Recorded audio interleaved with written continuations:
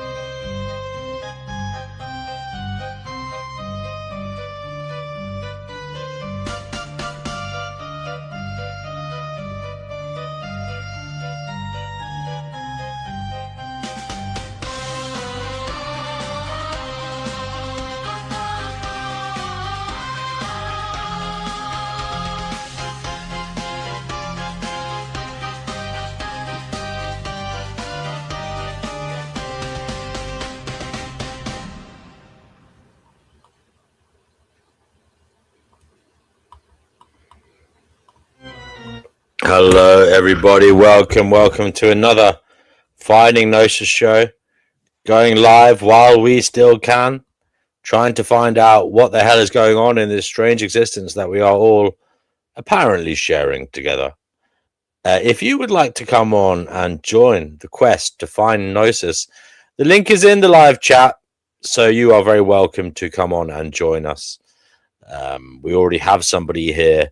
Fantasy PGA Tour, you're on the Finding Gnosis show. What is it you feel compelled to say today? I've not got anything in mind, to be honest, pal. I just saw the stream here, came up on my YouTube. I just clicked on it, pal. Normally you've got a question to ask, haven't you? Yeah, I suppose that is the problem. I don't have a question. I suppose the question is, what question should I ask?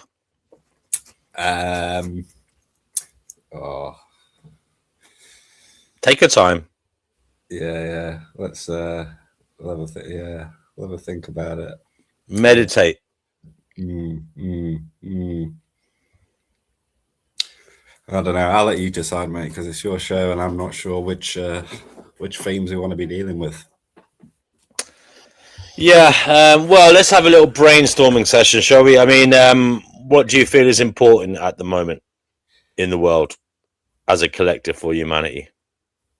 I think probably attaining some kind of spiritual purpose, I would say.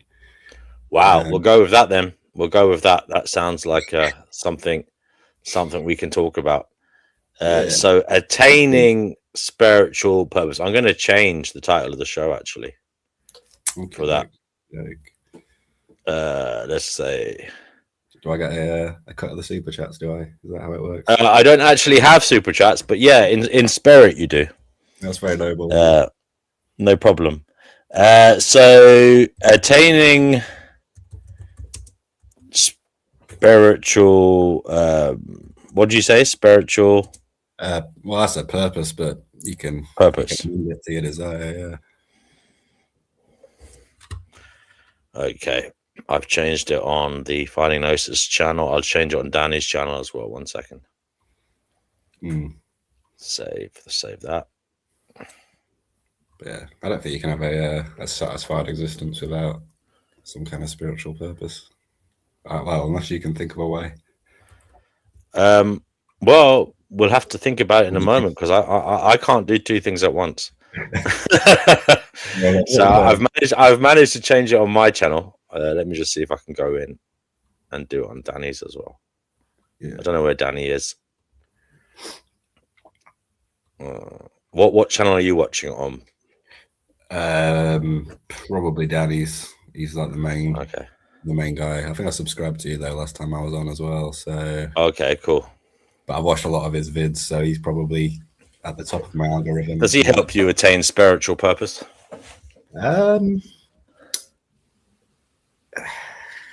Sort of. He's definitely influenced my thinking probably more than most people. Interesting. Yeah. Now, tell us about that first and how it might link to your spiritual purpose. I don't think it does actually link, if I'm honest with you. Because you said sort of. Yeah. The way he's influenced my thinking is just I've sort of taken on the antinatalist position myself. Really? But that's the way he's. I'm right. I was gonna. Yeah, I mean, I remember your voice now. I remember your voice. Yeah. So, how does it feel being an antinatalist? Initially, it was a bit depressing. Do you want me asking kind of what age you are roughly, like within 5 years or so? Yeah, I'll tell you, it's 35 exactly. Yeah, probably got into that maybe when I don't know how long he's been talking about it now. I feel like it was probably about 30, 31 that he introduced me to the idea. I thought he was just trolling initially. As part of. And what made you take it seriously? I think the arguments for it they're just too strong, and there's no real argument. Well, I guess the only argument you could have for it is if you perceive this life as being like a gift, right? Like objectively, that's what it is. Whereas I think it's probably more likely to be a gift for some people and a curse for others. So. But yeah, I mean, I think it's the rational position to take. It's just we're so biologically engineered to never ask the question. So I'm quite fortunate that I saw him talking about it in such depth. In such I mean, antinatalism is the view that it's morally wrong to bring life into the world. It's like an objective view on matters, and that is your view. I'd say I'm not like a hard antinatalist like Danny is, for example. I don't believe. So you don't particularly care what others do. It's just about yourself, is it? You wouldn't feel right doing it. Is that what it is? I won't feel right doing it. I don't mind too much if someone's like religious and 100% believes in a God of love, and then has a child. Like I'm not like intention wise, I don't have too much against that. I'd probably have more of an issue with an atheist having a child than anyone else because see, I thought about that, and I myself, I was antinatalist for a long time, a few years. Well, like as in, like I learned about the term, and I consider myself an antinatalist. Now I question it because I think what I was trying to achieve with it, I don't think it as a philosophy achieves anything. Like, it's a view that it's not good to bring life into this world. It's morally wrong to bring life into this world. It's not, isn't now. What does that view do? Because I don't think it changes matters. I don't think it stops anything. Life continues. In some ways, I feel it's a bit of a nothing burger, unfortunately, because other people just don't get it. They don't see the world like you do. Life goes on. And then it becomes a situation where an antinatalist thinks they're achieving something by not bringing life here. Okay? Yeah. But we don't know in actual fact whether they've made matters better or worse. Now, that might sound ridiculous because you'll say to me, but I haven't created suffering. Well, it is true you haven't created a life, but it may well be that, for example, if Fantasy PGA Tour had a kid, it would have meant other people didn't have kids. So it may be that the house that you use to bring up your children is used by you, and it doesn't enter into the hands of someone who would have had 5 kids, for example. There's just so many, in my view, possible unintended consequences in this reality, not just in antinatalism, that it does make it difficult to be cocksure that you've done anything that can be provably good. Also, I think that I hate talking about this subject, by the way. It's just, I find it tiresome, but it's always cropping up on my channel. Real strong anti-natalist, by the way. That's just how I got introduced to Danny. But, that's okay. We could talk about it for a bit. Hello to everybody who's there. Do come on and save the show. If you want to change the topic to something else, please do. But don't get me wrong. I believe I come from the starting point that we are in a hellscape reality. Okay. Now, what I mean by that is there is like unfathomable unfairness and suffering here. Okay. The very structure of society as well. It seems that there is this deplorable state of affairs where, you know, people who don't really give a fuck and cause suffering get to the top of hierarchies and pull the strings on society, as in they govern it and control it and direct it. Yeah. So there's that side of it. I mean, it's a total swamp of shittiness in many ways. And then, in my view, one person suffering horrifically in a way they wouldn't want to suffer is too many. Okay? I don't think 8 billion smiles are worth one little girl getting, raped and, unalived. But by a monster. Sorry, someone says my microphone is very loud. Sorry about that. I'll just see if I can turn it down. What do you expect? It's a hellscape reality. Yeah, I've one point just quickly then. Does that mean you're? I mean, if you're against one person suffering, but to have.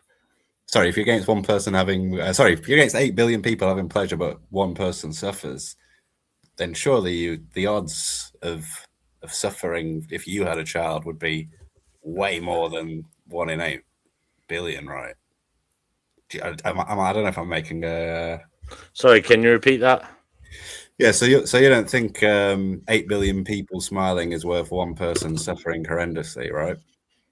No, I don't think so. I mean, it becomes like a numbers game. At what point do you say enough is enough? You know what I mean? So if there are 8 billion happy people, yeah, everything is great. If there's one less happy person, is everything still great? How many terribly unhappy, unfortunate, miserable people without salve does there have to be before we say existence is a hellscape? Do you understand what I mean? Yeah, I agree that it is.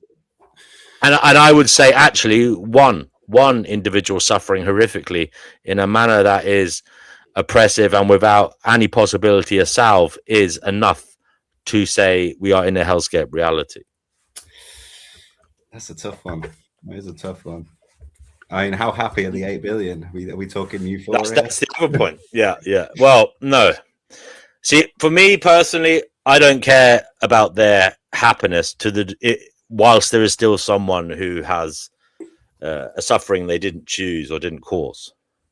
Yeah, I think we agree. I think basically what you're saying is there's a disparity between suffering and pleasure. Like, to suffer is way worse than to be happy is positive, if you know what I mean. Like we're much more scared of suffering horrifically than we are encouraged to reach the peaks of euphoria, right? Would you agree with that? I don't know if I'm correctly there. Yeah, sorry, I got distracted by life abolitionism and nibbles in the comments there. Sorry, fantasy PGA. Can you go ahead? Can you say that again? There was something like we run away from suffering more than we reach for ecstasy. Is that it, or euphoria? Kind of. What I'm trying to get at is suffering is more negative than happiness is positive. There's like a disparity there, right? Yeah, I would agree with that. No, I would. I think as an effect on reality, as we experience it, suffering is more of an extreme phenomenon, especially when one considers suffering can be chronic and ongoing. It can be terminal.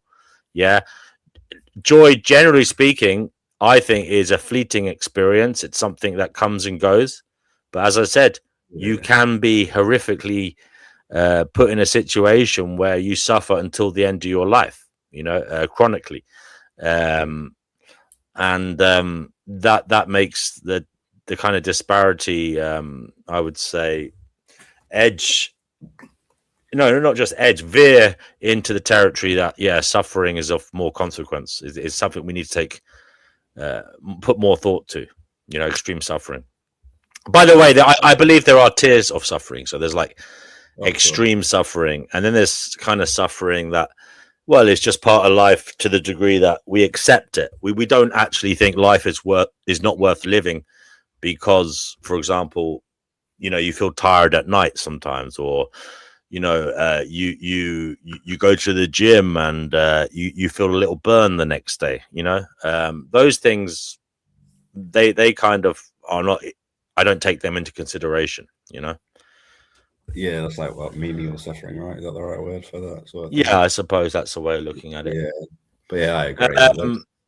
Well, unless abolitionism says he's totally confused. Okay, he can come on if he wants. I can't. But I'm just trying to depict the fact that I haven't moved away from my point that brought me to antinatalism initially when I was an antinatalist, and that is we are in a hellscape reality. It's brutal and it's unfair and there's lots of injustice. But in terms of why I became an antinatalist, I suppose it was, in my view, an effort at persuasion. I was trying to find an argument that could help people, and reduce suffering. And I thought that antinatalism could do that to some degree, but I believe I was wholly mistaken. I don't think it's a rational choice. I don't think it's something that people do really with great thought. Life finds a way, and unfortunately, I'm not saying all. Obviously, there are outliers, but a lot of people who become antinatalists, I believe, do so through personal suffering, and it's a terrible trope, but I believe it's the case. See, I wouldn't say that's true myself, personally. You wouldn't say it's true of yourself? Yeah, no. Although I kind of got into antinatalism. I went through like a period for about 2 years of nihilism, right? So I sort of took on that position. What brought you into the nihilism? You see, you have to go back through the chain of causation. Yeah. Was it because there was a moment in your life where you became dissatisfied with what was given to you, what was presented to you as meaning and all these things. I put that all into the ingredients of what can make someone become an antinatalist. Because if you are completely satisfied with life and you see meaning, you see value in the culture that you've been born into, all these things, well, then I find it hard to believe you will become an antinatalist that easily, Yeah. Unfortunately. Well, the reason I got into nihilism, sorry. When Yeah, I say reading. unfortunately, I meant that in kind of retrospect, considering my previous views, which was trying to find an argument I could, use to basically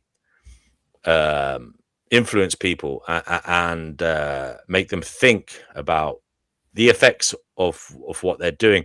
Now, one thing I will say about antinatalism, although I don't think it does anything tangible to, although I don't think it's going to be the panacea, okay, I will say it's a good agitator.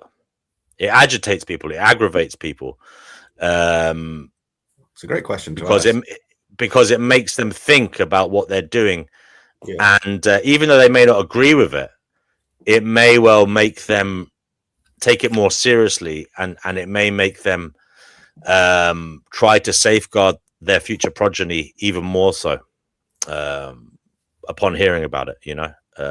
Because it is a kind of shocking thing to hear, I believe, for a lot of people who've never heard of it. At least that's been my experience. People, first of all, Fantasy PGA Tour, you thought it was a joke at first, but then there must have been a little bit of you that was shocked, like in the kind of like, like, oh my god, yeah, suffering is horrific for some people, and it like life is a kind of dismal situation where we find ourselves to be.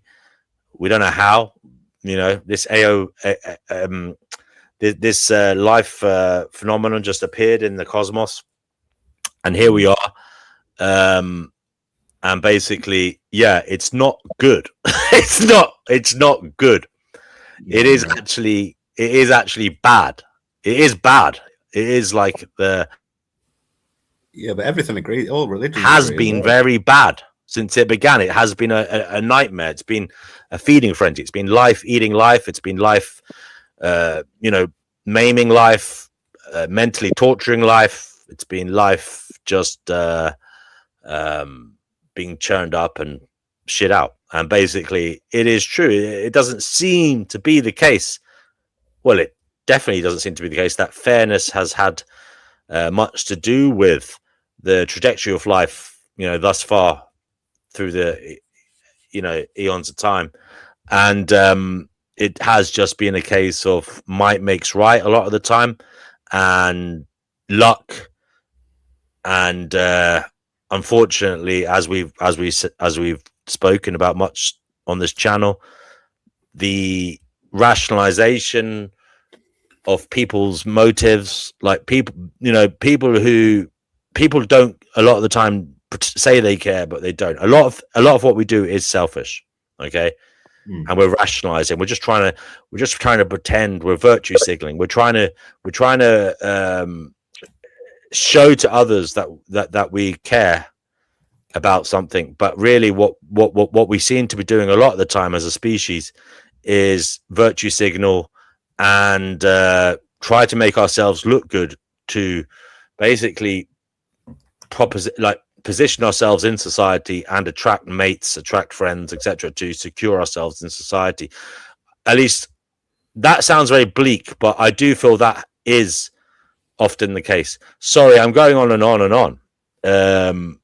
Go ahead to life abolitionism. By the way, I do whatever I've said. I feel I can.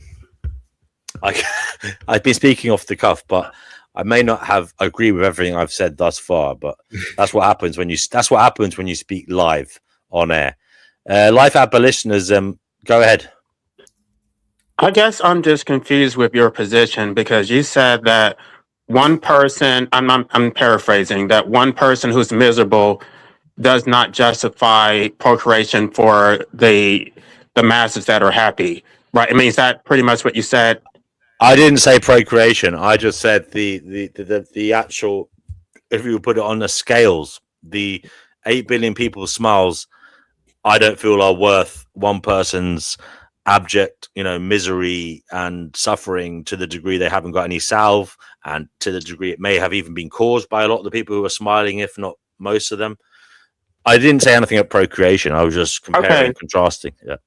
Okay, but at the same time, I feel that there's a lot of post hoc justifications for procreation. There's a lot of equivocations, a lot of blame shifting. and then gaslighting to say that once the person is here, even if they are miserable, that they basically should ignore their own suffering and focus on helping other people. Because if they focus on their own misery, then they're selfish and they're narcissists. And I'm not sure how these positions are consistent. I would think that the one person who's suffering, because there's always going to be at least one person who's miserable, then that would basically lead to the conclusion that procreation is always unjustified, because the person who is brought into existence is brought into existence for the benefit of those who currently exist. It is inherently selfish, and there is no justification for it that isn't selfish. It's for the benefit of the parents and for those who currently exist. I lost PGA Tour. Sorry, PGA Tour, if you want to come back on, please do. It may well be for the benefit of the people that exist, life abolitionism, but is that a bad thing? That is... Based on what you said if one person is miserable, then it doesn't justify it for the masses who are happy. So why should the one person have to suffer? If there's any possibility that the person who's brought into existence might be miserable, then it's not justified under any circumstance. Well, okay. Now, whilst I think it's a terrible tragedy, an absolute tragedy, and I wish it wasn't so, I am in many ways opposed. I am totally opposed to horrific suffering. I am. Now, you might say I'm a hypocrite and it doesn't make sense, but I believe I'm a pragmatist. Okay, I'm dealing with reality, and I don't mean to sound patronizing, LA, but I feel I'm dealing with it in a more pragmatic way than you are. I feel like you're not dealing with it at all. You're just saying that you feel bad. I feel like you feel you can get everybody in the world to agree with you, okay? And I'm saying that isn't going to happen. And I'm zooming out from that, okay? And I'm looking at this through a practical lens. I feel like you're looking at it through such a narrow lens. And I don't know, if you zoom out a bit more, zoom out a little bit, like a lot more actually, you might realize that you're not achieving anything with evidence. I hear these constant appeals to fertility, and it's like you're not presenting any alternative. You're basically saying it is what it is. There's nothing we can do about it. No. Well, it's not that actually, LA. I feel that antinatalism is essentially coming to the fore. It's bubbling up. It's a zeitgeist issue, and in many ways, it's because we are waking up to even more to how bad this reality is. Okay, so in the past, we didn't have the internet, and we didn't have so many opportunities for socializing. A lot of us weren't even educated all that well. We weren't even literate.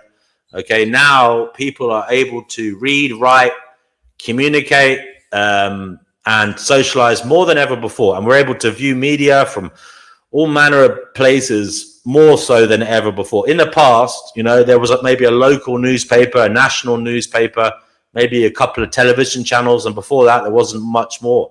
There wasn't really anything, really. A few pamphlets, if you were lucky. If you probably couldn't even afford a newspaper if you were a total pauper. But the point is, we are inundated with perspectives, media, and subjective opinions. We're showing stories from all over the world, and it's fucking brutal. It's terrible. The belly of the beast has been slain open. The entrails are on view, and we are all standing collectively, I believe, as a species in neurotic shock. So just witnessing what we are, what we do to each other, what we have done, and also the trajectory we are on as a species, which is also extremely frightening. Terrifying. It's absolutely terrifying. Now, antinatalism isn't the solution. What is your solution? You're saying to people, don't create life. The thing is, life abolitionists, as I've tried to relate to you many times, and you know this yourself, people don't listen to you, brother. They see you as a neurotic individual. I'm still waiting for you to tell us your solution. What is your solution? The solution is. Look, you don't have the fucking solution, first of all, LLA. So don't get pompous and patronizing. You can't stand up. I'm asking you though. What is your solution? I just want to make sure you know that you can't stand on the stage and say you have the solution because you don't. But you are okay. So don't think you're coming at me with superiority on the matter. Okay. You're the one who's telling me that I'm wrong, and so if I'm wrong, then you must be right. I will say to you, LA. The only trajectory we have, and that is fair and righteous as a human, as the species that we are, is to continue and pass the baton on to perhaps AI, okay, to do something that we can't, okay, but okay, if we get to the stage where we can teach AI or program AI to do that which we can't do, which is to solve the problem of unfair suffering, in the world and in the cosmos, then there may be no need to worry about living or bringing life into existence, LA, because at that stage it may not be a problem because, well, it may be that it's some kind of utopia, or it may be not utopia, but it's just that suffering isn't a problem. We don't feel suffering. It may be the stuff of nightmares in some way, because you might view it as an individual as nightmarish stuff, because maybe people will be plugged into something. Maybe they won't have agency. But the point is, maybe they won't know, maybe they won't know what they've lost, and maybe they will feel okay. Maybe that is better than letting life. Maybe that is better than letting life cycle on through the eons of time in the universe and allowing life as a biological phenomenon to just fucking go into this horrific, ongoing gladiator war where just life competes with life, maims life, brutalizes life, rapes life, tears it apart, oppresses it. The wrong ones get all the accolades. The victims are shit on and trod on. Maybe it wouldn't be so bad if we were plugged into a mainframe. I just want to push back. A lot of people actually agree with me, and I think making an appeal to popularity is a logical policy. The fact that some people think that I'm wrong does not negate the validity of my arguments. The bottom line is that we are here involuntarily. We did not choose it. And we should have the right to not exist. We should not have life imposed on us in the first place. There is no pushback against that. I've never said anything like this medically assisted unaliving. That is not in the argument here. If people want to go, I believe they should be able to go. But I think there needs to be regulation on it, and I think it needs to be done in a manner that is safe. And I do believe that people need to be questioned on it and seeing if it's really something they really want to do, okay, and not something that is just handed out willy-nilly. Because, and why I say that is, I'm thinking about the long-term arc of human experience, human existence, and what we become as a species. If we allow people to just be pushed into little booths on the high street to off themselves, okay, because they want to, I fear that what that will allow for is a society that is unempathetic, that doesn't care, okay, and that just pushes people to the fringes and, to these ending booths.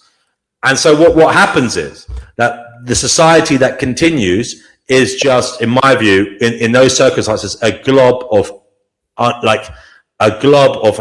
an unempathetic species that doesn't try to be better, doesn't try to be egalitarian, include everyone, lift everyone up, and make everyone okay. That's my worry about what you're suggesting, because if it's too free, people will be pushed to the side, and what will happen, LA, is the human species will continue as it is, okay, and maybe even get worse, to the degree where there will be a reign of absolute psychopathic terror, where the monsters continue, and just anybody who disagrees with them is just ostracized, pushed to the side, and ends up in these ending booths that you're pushing for without regulation, with total freedom, without any care, total abandon. And I say you are deranged, immoral, and extremely dangerous on that front. I'm going to let somebody else speak, but I strongly disagree. I think because there are no consequences, that even if society doesn't have empathy and they are abusive, that there are no consequences. They get to continue extracting. You're still forced to be here no matter how bad the government is to you. And so there are no consequences. So why, you're trapped. If we allow for that without remedying society so that people don't feel like they want to escape it, I would say you are in danger of elongating the problem unnecessarily, okay? Because what society won't care about that problem, and it will go on perhaps for millennia and millennia, causing suffering so that people have to choose to off themselves in little booths on the high street, okay?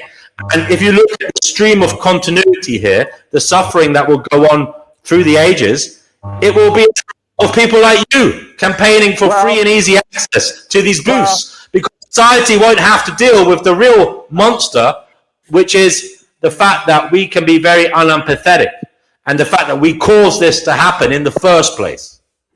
I'm not going to continue arguing with people on YouTube. I'm just going to be pushing for the decriminalization of it. I'm going to start my nonprofit, and we're going to actually get some results. And then once we get the results, then you can debate it after the fact. But it hasn't been explored. It has not even been offered as an option. So for you guys to say that it's going to lead to bad outcomes, you don't know that. I think that you guys are making a priority. I've made a bloody good argument. Let's make a point here, if I may. Go on. Yeah, DNW there. So your issue with LA's position sounds like he's never going to convince everyone to off themselves, right? So therefore, that was he's never going to convince people about AN in totality. But when I was talking to him about the other side of his argument is about free and easy access to unaliving. But I think that is in danger of elongating and worsening the problem that is driving people to do that in the first place. Actually, I disagree with you. I disagree. I think if only suicide was available more freely, we probably wouldn't have to put up with this crap. Well, what I wanted to say as well, DNW, is you were suggesting that the best solution is, or maybe AI will end unfair suffering for us. But what I would suggest there is, if we did program AI to try to end unfair suffering, that it may just end everyone, and that would end unfair suffering. Exactly. That's the best way to end unfair suffering. It may do that. It may choose to do that. But what I'm saying is, in the meantime, we can't do it. We can't end suffering as a species. We have to hand the baton on to something greater than us. That's why we have to not create suffering in the first place. And keep it in the pants. That's what I always say. We need to remind people. I'm going to get a drink. I'll be right back. Just keep it in your pants. It's not that difficult. Yeah. And even if we did leave it to AI, then it probably would just do LA's position, but just better than he would be able to on his own. So it's kind of like your criticism of LA's position is kind of voided by your own proposed idea, if that makes sense. Well, in the absence of the right to medical assistance, then we need to push hard for curtailing procreation on the front end, because if we're going to be trapped on the back end, then they should not have rights on the front end. They should not be able to procreate and then stick you with a life that you don't want, and you have no way out. It's completely absurd. It's unethical. It's moral. It's sadistic. I think people should be allowed to. What are we saying here? Unalive themselves, if they've met all. I mean, I've seen the bill. But fantasy. He's talking about making it as easy as going into the shop and buying a fucking can of Diet Coke, and I don't think that's right. It should be. I mean, the current criteria they have in the bill seems pretty good as far as I can tell. I don't know if you've looked into that bill at all. That's not true. I'd quite like to see it easy as if you're buying a Diet Coke. What's wrong with that? Well, as I said, anyway, so what's the problem? As I said already, you're not dealing with what is causing the suffering, and what you're actually doing is you're letting the end results of the causation of the suffering suffer the brunt of it. So what happens is there's nobody left to complain. There's nobody. What happens is the societal expectation becomes those who are abused, oppressed, ostracized. The expectation becomes they should off themselves. But so what happens is the suffering continues through the ages and doesn't get dealt with. The problem is that there are people who are suffering right now and nobody's doing anything. Also, So like, that I think that argument is absolute nonsense, because if you actually care, people would be doing something right now. They're not going to do anything. They're going to leave people. It's every man for himself. And then at the same time, you're trapped in it. In LA, there are millions of people working and trying to help with medical research and charities around the world. What are you talking about? Loads of people are trying. What help have I received for anything? Nobody has ever helped me for. I know you're an anarchist, but you could get involved in politics and petition for these things as well if you wanted to. But of course, you don't agree with that. You want I want to decriminalize it. I don't want to legalize it. I want to decriminalize it so there are no restrictions. The state should not be involved in it at all. And the free market is going to put checks on it in the first place. It's not going to be so easy because you're going to have to find somebody who's actually willing to do it. And most medical professionals are not going to be willing to do it unless it aligns with their ethics. Mike Dunnigan says, "My body, my fucking choice." Okay, if only it was that simple. If only it was that simple. I mean, I'm starting to think that there may be moral consequences to taking that position, and you may owe something to society, whether you like it or not. I think there are definitely instances. It contradicts what you said in the first place. You said if one person is miserable, then it does not justify it for the masses, and now you're contradicting yourself. No, it doesn't justify it for the masses. Okay. By the way, I'm thinking off the cuff here, LA, so don't crucify me. I'm saying to say that it's my body, my choice, I think sometimes neglects to see the connection between oneself and society. So I think it's something that has to be thought about deeply. Okay. Do you owe society anything? Do you owe society? Should you persevere? Should you find a battle, a cause to fight rather than end? Absolutely not. I don't owe society shit. I think that is something that needs to be taken into consideration, because if you care about suffering as you say you do, I would say the burden is on some of us who can to suffer, to suck that up, and to stand and fight for a cause, rather than to walk into a booth on the side of the road and end matters. I've got Mystery Singer, aka I think it's Kenny. He's using Mystery Singer as his name today. You're on the Finding Gnosis show. What would you like to say, sir? DNW, you just blew my fucking cover. You're not supposed to let everybody know that it's Kenny. Sorry, bro. I was only guessing it was you because it looked like the fucking where you were walking was where you were from, because I saw you last time. Yeah, go ahead. Well, I'm in central London now, but I'm from Edinburgh, Scotland. Do you? Yeah, but you live in London, right? So there you go. Yeah, I lived in London for 11 years. Oh, do you live in Edinburgh now? No, you said you lived in Acton. I live in London. And I'm in London now, but I'm from Edinburgh. Yes, I hear you. Yeah, okay. Okay, well, anyway. I was going to sing a song, but there's no point now because you've blown my fucking cover. So that's pissed off now. I'll let you get on with it. I'm off. Cheerio.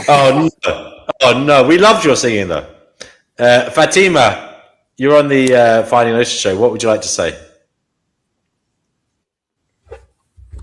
Oh, not much. This is what's the title called? Hunting, Gathering, Seekers, Bamboozle. Yeah, just not much going on. Okay, LA doesn't owe society anything. Nothing. He owes society absolutely sweet FA, according to Chickpea.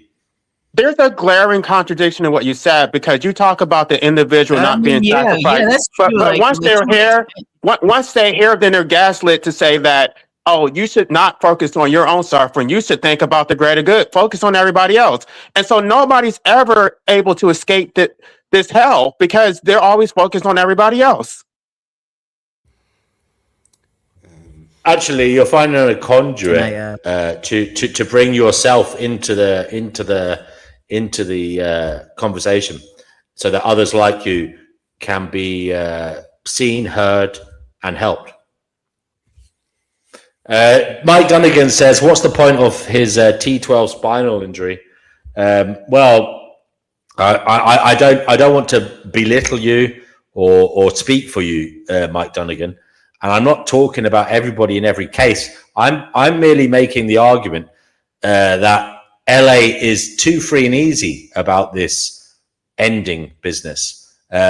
Whereas I think that if everybody just ended themselves willy-nilly, easily, without thought, then unfortunately it would have the effect of allowing suffering to perhaps become more extreme, more terrible. Because it would become the case that would become the societal expectation. People who suffer horribly just leave, and basically we wouldn't then have to deal with what is causing the suffering, prevent that, or provide any ongoing care to those who are suffering. That is the worry, and LA doesn't seem to think that is a worry. Well, I think DNW though, but LA is going to be, if I can say so, I don't agree with LA on like that view necessarily, but let's grant him the view. Like, let's say he has his goals and he does do like the deed, and everyone else follows. Like, everyone's dead, so like who's gonna care if you're dead? Why would you? It's not about the fact that people have died. It's about the fact that that which is causing the suffering hasn't been resolved.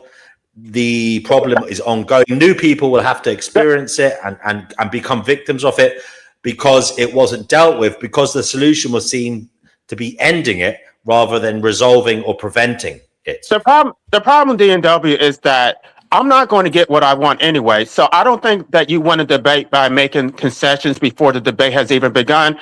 I have to make an extreme case to push the pendulum in one way or the other. I'm not going to get everything that I want, but if I make concessions before the debate has even begun, I'm not going to get anything. It's just going to be the status quo. They're just going to talk about, oh, well, we're just going to give you palliative care for those who are terminally ill. But what about those who are not terminally ill? We don't get anything. Well, you see, you're right. You don't get anything at the moment, which is all the more reason to shine a spotlight on that fact and say, hey, there's a hell of a lot of people not getting any help, not getting any support.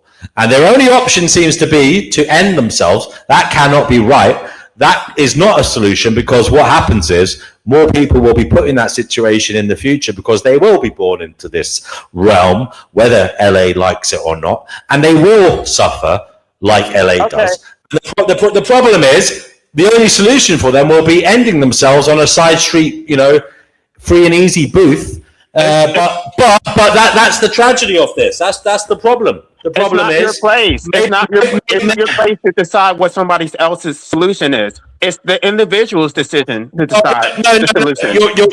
You are right, but I'm saying we should be able to provide options. Optionality is the key here, LA. We need to provide options. All options, not restricted options. There are no options available to them except for climbing into a booth to fucking gas themselves. I say we clearly have not dealt with their problems at all. We have not tried to dive into how we can help them. If that is the only option available for them. No, I'm not saying it's the only option. All options should be on the table, including that one. Yeah, but it needs to be restricted, though. It needs, like, you can't just decide, I want to kill myself. So sorry. Yeah. I mean, to be honest, my point of view is that, like, I'm actually against doing the deed, not because I like life, but because it's not going to solve anything itself, right? Yes, you're on the same page as me, Fatima, so that you understand what I'm saying. Yeah, but still, the D&W, I still am committed to the premises of AN, but I sort of just keep that private to myself. I'm not going to encourage other people to see AN point of views because I know that's going to be hard. No, I'm talking about LA's, obsession with, unaliving booths being Can somebody available. explain that? Can somebody explain how it doesn't solve the problem for the individual who's miserable and doesn't want to be here? How does it not solve the problem? It solves their can solve it problems. by Yeah, that, but sure. then it's It gonna solves cost their Right, exactly, and that's all I care. That is all I care about. LA, this is the difference in you and me. You are myopic. You see things through an extremely narrow lens. I see things systematically. I zoom out and see the bigger picture. And the problem is, what you're suggesting is, in actual fact, going to cause more suffering long term because it's going to create more people like that who won't have any options other than to go into these booths. You And don't know that. You don't know that because it's a tragedy. You said there's not enough options for some people. You said they don't have options. You said that. You're you the one don't who know said that because it's already I'm legal. saying- It's legal in Switzerland, and we don't see everybody rushing to go get it. Why should a person be put in that situation in the first place, LA? Why shouldn't we as a society step up and elevate these people? Then don't Why shouldn't- procreate. Be an anti-natalist if you don't want to put them in a position in the first place. Yeah, well, you're happy to express unselfishness there, but when it comes to you unaliving yourself, which may cause other family members to be deeply depressed, especially if you've done it impulsively and it's not. And those family members are probably the ones who are making me miserable in the first place, aside from my brother. But my other family, my mother specifically, has made my life a living hell. Okay, yes, I can kind of like sympathize with that. I don't come from like the most understanding parents or family either, but like I've been through it all, and like I did have my moments of being on the edge, quote unquote. But I'm not gonna get into that. But still, like I still, wouldn't see myself doing the whole thing, if you know what I mean, because I don't think it's gonna solve my issues, because like it's gonna be pretty terrifying to do the whole thing by yourself, right? It's gonna be scary because death to me is scary, like honestly. That's for those of you who believe in reincarnation. I don't believe in that. I believe death is the end. I don't believe in reincarnation, and yet I'm still scared of death because like I don't know what happens after it, and like I don't want to feel pain right before I see like absolutely like a void, right? Like I don't know what happens after death. I rather avoid it as much as I humanly can, right? But that's the point. You should have the right to a painless death. Is it death truly a painless though? Like, is it really, really, really painless? Because I'm not sure. There have been some examples where it hasn't been painless. People have communicated that it's not painless. It's extremely painful, actually. Look that shit up. Look that shit up. Yeah. You see, so like, if there's no such thing as a painless death, why even bother doing the whole deed in the first place? Because like it seems kind of productive, because like you want to stop suffering, and yet you're gonna do the ultimate. Even if it's not completely painless, it will at least be short. I don't want a long, slow, painful death. That's not what I want. Okay, yeah, that does make sense too. It's a short death and not a painful one, because like it's in your own hands. But still, like the psychological effects surrounding it is pretty harmful, because like you did have a life. You did have a life. It's going to happen anyway, though. We all have to die at some point. Like, what's the point? What? Which he says self-deletion is so selfish. Okay, I wouldn't go that far, because I don't do that point of view, because my procreation is so selfish. My point of view about self-deletion is that it's not selfish. It's just that it doesn't solve my issues of self-deletion. It doesn't solve my issues, and it's not because I think it's selfish. It's because it's not going to solve my issues. Like, I could care less what other people think about me. Really, like, swear, I could care less what other people think about me at all. I'm one of those kind of people. So I don't do it not because of the others. I don't do it because it's not gonna make me feel any happier. I think it's selfish only if you have children, because you assume that responsibility. But if you don't have any children, you owe nobody anything. Yeah, that's true. I don't have children, and I don't plan to. I don't think my lifestyle would allow that. Knowing what I am, I wouldn't make. How would I? Wouldn't make sense. So is your issue, Fatima, that you Is your issue that you're unable to attain happiness? Because it says like you say it's not going to end your issues, right? So are you looking beyond neutrality? You want something more? Because if you've just got, if your only issues are negative things, then it will resolve all those issues, right? Wait, what? Am I not making sense? Well, you're saying that if you were to run a live yourself, it wouldn't solve any of your issues. No, because I still have unresolved dreams and conflicts and trauma from the past that like could never go away. I still have regrets about a lot of things, and like me ending myself isn't going to magically like erase those feelings, because as they say, your life flashes up before your eyes. So what if that's true, and if I am going to do the whole self-deletion thing and I see every regret and every dumb, stupid, and traumatic thing I've ever experienced in my life, and like, damn, that's what happened, you know, you're just rubbing it in my face now, right? You know, so I don't think there's a way out of life. I think I don't get it, because it doesn't solve your problems. You're not going to respect my right because it doesn't solve your. What about my right? My right has nothing to do with you. I'm not saying anything about your. I'm only talking about me specifically. Like I didn't even address like. But you don't support it. You don't support it though. So support what? Oh, the self deletion. Yeah, but for me, but like I wouldn't. But like it's kind of sad that other people are driven to that point. But ultimately, that's in the reality of things. They're a decision. So I can't stop. Okay. If this was on the ballot, if this was an issue that was on the ballot, would you vote for it or would you vote against it? Vote for what? Like a complete euthanasia access? The right to medical assistance. Yes. Yeah, I would. Yeah, but like, don't we already like have those things in some countries? Like, no, I'm talking about in the United States. I don't care about other countries. I don't live in those countries.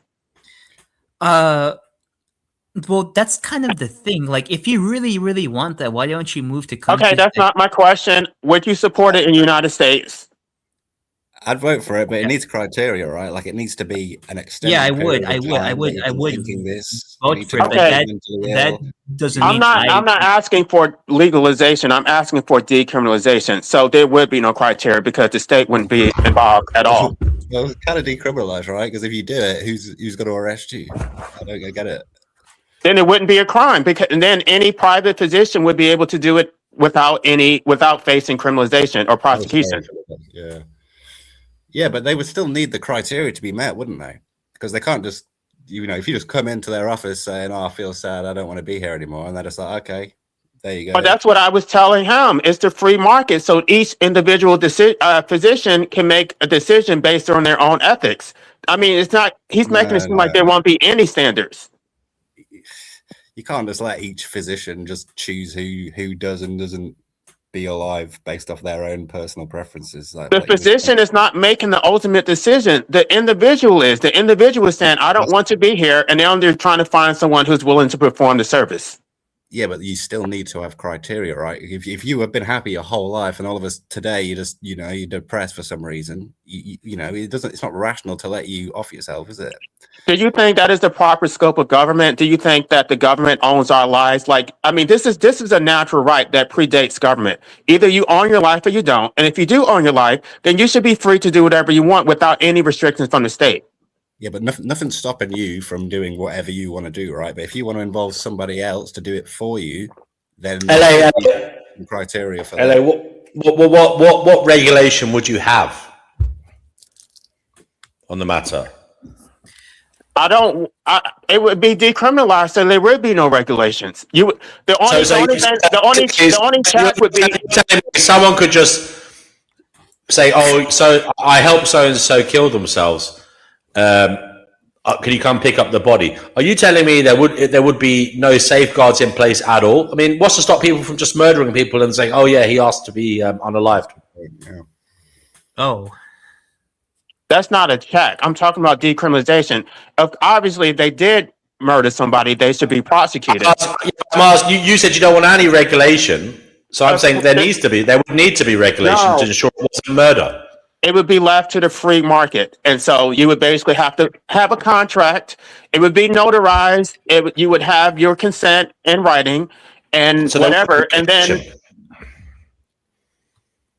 So I didn't hear your question. Sorry. You would have a regulations. You would have a regulated system whereby there would be rules on how it was done. No, there would be no rules. You would just have have rules. I don't. You can't just. You have to have rules. Otherwise, as I said, anyone could just say they could just kill someone and say, "Oh yeah, he asked to be killed." Now you can't do me for murder because he asked for it. And he's allowed to. No, they would have to prove that they committed murder. If the person already gave their notarized consent, then there is no murder. So you're saying the regulation would be some kind of consent given through a notary or solicitor. Is that right? A written contract, a written private contract is not a regulation. It's between you and the physician. You and the physician. So what's to stop the physician? We had Harold Shipman over here. He killed 300 and something people. What's to stop a doctor going rogue and killing loads of people? I mean, are you telling me just one doctor has to sign this? Okay, if they have a contract, then the doctor is not rogue. If he is rogue and he had no contract, then he should be prosecuted. No, he could. No, LA. He could just have a piece of paper in his office, get the person to sign it. Maybe they're simple. Maybe they don't. A lot of people don't even look at what they're signing. Maybe they sign it and then maybe off them. There's nobody else. The notary. That's not how it works. There'll be nobody there to witness it. Only the doctor. And that seems to me to be not insane. True. That's not how a notary works. The notary has to verify that you read it and you understand what you signed. You did say that. I asked you, was there a notary or solicitor involved? You said no, just the doctor. I said a notary. No, I said there are no regulations, but the contract should be notarized. So it is regulated. That's not a regulation. That's how contracts work in general. If that would be regulated, that would have to be done like this. Not all contracts have to have that system in place. This is a totally different set of affairs. Like you go into a shop and you buy something, you get a contract for a fucking warranty. You don't have to have a fucking notary. What are you talking about? That's not a regulation. That's for the doctor's protection, so that the doctor can make sure that he doesn't get prosecuted. I mean, here's why that would have to be in the law. There would have to be some regulation saying that is how it is done. LA. So it would have to be regulated. I think people. It's not a regulation. You can use case law through common law. At the end of the day, we're not even at the point of even having a serious discussion about it. It's not on anybody's radar. It's not on the zeitgeist. And so you guys, it's so self-defeating that you want to get mired in the details about how it should be carried out when nobody's even talking about it. Nobody's even discussing it. Hey, Ella, you need to fucking... That's one of the major sticking points of your argument. You're making it sound too easy. As Brother Marcus points out here, he says he thinks it's worth discussing whether or not the government or some other system should protect those who are likely to do it out of coercion. I mean... Well, it's more than that, even. Yeah. It's more than that. If we actually accept, right, if we accept that there are going to be periods in your life where you want to unalive yourself, and there may just be a small portion of your life. I think we can all accept that, right? If we accept that, we want to have some level of protection that we can't just go to a doctor during those brief periods and then end it all and not live the rest of our life that would have been outside of that brief period of depression, right? No, that's what I want. I want it during those brief periods because that's when I'm most focused. And I don't know. Just Chick, you haven't been barred. Chick, try and come on if you want. Everybody try and come on. I don't know why she's saying she's been barred. Go ahead. Bam. Yeah, but you can't have it that way. You can't have impulsive or I'm depressed today, so that's it. I end it, and then all your family members have to deal with the suffering of your absence and also the knowledge that it was an impulsive thing because they've known you most of your life and you've been absolutely fine. So you still haven't addressed.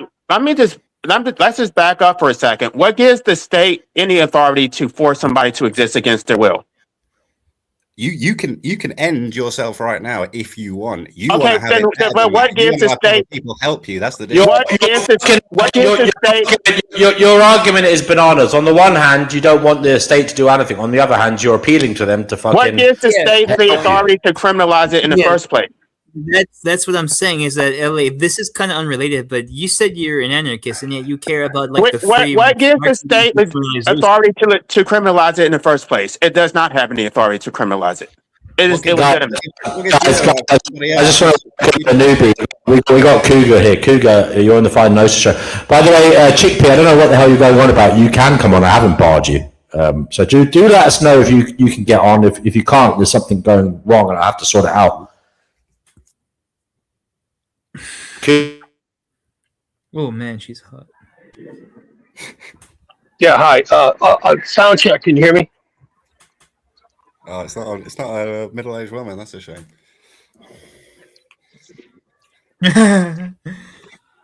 Sound check. Can you guys Yeah, hear me? we can hear you. Yeah, we can hear you, Cougar Doomer. What's up? Okay, yeah.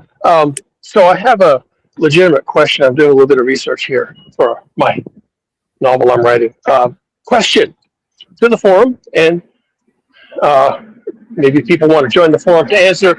Question to the forum: death cults, good or bad? Please discuss. Oh, death cults? Good or bad? Well, we have to define what is a death cult, and I would say anybody who is pro-life is the death cult. Originally, Christianity started as like a death cult, right? Christianity was all about the apocalypse and their lifetime that they thought was going to happen because Jesus was crucified, right? Do you mean group unaliving? Is that what you mean? Wait, what?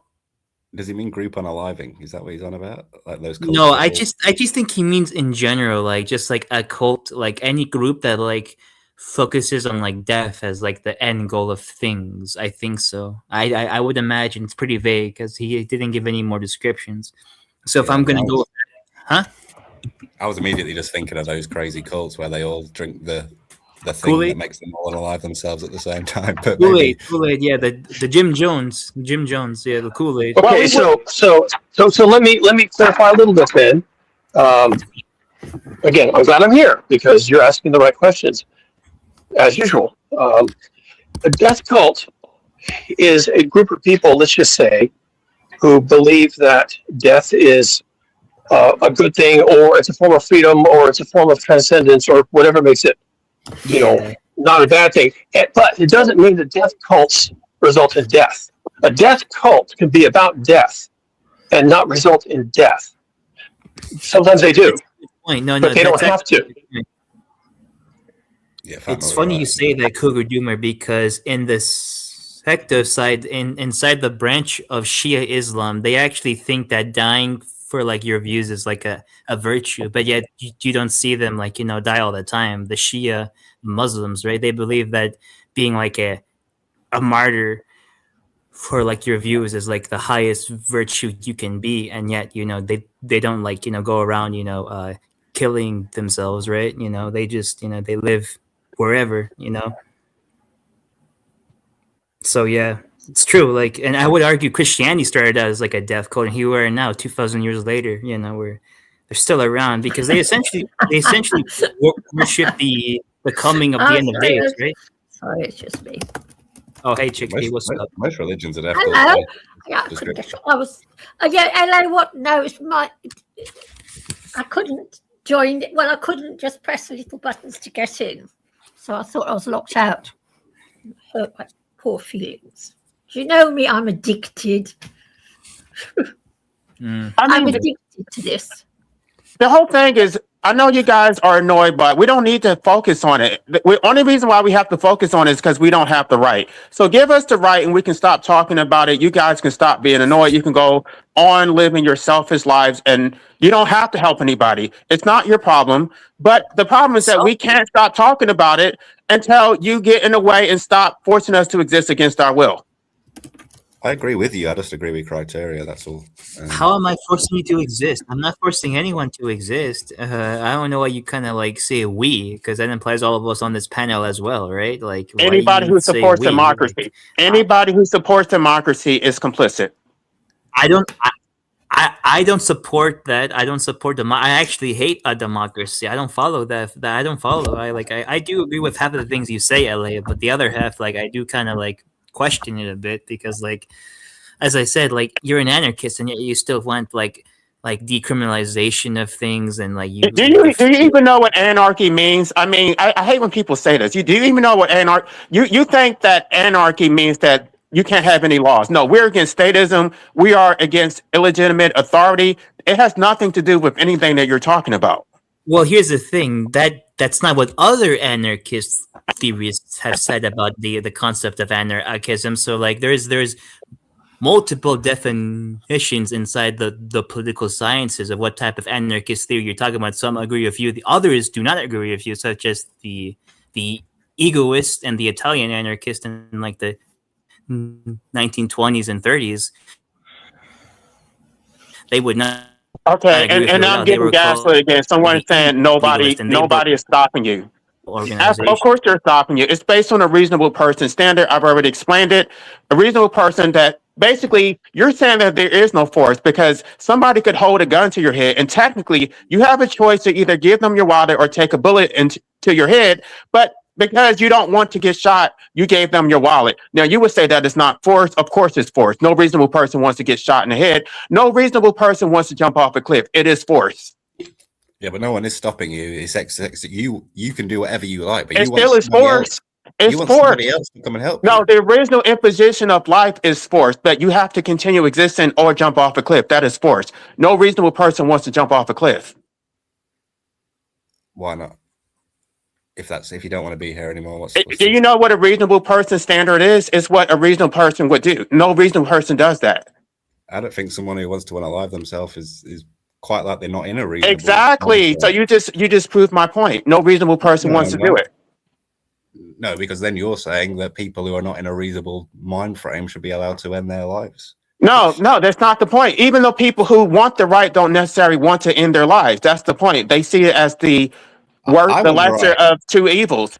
I want the right. I just disagree with you saying that you should just be able to walk in on any given moment, sign something, and then that's it. I think you should have to have a prolonged period of this where it's been a long part of your life and other treatments haven't worked. Can you tell me the state's authority to force someone to go through all that and at whose expense is this going to be? I mean, we're not forcing you to do it. It's just. That's not my question. I asked you a very specific. You can't answer it because you know the state doesn't have authority to do it. At things being at other people's expense, but you're not dealing with the crux of the matter, which is society causing people to want to do this in the first place. You don't provide any solution for that. Then the state, you ought to pay for my involuntary existence. In LA, you are completely pro people doing things at other people's expense. Hold on, I'm gonna refresh my page. No, name one thing that is at anybody's expense. Of people doing things at other people's expense, and in many ways, you're pro the most grisly end of that. Give me one example. People wanting to off themselves. That's not at anybody's expense because you're not entitled to somebody else's life. They're doing it, right? They are the ones.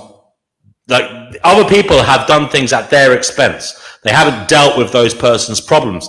They haven't allowed that person to flourish, prosper, enjoy life, benefit from the fruits of their labor, etc., to the degree that they don't want to do that. Other people have done things at their expense. That is why they are in the position that they are, aka walking into a fucking ending booth on the side of the street as you want them to be able to do so freely. So there you go. Completely you're completely hypocrite. It's already every man for himself. You're not concerned with people doing things at other people's expense. In fact, you want the ultimate and most brutal end of it. I would be paying that person so that person would be compensated for their service. And there's already people who are miserable and nobody's doing anything. It's every man for himself. You're not seeing the bigger picture here. Nobody cares. Nobody cares. Some of these people will have been pushed into these situations. All they say is suck it up. All they say is try to help them. All they say is suck it up, get over it, call 988, you're a loser, you're weak, you're pathetic. LA, you're fucking generalizing. Not everybody says that. They said it to me on this panel. They said get over it. Not everybody has said that to you. Several people have said it. Oh, you're just a loser. You're just weak. You're just pathetic. Some people want to hang out with you, fucking have a laugh with you, get to know you. Not everybody doesn't give a fuck about you, LA. So stop. That's not the point. I'm talking about public policy in general. Nobody actually cares. They will use the rhetoric to pretend that they care, but there's no action behind it. It's every man for himself. Here's the way it would affect me, right? I'm a little bit worried. Maybe in several years, I may have 3 weeks of ideations of unaliving myself. I would like some protection for that 3 weeks to prevent me from making an impulsive decision that's going to end the rest of my life because of 3 weeks. So that's one way that your position is going to affect other people negatively, is if they ever get into that specific position where they just have a short period of depression. So I don't understand how you can be for the idea of just impulsive, unaliving. It doesn't make any sense. How is 3 weeks of impulsive, intrusive thoughts not clarity? 3 weeks compared to your whole life. Yes, absolutely. Because it's just a moment of clarity. A moment of clarity. Jesus had a moment of clarity. Okay. Well, it might not be clarity. It could be a chemical imbalance. Well, what if they call it? What if they call it a moment of clarity? They finally saw the truth. Well, how do we know that it's not delusion? Because they said it was a moment of clarity. Yeah, but a deluded person is going to think that a delusion is clarity, right? But they've grabbed you by the lapels and they're shaking you and they're telling you, I had a moment of clarity. Cougar, they may have seen what existence is, but they haven't done anything about it that helps solve the problem. Only they've taken the view through their own lens. Now, I'm not saying I don't look. What LA is arguing for is whose lens matters here? Whose lens is it? The lens that if you care about the problem, okay, if you care about the causation of the problem, which is what is causing the suffering, well, then I would say, walking into that booth without trying to do something about that problem is unfortunately, I would say, immoral if you had the capacity to do anything. If you had the ability, capacity to do anything, it may be, I'm putting it out there, it may be immoral for you to quickly and impulsively end matters because you've just continued, you've allowed the situation to fester, continue. You didn't add anything to humanity's knowledge about what is going on. You didn't try to help others not be the victim as you were. Okay, what happens if somebody belongs to a death cult and it's a shared vision of what matters? Well, I'd say they're being coerced. I'd say they're being manipulated. So I think that would be terrible. How would you prove that? Yeah, maybe. Or it could just be. Sorry. You'll have to give us a little bit more context there. But whilst you're thinking of that, I've got Viking on the show. Magic Viking, is that it? Magic? How do you say that? Magisk. It's an annoying fucking username. Just say magic, will you? For fuck's sake. Yeah. It's just Swedish for magic. Marcus says, if they don't have capacity to do anything, what would your position be? Yeah, I mean that's the thing. I understand some people may be terminally ill in unbelievable pain. Yeah, I'm not arguing for that. I'm arguing in those positions, then they can do what they want to do under medical supervision and with due care and concern. But to say that people willy-nilly should have access to these things, I think is a travesty. Viking, I'm going to call you Magic Viking, okay? Magic Viking, you're on the Finding Gnosis show. What would you like to say? Yeah. I'm just waiting for my turn. I want to talk a little bit about the subject of the show, like karma and veganism. So once we get there, then I'll mention something. We can go there now. Why not? I think we need a little bit of a stir in the conversation. Right. So go ahead. Karma. Talk about karma, please. All right. So we get back what we put out there, as we know, and sometimes it's a lot quicker than other people receive their, due karma or whatever you want to call it. Some people don't receive it at all. We can, experiment in our own lives personally, and it's really just up to the individual, just like every decision you make. But when you do put in the non-harm energy, or let's say like a white magic is what I like to call it, you're not putting things out there, you're actually receiving the kind of lack of whatever satiation or whatever that comes with eating meat.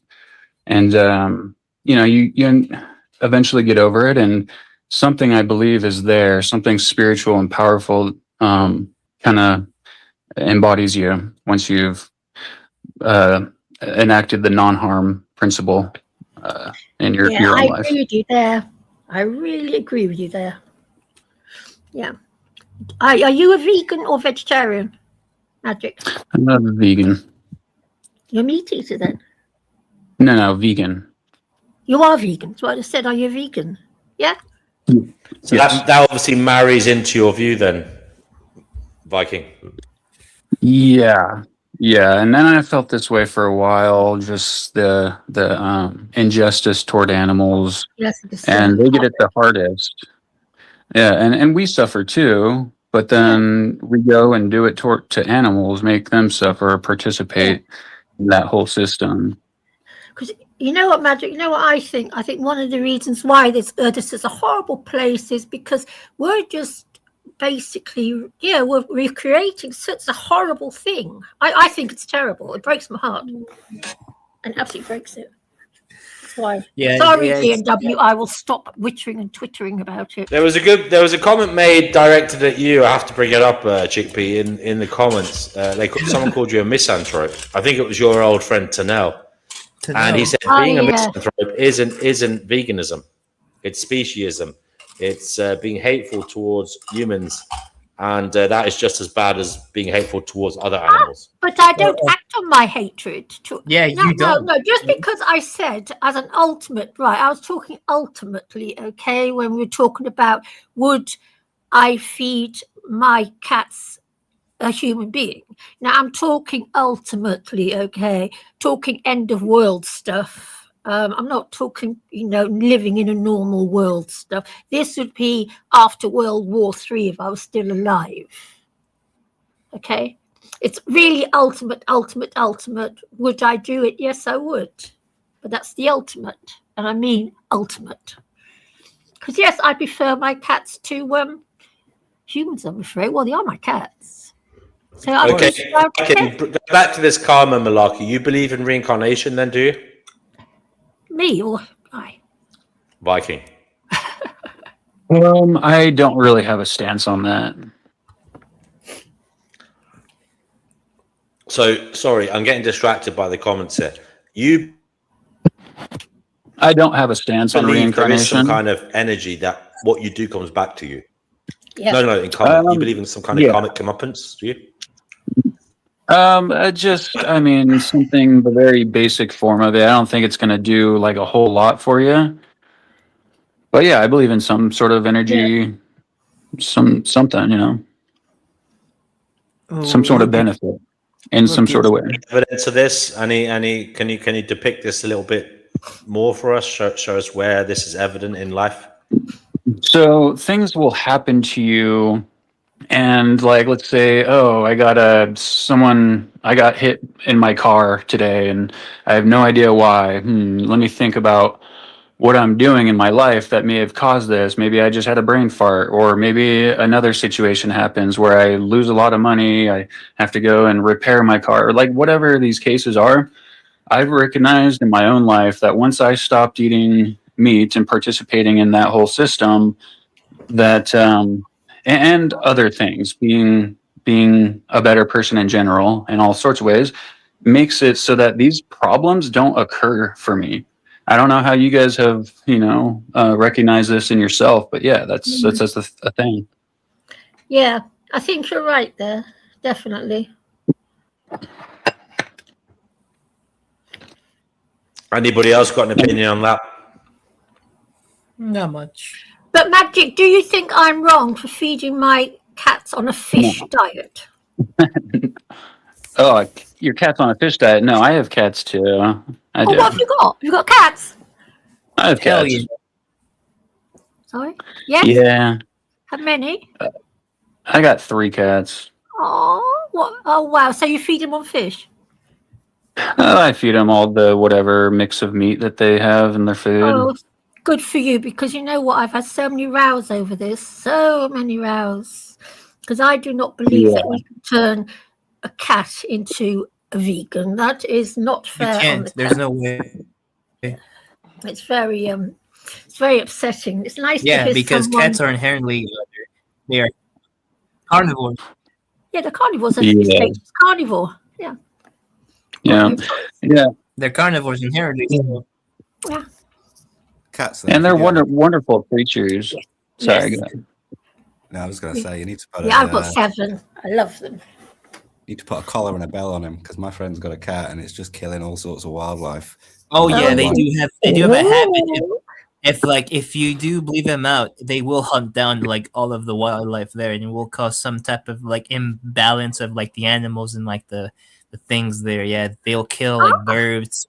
Yeah. Oh, but Fatima, when a cat kills a field mouse, he's actually saving the life of sparrows because field mice hunt down sparrows' eggs and the sparrow themselves. Because Dave. Oh yeah. Oh, you know when about he catches that. a sparrow though. No, you just brought up like a good point. The fact that maybe cats doing that could serve a reason, right? Like because other animals could also harm other things, right? Yeah, you see, unfortunately, there's no end to it.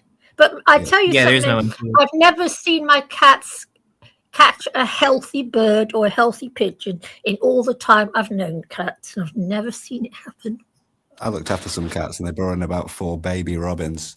The issue with that is they're not evolved for the British landscape, so they're not part of the natural ecosystem. So they will just make animals more endangered, which is what's happened with a lot of they're species. more skilled hunters for because the animals in the UK that are like indigenous they're not really that much of a match for like a house cat even, honestly, except for maybe a fox. But even then, that's about it. Like you guys don't have like wolves or like bears like we do in the States over here. Like we have like mountain lions, cougars, alligators, grizzly bears, mooses, even in Alaska, and like if you're like in Florida, you have sharks. Yeah, lucky things. I'd love to see a real puma. I think they're gorgeous. Oh, they are very beautiful animals in Florida. Aren't they gorgeous? They are something else, pumas. Yeah, but Florida is kind of like America's like Jurassic Park because they have freaking monkeys that can carry like a AIDS virus. I swear to God, that story broke out like 4 years ago. In Florida, they have monkeys that have like a type of STD that's only from them. It's fucking crazy. Yeah, so that's why I would never ever move to Florida because that shit can like attack you if you're in like the swamps there or like in like the Everglades. Yeah, that's life's brutal life, isn't it? Yeah, it is, and they also have like life. I mean, we've got foxes here, and I feed foxes. 2 of them come out to my flat, and there's no one. One day one of them might decide to just give me a little bite, and he's probably got. I don't know. Well, if a fox is gonna bite you, it's probably rabid because. Exactly. That's what I'm saying. I don't know. Humans. Like in every encounter I have with a fox, they always run away from me and from everyone else. These I can come right to them. And I used to have a tomcat before Ginger Cat. I used to have this tomcat called Boris, and Boris used to go out and play with the foxes. Really? Whoa! Playing. Wow. Sorry, I'll shut up now about my cats. Yeah, that's cool. He's the most gorgeous cat. Yeah, that's cool. Yeah, he was the foxes a doll. there. Yeah, but he used to play with them. He used to play with crows as well. Yeah, crows. Sorry, shut the fuck up now. That's all right. Yeah, but like when I think of the UK, I don't think of like the scenery or like the nature, except for maybe like up north in the Highlands. But that's about it in Ireland. But like I don't think about it much because like everyone's everywhere. It's so densely like there's like a fucking big city in like every turn. Yeah, it's getting to be too much. It's crowded there. Too much. I used to go hiking in Scotland when I was young. Yeah. The Highlands do look nice, but everything else kind of looks like shit because there's fucking. It does look like shit. Yes, it does look like utter shit. It looks like absolute garbage. Sorry, you're from the UK, which I know half of this panel is. No, it's what you're saying is true. Yeah, it is true. Yeah, everyone's crowded there. Like it's a small island, big of like the state of New Jersey, and there's like what 80 million fucking ingrates there crammed in. Yeah. Now, if I was young enough to move, I'd try and get the hell out. I'm too old to start again. I'm just too old. Oh yeah, unfortunately, yeah. Well, yeah, if you want to start your life, if you want to start your life over somewhere else, you unfortunately, this is the cold hard truth, but you unfortunately have to start young. Like, Yes. yeah, you have to start young. Too old. Yeah, but I guess that's why people are like depressed a lot, because like they realize they could have changed or like start over Yes. when they were younger, but they didn't do it, and that's why a Not lot of easy, people. though. Yeah. Can we go back to the concept of karma? I mean, do any of you really believe in it, other than Viking? I mean, I find it problematic. If I can chime in on that one, I do think some type of like common sense karma exists, but it's just common cause and effect. Like if you do something bad to someone, they might hold a grudge or like a type of vengeance towards you, and then they'll do something to you back, or like you'll find yourselves in a situation, and like you need help. And I mean, that's just power dynamics. That's just like if you have power over someone and you do something, they probably won't come back to you unless they have sufficient power. Yeah, true. So I mean, that's a bit of it's a bit, I would say, misguided to label that karma. It's just simple power. Well, then I guess I don't really believe in karma, because I've seen horrible people get away with a lot of things, and nothing bad ever happens to them. And I know there's 8 billion people out there in the world, and I would imagine. Vegan Equilibrium says Chickpea's got confirmation bias, and he says he knows a lot of healthy vegan cats. Yeah, but like you have to train them though. You have to raise them when they're like small to eat that. Otherwise, they're not going to adapt to like eating like a vegan product. Why do you let this shit go on? I actually didn't even hear her say it, to be honest with you. Yes, well, my cats live on average 16 to almost 20 years. I don't think these vegan cats do. I would just like they to could live that long with vegan food, and no research been done. No research has been done for that long. D&W. Let's ask some AI that question. Can cats go fully vegan? Because now I'm curious now, because I know that dogs can actually. Why do I have to pay taxes to support other people's? I mean, what a joke! Yeah. What a joke of a position. I mean, because those children will grow up to fucking look after you. Okay, but still, though, it's isolation. Because you're a fucking human being who wants to make sure children are catered for and they don't suffer. I mean, what has suffering not taught you anything, LA? Suffering sucks, and you want other people not to suffer. Surely you've learned that. It was rhetorical, because she's saying she doesn't support my right to medical assistance, and I'm saying that I'm already supporting her and her decision to breed. I want to welcome Nefarious Rockers. Nefarious Rockers, you're on the Finding Gnosis show. What would you like to say, sir? I heard the topic was on karma, and I wanted to... Well, we did, yes, we briefly got into that, brother. So, yeah, would you like to say something about karma? Yes, I'd like to say something about karma.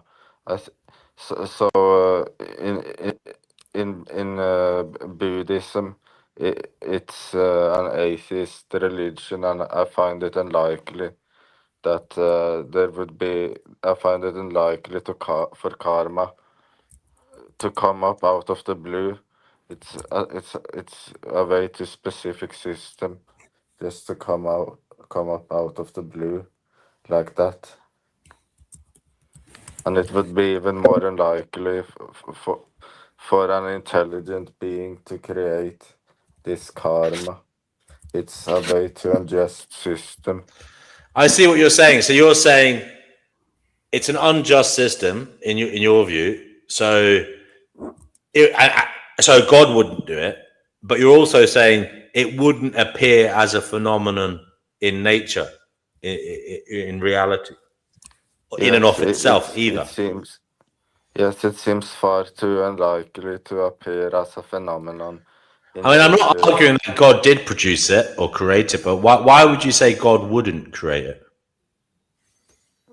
Because it's an unjust system. So either if the God was malevolent, why provide the relief at all? And if the God was benevolent, then then there would just be paradise.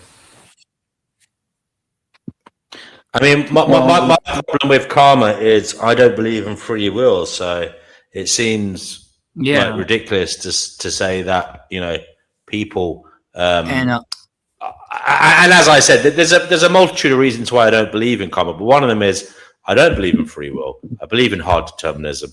Therefore, people are doing what they do because it's what they desire to do, and because they can do it. They're not really in charge of it. They're experiencing having those desires and then desires being fulfilled, and therefore it seems insane to have a system that punishes them. Now, that's not to say, look, the other side to this is I have to admit that reality is insane. So on the other side of this, as reality is an insane phenomenon, there could be this insane system of karma, just that it even though it is all deterministic, it just still happens anyway. I mean, that could be a thing as well. But it wouldn't be deserved. It wouldn't be anything to do with, you know, spirituality. It would be just like some kind of weird physics thing going on, quantum physics, like energy. What you put out comes back to you. But again, because I don't believe in free will, there would be no escape from that system, which would be even quite terrifying.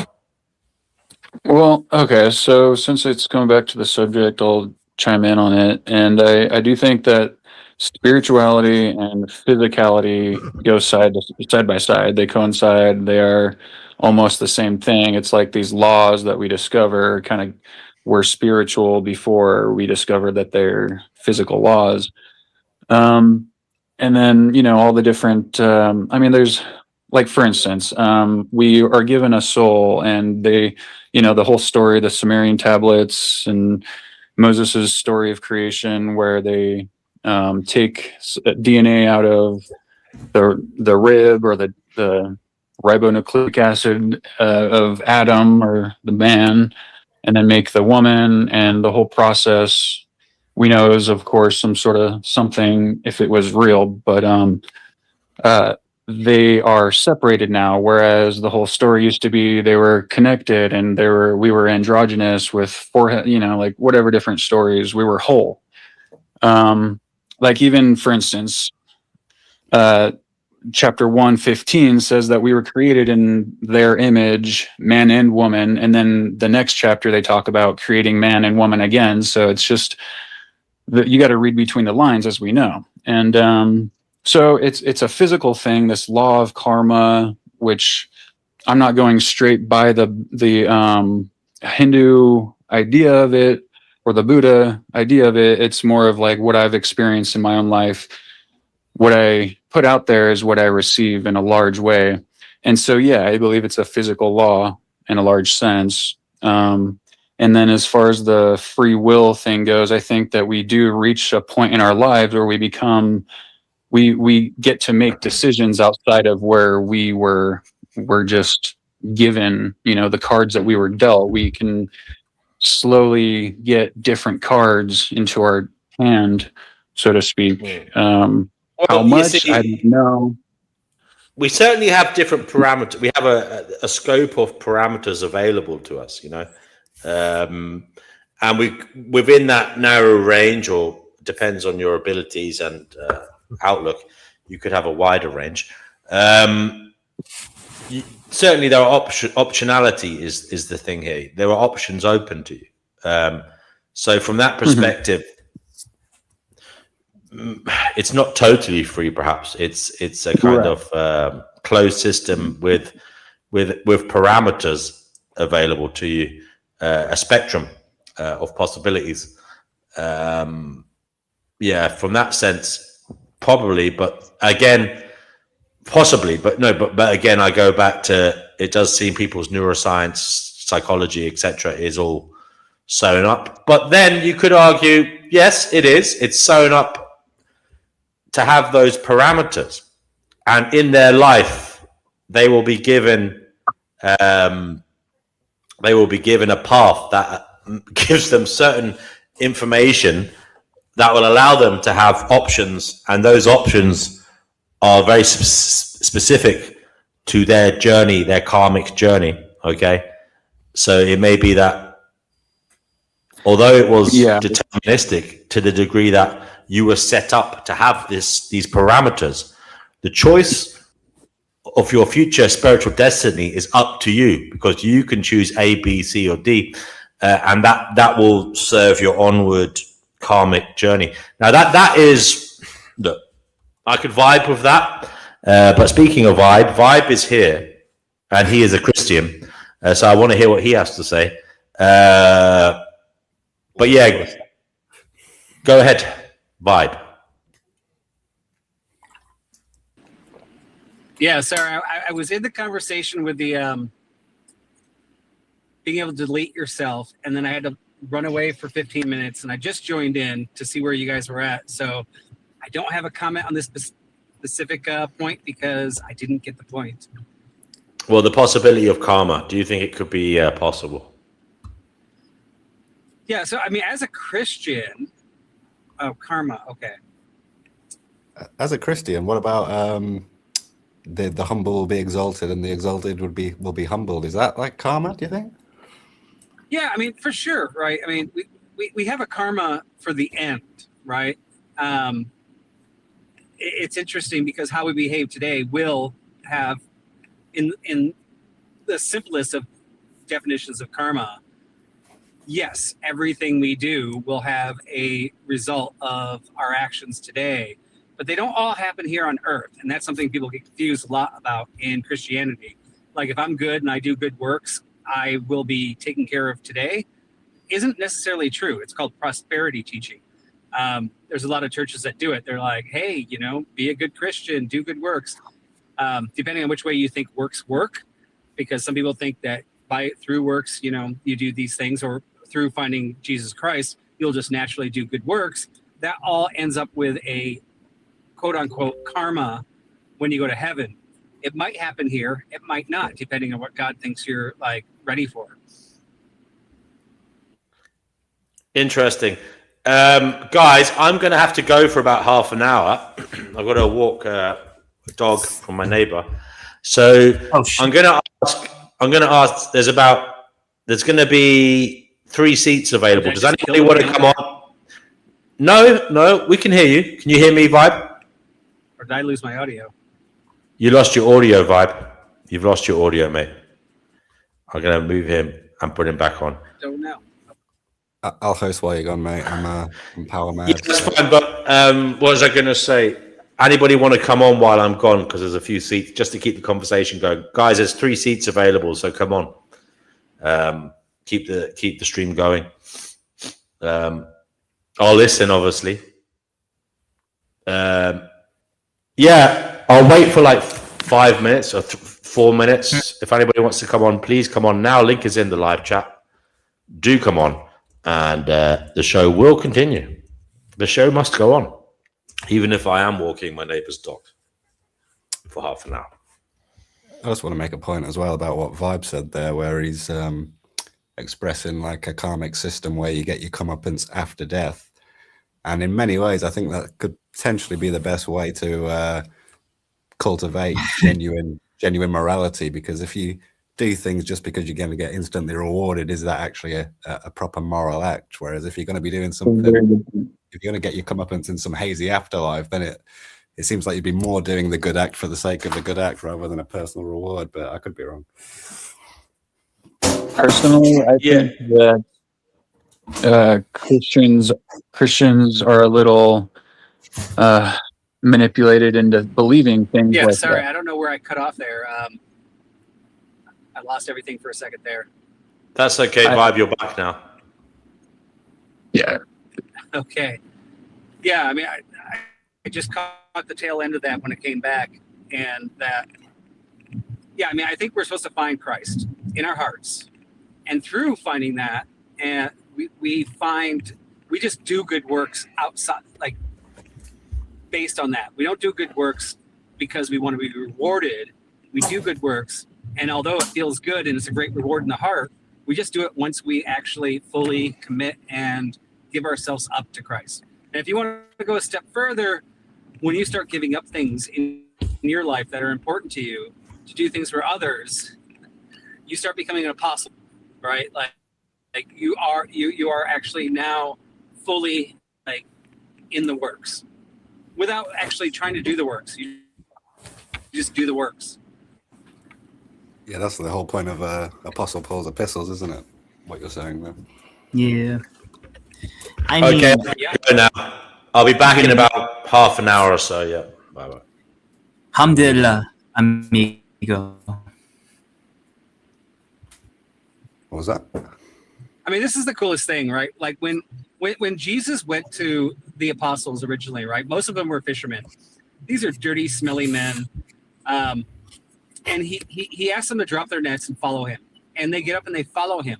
He didn't say, follow the law, follow the 10 Commandments. He just said, follow me. I would think that what he's saying there is, I want you to have a relationship with me. And through that relationship, the laws will become natural, right? So I don't care if you're a fisherman, a tax collector, a prostitute, a transvestite, whatever you are, just have a relationship with me. And between you and me, we'll sort everything else out, right? Yeah, that's an interesting perspective, actually. I've not ever thought about it like that. Yeah, it's a concept of doing the right thing. Christians today are prosecuted in mainstream society because of some of our views. 80% of our views, most of all secularists agree with.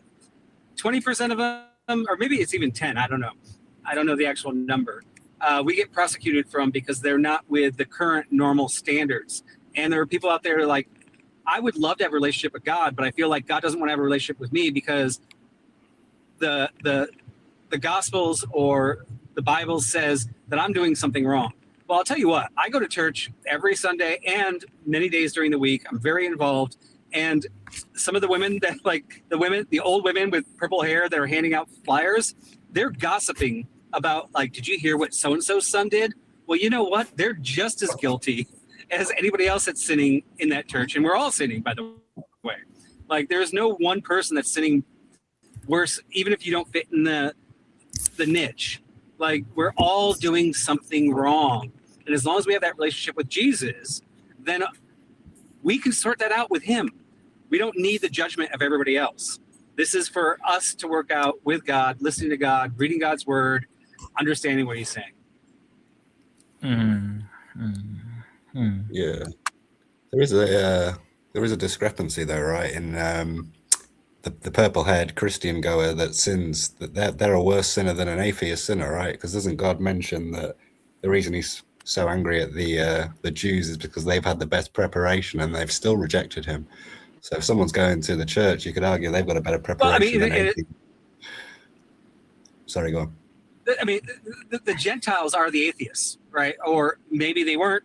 But I mean, if you're an atheist, the doors are open. They're wide open. He's not saying, if you are this, if you're a gossiper, you're not allowed. He's saying, if you're a gossiper, just call on me. Say that I am your savior. The doors are wide open. We are the ones that choose not to get into heaven. And I know a lot of atheists are like, well, we don't like your God because your God has all these rules in the Bible that says, if I don't do this, I don't get to go. But that actually isn't the point. And once again, that when Jesus said, just follow me, the point is through following him and through total, like, just give it up to him. Once again, the relationship is between you and him only. So those gossipers, they think they're good because they're like, oh, I'm not on the bad side. Well, there is no bad side of God. God's just saying, hey, I just want a relationship with you. And if you listen to me, I will guide you where you need to go. It's just a relationship. That's it. I think others feel the same way because we subscribe to more of a Gnostic Christian. I personally, I live in California, a little bit south of LA.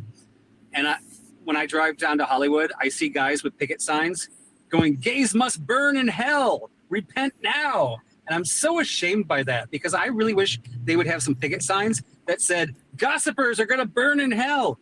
because it actually is the same. God doesn't care. He knows Yeah, that or we even all are sinning, right?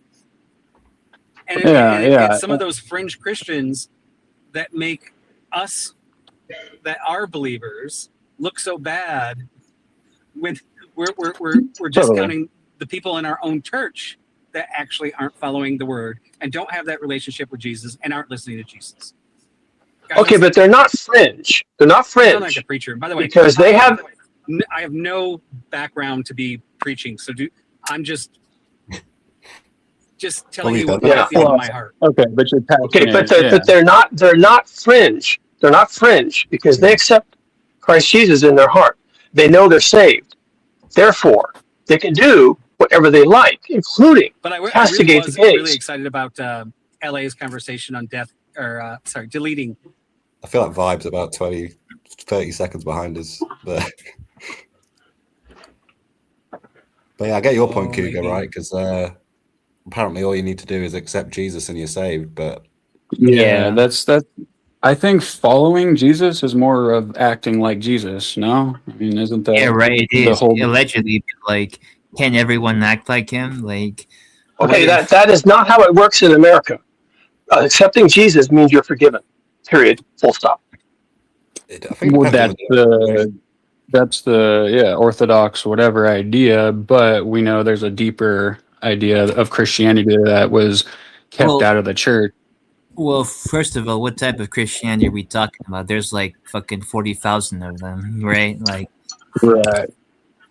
Okay, mainstream Christianity in America is that if you accept Christ Jesus, you are saved. yeah, of course, yeah. That's called the prosperity gospel, right? And if you can make all the money in there, right? You have like all that shit, yeah. Like, no, it doesn't involve money, although it can. If you accept Christ, if you're an American Christian and you accept Christ Jesus as your personal Savior, you are saved. Full stop. I think the response to that, dude, I live in.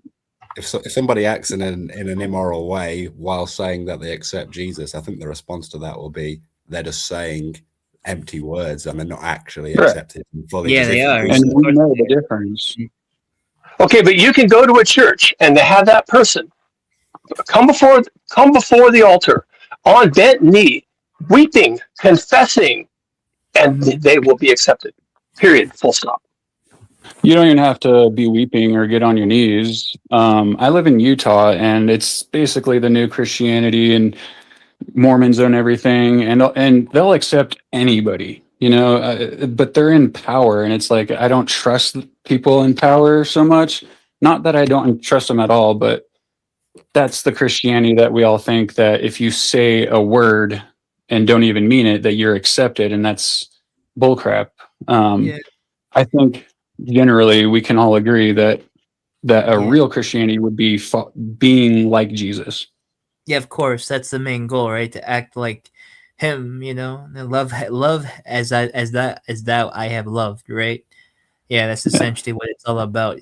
But like what I was gonna say is that like you seeing as you brought up Mormonism, I've met a lot of Christians that don't even consider like the Mormons Christians. Yeah, I've met a lot of them like that, Most of them and don't. And I think they have a point, honestly, that the Mormons are not Christian because, like, what the hell? Why would God reveal the next revelation inside of Mary? Like, makes no sense, honestly. That's Well, why would he do it when there's no verifiable scientific equipment in 2,000 years ago?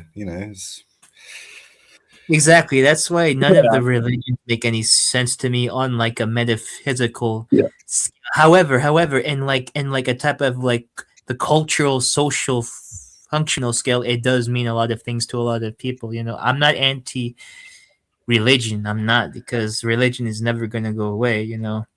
Whether for better or for worse, it's up for the person to decide. I'm just stating like a fact about the world that people still want to believe in like these things, and they possibly will always will as long as humans are around. And like if they don't believe in the Bible or in the Quran or whatever the hell, they're gonna treat something else as a type of religious doctrine, like AI. Like AI is gonna be a new thing now. Like it's gonna replace. It's like a new What's that called again? It's like a shift. It's like a shift now. It's called a Penn diagram shift. Paradigm shift.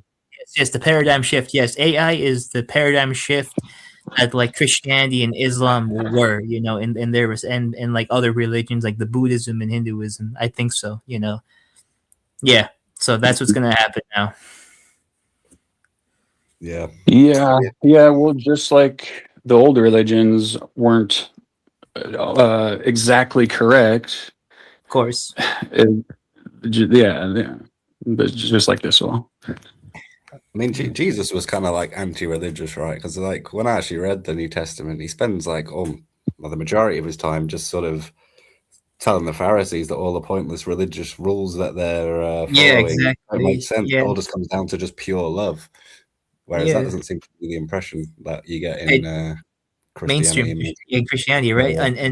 And like the formalized ones that are drafted by the Nicene Creed, right? That was literally all of those people voted on which doctrines to establish. Like if one voted the other one, we would not have the Trinity. We would just have the notion of one God. Yeah, exactly. So it kind of shows how arbitrary it all is, right? Like they literally voted on the dogma and doctrine of like what God is and how God should be, And if one voted sway the other way, we would have had one God, one nature of God instead of the Trinity, which we have now. Yeah, I think they were voting in a way that made sense of what they had there, right? It wasn't just like arbitrary preferences. It was like what makes the most sense based off all these texts that we have, what's joining them all together. And it does sort of make... Sorry, go on. Yeah, but like in retrospect, to like vote on ideas like that is pretty in other religions that are big, like Islam only has one view of God. There is only one substance of God. It's called Attaining. Tawhid is like the concept of absolute oneness, and and they say that the Trinity makes no sense because how can God be three parts and these three parts are not each individual gods, but yet they're part of You see, even I don't understand it, And I grew up Catholic, and Catholics have this doctrine, and like they always say to me, "Well, just don't think about it too much. Just have like a faith in it." Still, I'm like, "Oh, okay." Well, yeah, I mean, I struggle with it as well, but I guess the other side of the coin is we're little entities in a big system trying to understand the big entity outside the system. So is it ever really going to make complete sense to us? Like the Trinity, really? Like from our position, trying to understand God in his entirety? Yeah. Do you know what I mean? Yeah, well, that's where like I just look back and say, okay, so obviously I'm not gonna come to like a strong confirmation about this. So I'm just going to like suspend the question and not really follow a religious doctrine or like a idea of a deity, and that's where I am now. Yeah, I think I'm in a similar place. I've studied the Bible, but I do struggle with all the crazy theological stuff. But I basically just see Jesus being the greatest embodiment of love, and I believe in love, so I sort of treat him as my role model without actually being a Christian. Exactly, right. Yeah, and I think that's a lot of people anyways nowadays. They're not really religious. They don't believe like in like the metaphysical ontological stuff. They just believe in like the ethical values of like Jesus and all that stuff. And same to applies to all religious people around the world now. Like in my generation, like they're like they say they believe in God, but they don't really like they're more of like a culturally Christian now. Yeah, that's the phrase I was looking for. Like they don't really believe in like all of like the theological like nuances and descriptions and concepts. Yeah, but they do believe in like the ethical side of things. Yeah, because if you want to have a society, you need to have some semblance of ethics, right? Yeah, and I personally think that Jesus' way is the best way, just because it's just built purely off love. It doesn't really seem like any other religion is built. Well, obviously there's love in all religions, but it's not like the very core. Like Jesus says, the main commandment. The main thing, yeah. He was all about love thy neighbor. Oh, look what a Subjective Ethics says the Trinity violates the laws of logic. The P, not P, is between Jesus and the Father. 1, the Father is God. 2, Jesus is not the Father. C, Jesus is not God. Yeah, you see, like already, like you can like do it like that. Like, it doesn't make any sense. But then again, I don't think neither does like having a one view of God also makes a whole lot of sense either. You know, so that's me. I don't think there's any view of reality that makes sense. Yeah.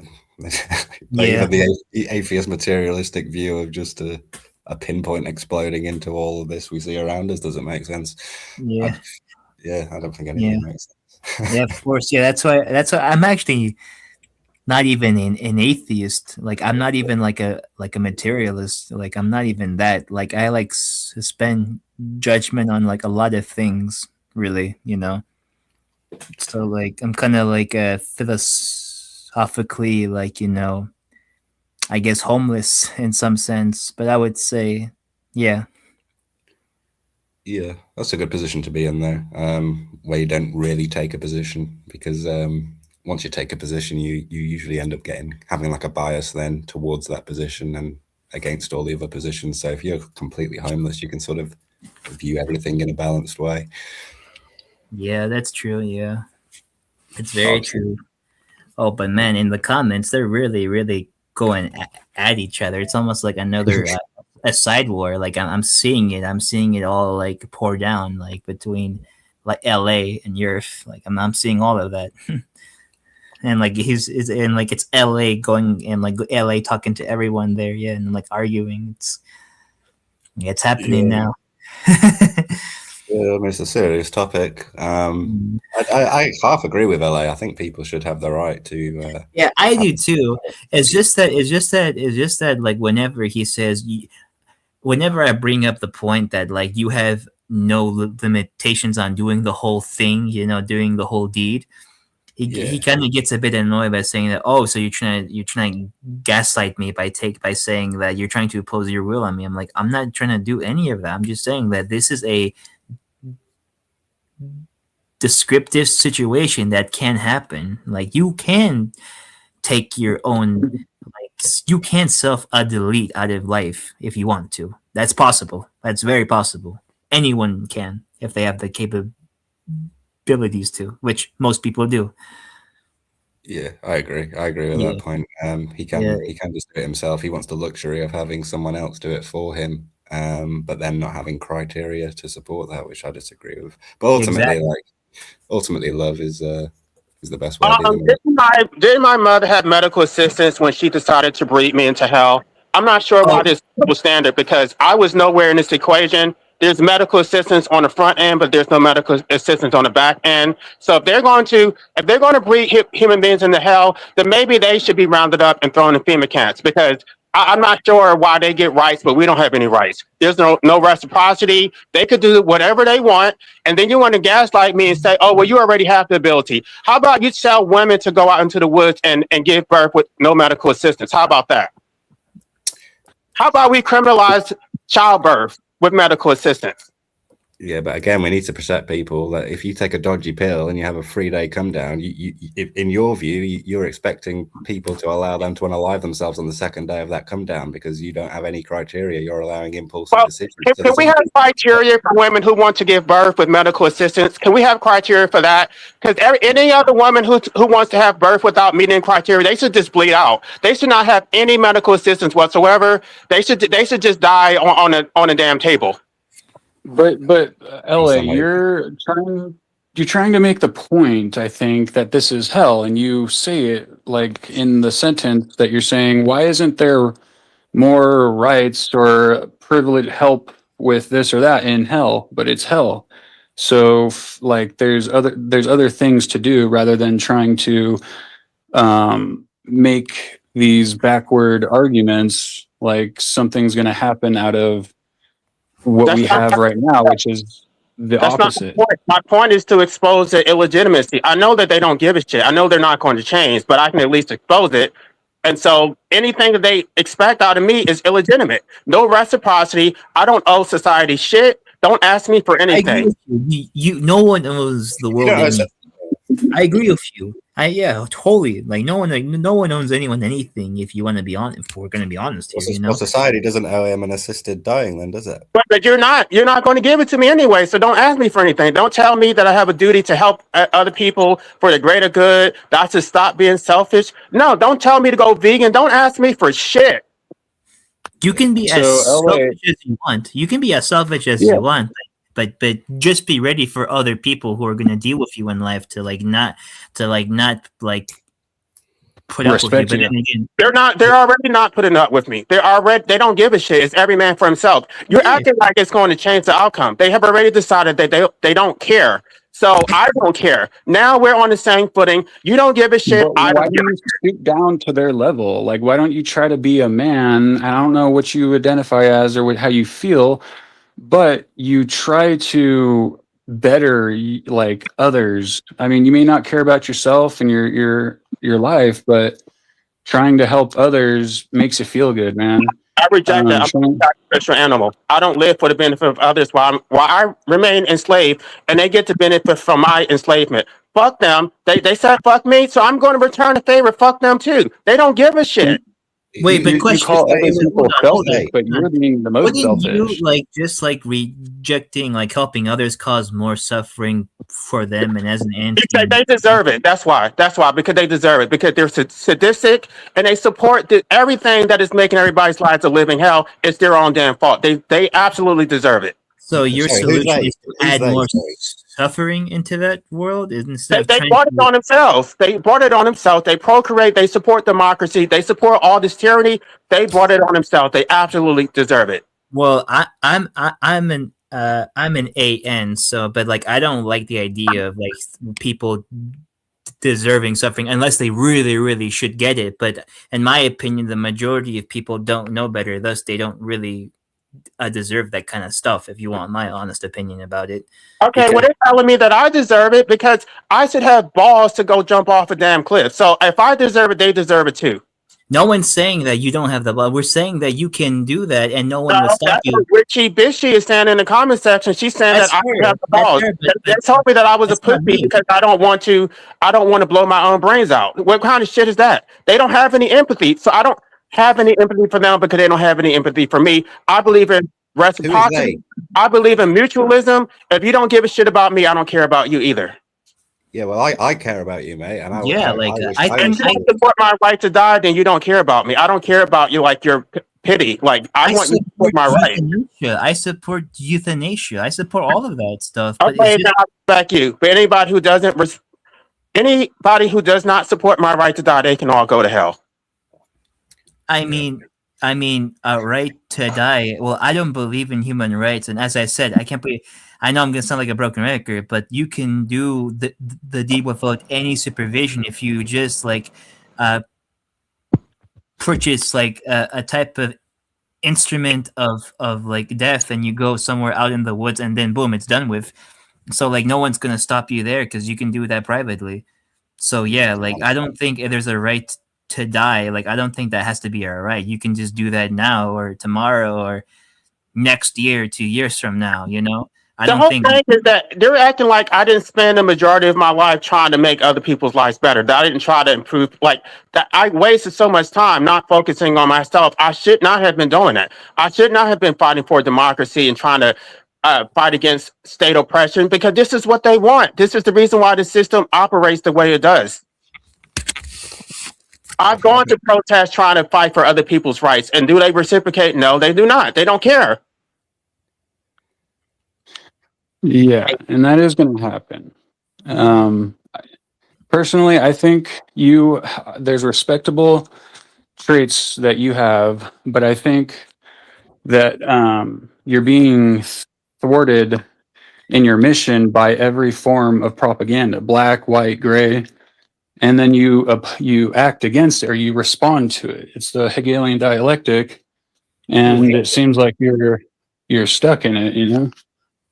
There's you need to look into other stuff, something Try getting. Gaslighting. I'm tired of them telling me that I have a right that I don't have. They're conflating rights with abilities. The fact they have ability is not the same as having a right. And I'm not saying a positive right that the state grants. I'm talking about a right under natural law. The state is interfering with my natural rights by criminalizing it. The state has no legitimate authority to criminalize it in the first place.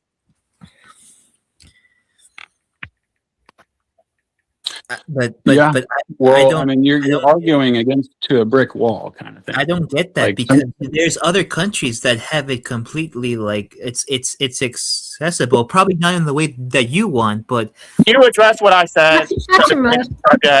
huh? What is the basis of the state's authority to criminalize it in the first place?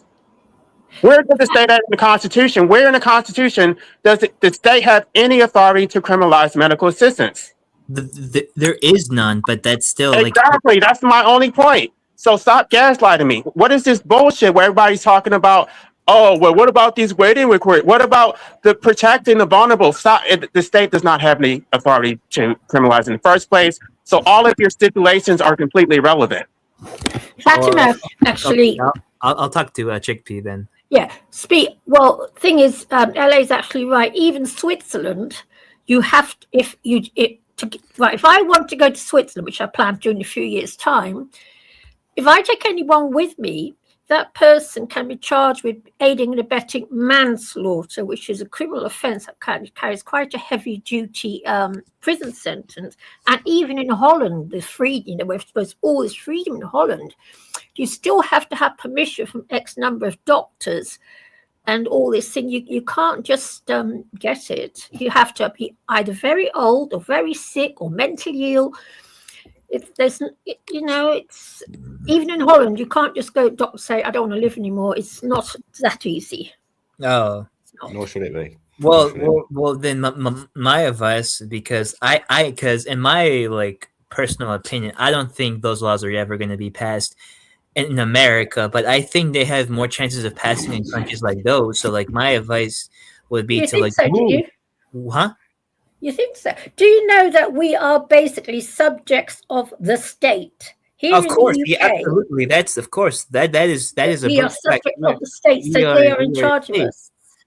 Yes, we are subject of the state. Yes, and the companies and blah blah blah. All that horrible stuff. Yeah, it's horrible stuff, and they have a right. I mean, here in the UK, it was only I don't know when they used to be a criminal offence to try and commit suicide. Used to be. Okay, I think okay, that's where I do kind of making the act of self-deletion illegal. Why they're only hurting themselves, right? I would understand if they're hurting and trying to because your life belongs to the king. Okay, that's why.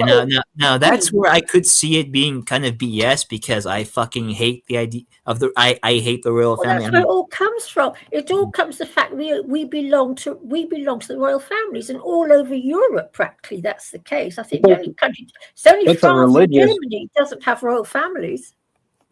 That's a religious law right there, punishing you for killing yourself. I mean, what's the punishment? Life belongs to the sovereign, whether it's the king or it's the state.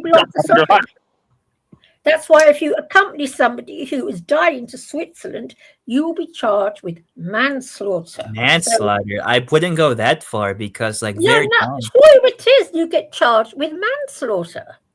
That's in the UK. I looked into this because I want to go one day. I'm not going yet. I've got my cat to look after. But when they go, I want to go to Switzerland. Well, you get charged for manslaughter in the UK when you come back. If you accompany someone to Switzerland, you could be charged with manslaughter. Even though it wasn't on British soil. Yep. You're accompanying someone who wants to commit suicide. It's still that bad. There is this organisation called the Humanists, because there's a very famous TV presenter that's trying to fight all this, because she's got cancer. She's about 80 years old, and she wants someone to just accompany her to Switzerland. That's all she's asking for. She sit with them when she takes a ketamine, because that's what they give you, and that's all she's asking for. But no, that's a criminal offence.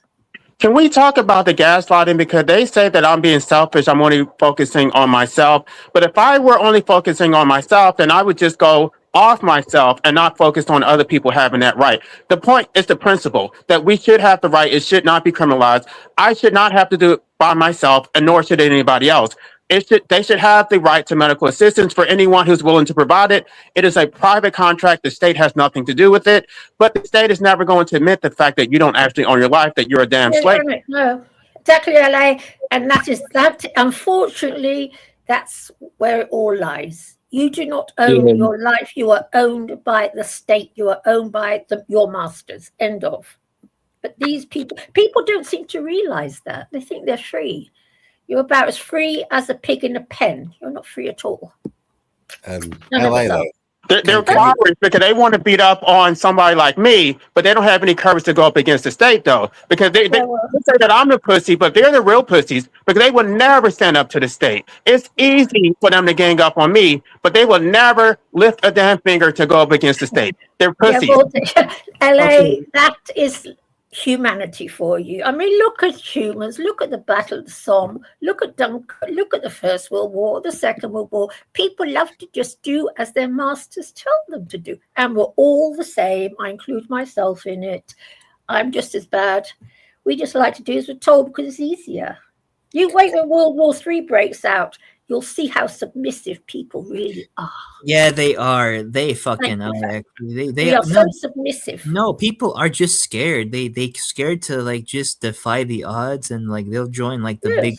Exactly. That anytime anybody stands up to the state, they make all these appeals to futility. Oh, you can't do it. The state is never going to agree with you. Like, what the hell? I mean, this is the reason why I'm not trying to reform it. I know they don't care. They're never going to reform. They're never going to do anything to make life better for anybody else. They're slaves. They're natural slaves, like everybody said. This is the way. This is in their DNA. They want to be slaves, and they absolutely enjoy it. It isn't our slaves. It isn't our DNA. We have been conditioned from the minute we're born to be slaves. It starts when we're babies. Do as you're told by your own parents. You're slave till the day you die. LA. And they're happy about it. This is why they procreate. This is why they put their children in the system. They don't see anything wrong with being a slave. I think people procreate because they're just following a biological urge that like they don't really think about a lot. We're conditioned in our DNA to breed, Fatima.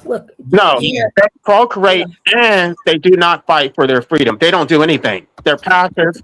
They don't do shit. But sit up on social media and complain. Now, I know I'm complaining, but I'm actually going to get out in the streets and I'm actually going to start doing shit. This is not going to go on forever. So for those of you who think that I guess I'm dominating this, I'm not going to have time to be doing it because I actually have a strategy. I'm not saying I'm necessarily going to do it like in the short term, but I'm going to get this done. I'm going to get organized and I'm going to get people who are serious about talking on YouTube is not getting me anywhere. Because I know if you were in London, I'd join in with you, LA. But you know me, I'm a little old dear living in London. So can you address LA? Can you address the analogy, LA, though? If somebody takes a dodgy pill, and they have a 3-day come down, you are saying that on the second day of that come down, they go into one of these booths impulsively. You're saying that they should unalive that person that's just on a 3-day come down. Is that what you're saying?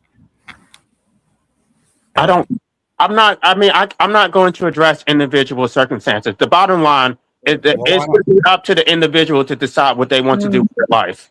Yeah, but I've just presented something there that shows that you're probably going to need some level of criteria and not just do it willy-nilly. So you need to address it. Why do I need to address it? It shouldn't have been criminalized in the first place.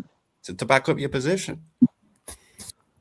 They're not. These are excuses. People they want to get mired down in the details so that I can address every case scenario because they're not looking to support it. So if I get bogged down, they don't care. They're not going to change their mind because I address their concerns. I might hear you out if it was a coherent idea, but I don't think it's coherent without the criteria based off that example I've just said. And there's many other examples that would also express that. The bottom line is it's illegitimate in the first place for anybody other than the individual to set the criteria. The state, the public, nobody has any legitimate authority to set any criteria. Yeah, but if I was on a 3-day come down, though, I would like some criteria to protect me from making a stupid, impulsive decision on the second day. So And this is why we're all slaves, because so many people are not competent to make decisions about their own lives because they don't want freedom for themselves. They think that we all should be slaves. So we're basically we're tied together because people are incompetent and they need the state to protect them. I think you're running away from the hypothetical, mate. You know what keeps me alive? The music of freaking arts. That's what keeps me alive. What? Her music. But let me answer your question. Can you say it one more time? Because I think it's nonsense, but I'm going to humor you. You're still here, LA. Yes, he is. You should really listen. I about that, and I do hope that one day me and LA can, go to a bar somewhere someday. Can I come Have a along few- as well? Yeah, you can come as well. All of us Yeah, can like go you there, said, like- Go. And we can laugh. And we can have a laugh, and then LA can go home and think it's not that bad, actually. I didn't understand his question. I think he said something about somebody getting high and then they made a bad decision. Is that what your question was? Well, let me say it again, right? Because you're saying there should be no criteria. Anyone should be able to just impulsively walk into these booths, and that's the end of that, right? So I'm saying in a specific scenario where someone takes a dodgy pill at a night out, right, and they have a 3-day come down, and on that second day, they go into one of these booths and impulsively want to make the decision to unalive themselves, even though we know in this hypothetical on the 4th day they're going to be fine. In your view, you're supporting those people unaliving that person on the second day of a 3-day come down because you've got no criteria to prevent someone being protected. Absolutely. There can't be criteria. It just wouldn't be imposed by the state. So the physician or whoever, whatever that organization is, they would be setting the criteria. It'd be the free market. Not There could always be some physician who doesn't have that criteria, in your view. The possibility. You're okay with that, yeah? I know you are, and that's why it's bananas. It's bananas to have a free-falling system that allows for anything, anytime, anywhere, when it doesn't deal with the problem that is causing those people to go through that extreme suffering. You say you care about suffering. What you're actually doing is you're petitioning to allow the suffering to fester and perhaps get worse. Because if there was free and easy right to die with no regulation, anybody could do it at any time, it would just mean that people would choose to exit and society wouldn't have to deal with that which was causing those poor people to feel that extreme suffering. Because, well, what's the point? They're going to end themselves. There's no economic sense in it. You are handing all the power to the people you hate, the slave drivers. You cry about being a slave. You cry about being a slave. You are actually in danger of propping up the slave masters, giving them even more power, and making sure that their ways are the only way forever. Because that makes no sense whatsoever. A slave master can't be a slave master with no slaves. Excuse me. You're complaining about the slave masters causing suffering of the slaves. There will still be suffering of slaves. Those slaves will be slaves until they end themselves, and they will continue to be brought into the system where they are enslaved. They want to be slaves. They enjoy it. They're happy about it. Where the slave masters treat them unfairly. But you don't care about that as long as they have a free and easy way to get out. You don't care about suffering, LA. Love being slaves. They love it. They're so happy about it. Well, they want the children to be slaves too. He doesn't value others like suffering. He says it. Do you know? By the way, PP wants to speak. I don't know. Did before he does? Did Fantasy? Did you understand what I was getting at? No, nobody does. I did get your point actually. I didn't get it for a while, but I just got it just then, and it's actually a great point. Yeah, it's a great. Yeah, point. yeah. Thank you. It's a great point, and I think LA, you need to go home and actually, you need to hang your head in shame, brother, because what you're arguing for is completely at odds with your stance. I too would like to free people, liberate people from suffering. Liberate people from being enslaved and oppressed. But what you're arguing for is a continuation of it. You're arguing to give the keys to the psychopaths and allow them to continue the system that causes people to want to end their lives. You are arguing for a continuation of the suffering that you feel so apparently aggrieved about. If it's like, PP wanted to say something. PP. Yes. Is it okay if I speak on this for a few moments, my friends? Yeah, of course. Anytime. Okay.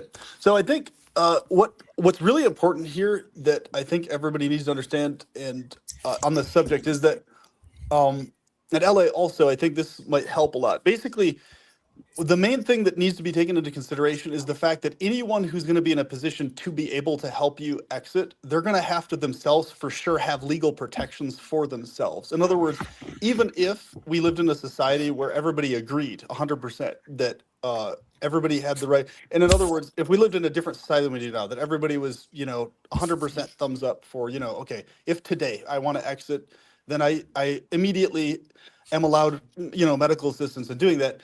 Even if that was a society, the person assisting you or me or whoever else would still need for sure guaranteed legal protections for themselves in assisting you, right? So what that would mean is you would have to have some sort of very specific procedure that accounts for all the different variations and possible reasons why someone might want to kill themselves or not, in order for the person assisting you to have their legal protections on their end. Otherwise, everybody would be terrified of ever being in agreement to that, because they would all be like, hands off. It'd be like, okay, I don't want to be in that position because that's a legal can of worms. Even if we lived in a society where everybody was okay with it and thumbs up, there's just so many legal problems that arise from that. But if you had a system that was very clear cut, where it was like a month process, right? So let's say, all those cases where people were not 100% sure, or mentally disabled people, they wanted to do it then, but then instead of it being allowed right away for someone to assist them, you have it in place where, okay, this person is assigned the role to professionally do this, and the therapy consists of a month worth of counseling and encouragement to keep living, right?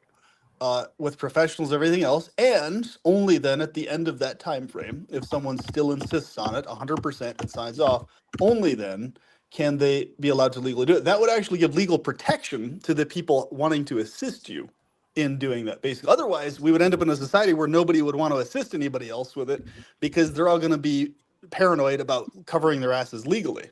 You see? So it's not just on the end of the person wanting to exit. You got to make sure that the people helping you to exit have an incentive to help you, versus being paranoid of their own legal ramifications, right? So like, because nobody would want to do it if there wasn't a clear-cut process in place. So that's all I wanted to say on it. I hope that helps. Thank you, PP. Brother Marcus is next. But just before he does go on, LA, your unregulated, free and easy access to ending it anytime, anywhere, is do you think minors should have access to that? Obviously, it's based on the right to contract. So if a minor does not have the capacity to contract with a doctor, then the minor cannot access medical assistance. Duh. Okay, and you're basing that on their incapacity to enter a contract. So what about mentally ill people then? What about people with, say, an insufficient IQ level to understand things? What about those people? Standard law. I mean, this does not require any specific legislation. We know what it requires. This isn't a contract where you're buying a mobile phone. This is perhaps the most serious contract one would enter into.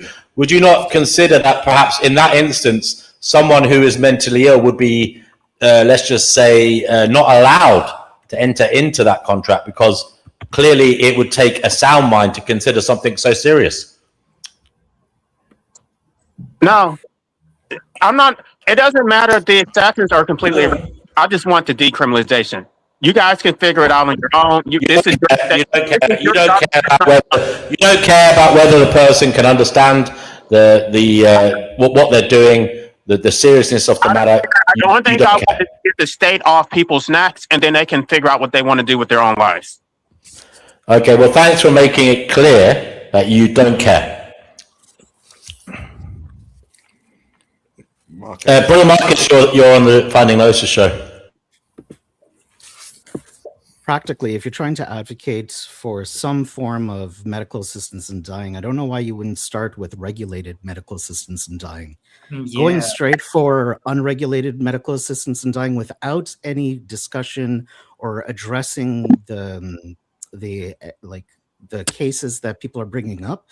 How, I don't understand how practically you could think that a society is going to be like, yep, let's just unfettered access to killing people. Why would that be practical to you? Because you're trying to push the pendulum. They're not going to support it anyway, but you start out with the most extreme demand possible. And then if it moves to the left or the right, that's one thing. But I'm not going to make concessions in the beginning. That's not how you negotiate. That's the worst way to go about You it. know, can I just say something? You know Esther Ranson, the star that used to be on TV? Remember? JW? Ooh. Indeed, I do. Yes. Well, she has got stage 4 cancer, and she is fighting to have a death at home with her family. Okay, if she wants to Yeah, go but that's to not unregulated. That's medically assisted dying to people who have a terminal illness. There's a huge big difference between that and no, what they don't allow. is No, but looking they for. don't allow that in this rotten country I either. know they don't allow it, but there's a massive difference between that and what LA is calling for. Yeah. Well, I don't think so. I think she has you're been wrong. forced to stay alive, even though she wants to die. She can't go to Australia because she can't go to Switzerland because she doesn't want to put someone in that position. Yes, but she has a terminal illness where there is no hope of her survivability. She is going to die eventually. And death is terminal illness. Yes, I know, but LA is arguing that people who don't have a terminal illness should have access to an immediate death at the hands of someone else, whenever, wherever. I was nearly going to sing a song there. What was that song? Beyonce or something. But anyway, or was it Christina Aguilera? I can't remember. It's one of those ones. I think it's Shakira, isn't it? Shakira, that's the one. That's the one. Yeah. Shakira, yes. Whenever. Wherever. LA's one is whenever, wherever. We're not meant to be together. Yes, Shakira. Yep. Profound, isn't it? Profound. Yeah. Right. Somebody just posted a comment that we all have a terminal illness. It's called life. So the criteria are completely arbitrary and subjective, and that's why I'm not going to push for any specific criteria. I want the most extreme, the most liberal, progressive, the least interventionist policy ever. Get the state out the way. How's that going to how in the world are you going to even okay, why do you think the most extreme version is practical? I just want to know how it's not going to get approved, but it's going to push it further in the direction of what I want. For me to just I don't understand why I would be conservative on that issue. The conservatives are never going to support it anyway. When the government bring in unpopular policies, mate, they incrementally get there. They don't start with the extreme. No, exactly. No, I need to expose the illegitimacy of it first. Rights, abortion, even gay rights, trans rights, they all start in small spaces, small steps, right? That's how they all get the ball rolling. That's how people get on board. So when you say we're going to get things done, you literally said they're not going to do it. So I don't understand what you're saying. They're always roundabout and starting somewhere, ending nowhere points that he's making. I think you need to start smaller. They can do their incremental bullshit, but that's not what I'm going to push for. I'm going to push for the most extreme progressive policies ever. You're going to get less support. And you think that'll, in the long term, help in some way? Yeah, I do. I think that they're not. The problem is that they're not even talking about it. It's not on anybody's radar. They don't even think it's important. It's on the news in Britain quite a bit, to be honest. The assisted people are assisted dying quite frequently, actually. Yeah, in Canada, basic euthanasia has been discussed a lot, but what you're arguing for is something more extreme. No, but he brings up an interesting point. It's one we could perhaps toy with for a while, and that is extremist views, extremism. What effect do they have? Are they is it a strategic?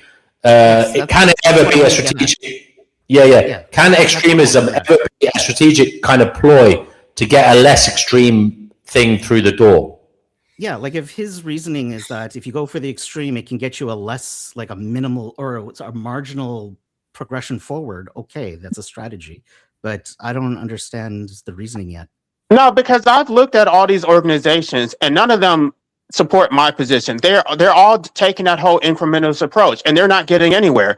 I would love to just support somebody else's organization, but I can't find one that is on the same page with me. I feel like if you're your folks is laughing at you, but in fairness, to me, you sound like a kind of 1980s, maybe circa 1990 trade union kind of rep going in like a bulldog into some kind of negotiation, starting off with the most extreme position, knowing full well that it will be whittled down eventually, but going in, it's like playing the strongest hand first. I'm not necessarily saying your hand is strong, but playing the most strongest views first, knowing that it will be chipped away at by opposition to something else eventually. But to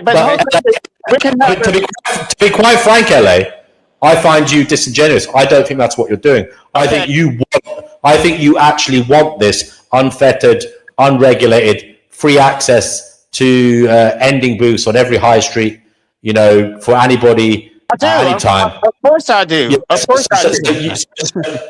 So you aren't trying to play for something else. You want this. No, but here's the thing. There should be a diversity of approaches. All these other organizations are already taking that incrementalist, moderate approach. Why can't we try something different? Why? I mean, those who do want an extreme, progressive approach, why can't they have representation also? Well, you just said you didn't actually agree with the extreme. You're just going that way so that you can get what you actually want. That's not what he said. What he said was that I do want the extreme outcome. I'm just saying that. I'm like, yeah, I do want the extreme outcome, but I don't think they're going to give me it, but I still want it. Right. Okay. So you're not doing a tactic then. You're just saying what you want. You've not gone more extreme than what you want. You're just saying what you want. Yeah. No, but don't say what you want. You don't make concessions. You don't make concessions before you have to. Why would I do that? I don't know. It just seems like some guy in a mosque trying to convert people to Islam with like jihadi terrorists. Like, it just seems like a silly way of doing it. So if you guys were actually doing the work, it is interesting. It is interesting, LA. It is interesting because in the past you have been on the extreme end of antinatalism in terms of wanting to make it like almost illegal to have children, right? I don't believe that. I'm an anarchist. I would not want to. But if they're going to support state violence against me, then I think there should be state violence against them also. They should not be. They should be criminalized for procreating. Anybody who provides medical assistance, they should be thrown in a damn cage or put in. I just think it's interesting that you, as an individual, kind of move towards like the most extreme view on things. I just find that interesting. Doesn't that hinder your message if you care about public image, that you want to like imprison biological parents and then not give them medical assistance in birthing? Like, that's just going to cause more pain, suffering, and bloodshed. Like, that's not helping at all. I'm saying that to Wishy Bishy, who was in the comments, and I'm basically exposing her hypocrisy that she wants me to support her rights, but she doesn't support mine. These people like her are never going to move. They're firm in their position. And the only thing I can do is expose their illegitimacy. So I don't think I'm going to take their line. But no, it's interesting. LA, I don't mean to pry, but you are a textbook extremist. Okay, is that a compliment or an insult? Because I think that's a compliment. It's just, look, you can take that as whatever way you want. You are a textbook extremist. Now, You've also said things about heterosexual people that would be viewed as extremist, right? Okay. Would you like to elaborate on your views on heterosexual people? One time, and you did say that you wouldn't support a trans person if they don't support your right.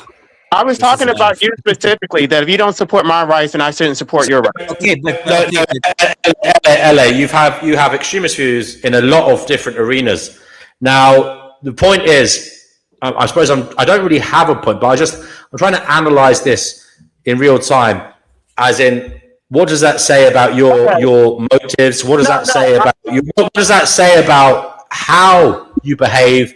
And also, psychologically speaking, is it good to be an extremist, or does it show what some might classify as some line of insanity?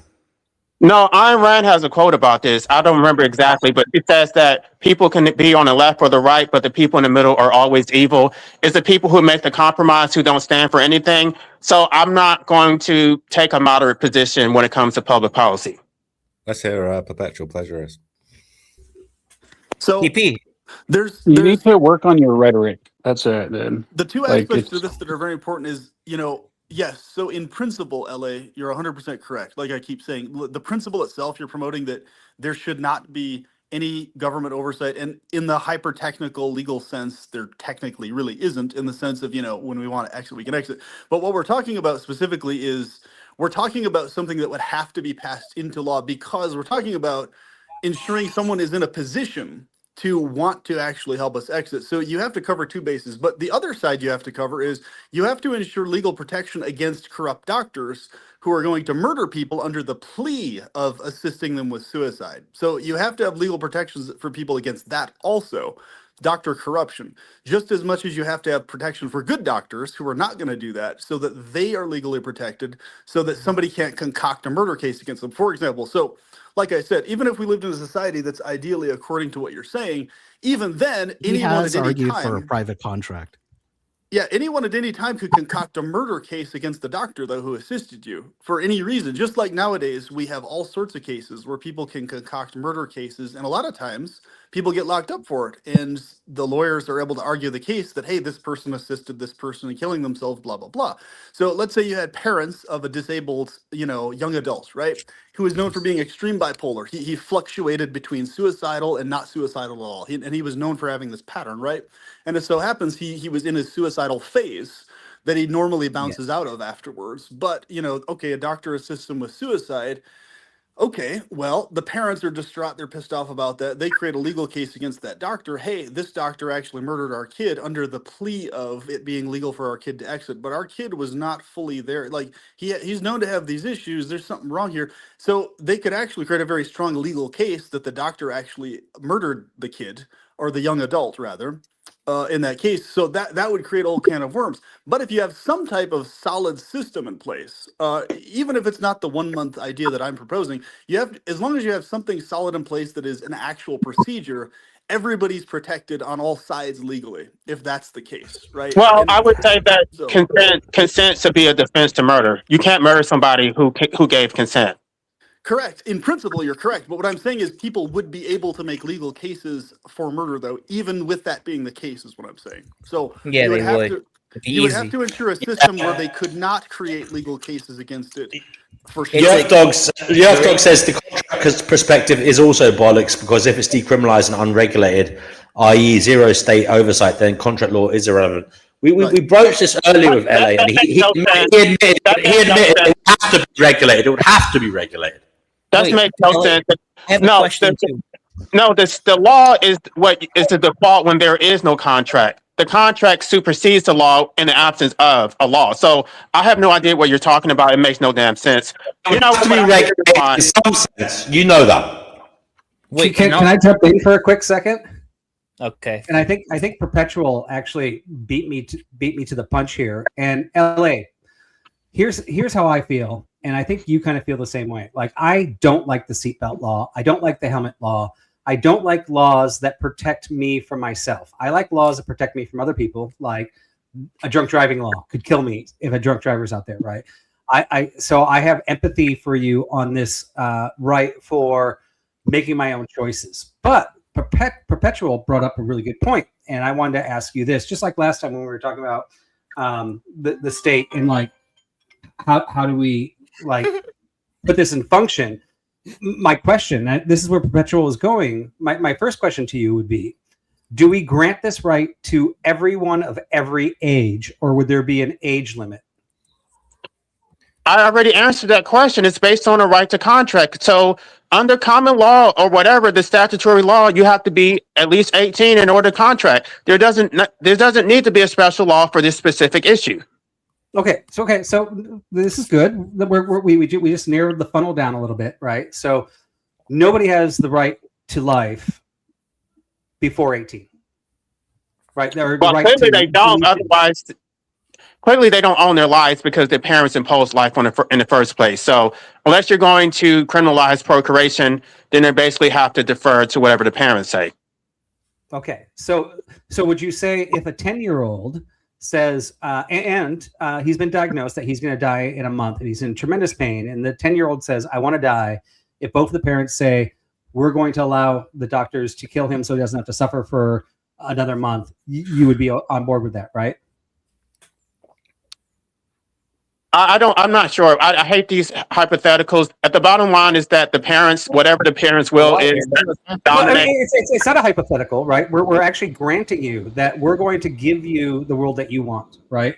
So in this world, and this is what Perpetual is kind of like leading to, is we get into all these nuances, right? So I'm saying if we actually had, if we literally actually had LA, the world that ideally you're wanting to have, and I more or less ideally want to have in an ideal world, it's ideally, yes. I just don't think it's realistic, but I think it's ideal. But the thing is, even if we had that, we would still have to have in place legal protections that were really rock solid for anyone wanting to assist you in that, because otherwise, even if you had it available, no one would ever want to help you. Like there would be no doctor willing to assist anybody in it, is what I'm trying to get at. Like, I mean, and I'm not talking about children. I am not talking about children at all. Children are completely irrelevant in this discussion. Yeah, I'm talking about adults. Well, Adults it's great you are, but I think what Perpetual and I are trying to point out is that it's the nuances that make this so hard. So I think he's on your side of choice. I'm on your side of choice. But the only reason both of us are countering a little bit is we can't actually see a rock solid method for implementing this. So, I mean, you already pointed out children are not right? That weakness shouldn't be supported. What's that? Can't be supported? Huh? Weakness shouldn't be allowed to overrule strength. The strong say what happens in the world. Why should you have a say in any of it if you're weaker than them? What about that view? That's like social Darwinism, right? That's like social Darwin. It's like Andrew Wilson's pathetic forced doctrine, which doesn't actually exist. It's a backup to what the majority don't or the minority don't do. We need to use forced doctrine, and then it does work. However, what about seeing yourself as might doesn't make right?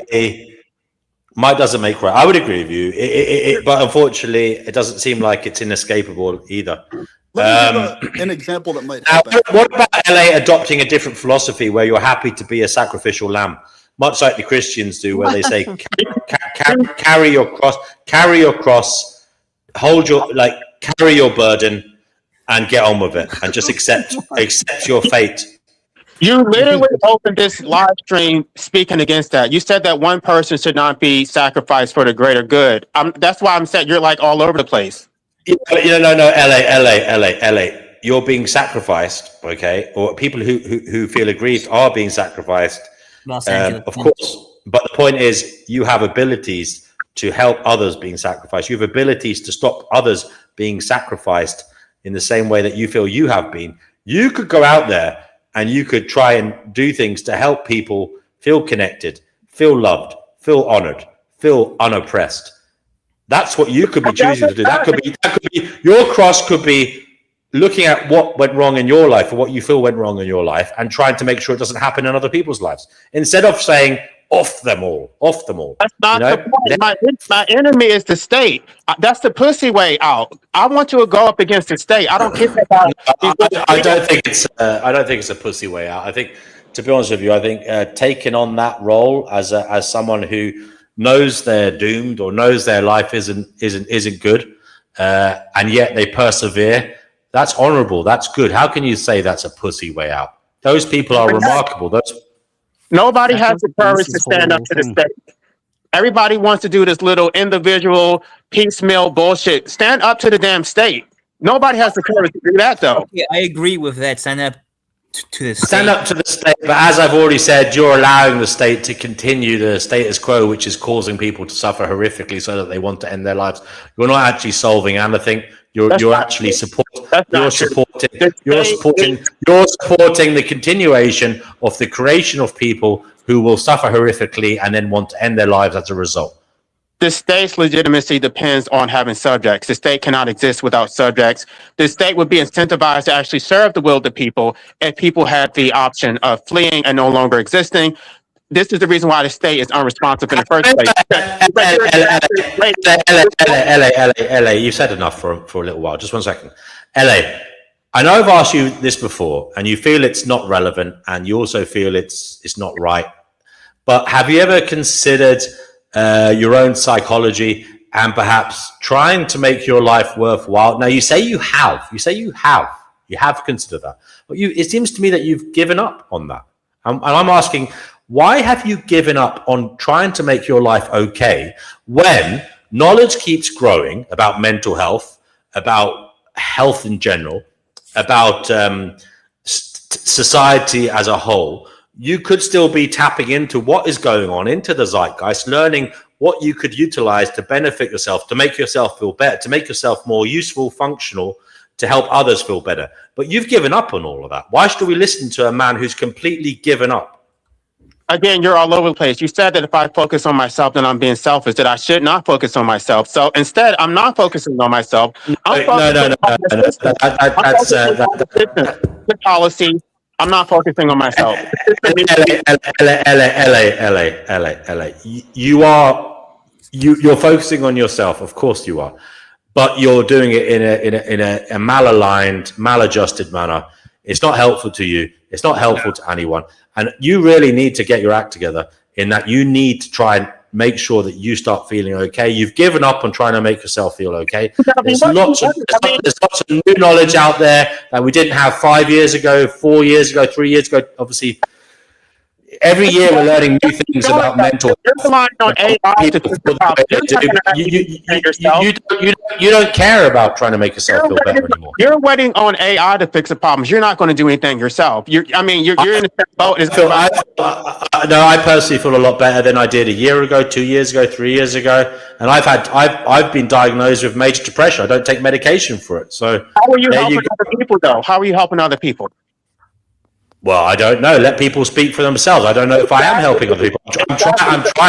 People say I help them feel better sometimes, but I'm trying to help people learn. Okay, I'm trying to inspire people. Okay. Are you pushing back against state oppression? Are you pushing back against capitalism? You're not doing anything to actually reform the system. You're basically just saying, "I'm going to make you feel better. We can talk. We can go have a beer."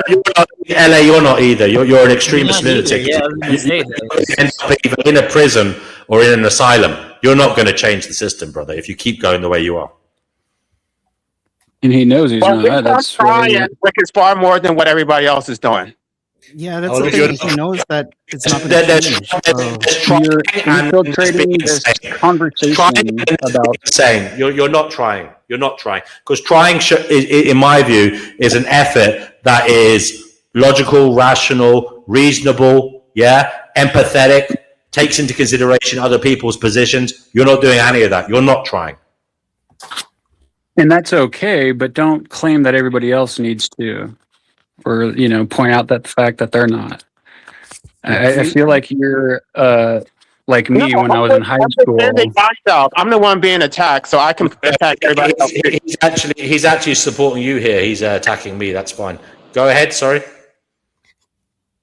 But hypothetically, if I wanted to, if Life A wanted to get support, right? And he gives me a brochure and says, here's my proposition, but I have a reasonable expectation that this will not be accepted. How am I going to accept this brochure? That's not the point. The point is that you make the change. You be somewhere in the middle. I'm not going to start out in the middle. So I'm going to push to get everything that I'm asking for, and then hopefully I will get maybe half of it. But I'm not going to in the beginning. So you do have an expectation that it could get you a middle ground. Yeah, but I don't want to start there. Why would I start in the middle? Okay, well, I think that was my initial question when I was asking about what are your expectations with this type of advocacy? Because if you expect that it's not going to be accepted, then what's the point of even doing it in the first place? But if the answer is you'll find a middle ground, fine, that's an answer. I mean, he's already said he doesn't want the middle ground. He's already admitted that as well. So I don't know what his position I don't want it, but I'll take whatever I can get. But at the same time, it's not just me. The middle ground is being done by the established organizations working towards this, not. I'm trying to form my own organization, and the other members will decide what we're going to do collectively. What about the possibility you're scaring people away from the subject, which is a delicate matter? And you coming on being this terrifying phantom, saying everybody should just be able to off themselves at any moment. It belies the fact that you could be taking minds off this subject. You could be turning people off.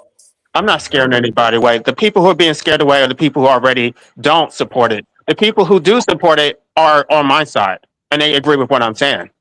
Well, I'm for LA, assisted dying, but you're making I me would like to point out a really little love bit the side that of it this now. is only my second discussion with you. And in both of them, I was like, okay, I can see where you're coming from. I do believe that we should have the right to do whatever we want as long as we're not harming somebody else. So in this particular conversation, I am actually not trolling you. I'm not going against you. I was supporting you, but I was saying it's really complicated. And when I was asking those questions, I was asking those questions to say, yeah, I agree with you, but I've thought this out to the end. And I don't see a good resolution for solving that. That doesn't mean I'm against you. So when you're like, everybody's on this panel against you, matter of fact, I'm not against them all. Was also not against you either. He was actually supporting you. We like I want LA to feel better. I like LA as a person. I don't want him to feel this tortured and tormented. Yeah, I put it in the chat. I like LA. I don't want him to. I want him to start considering his own welfare and trying to feel better. But he's admitted he's given up trying to feel better.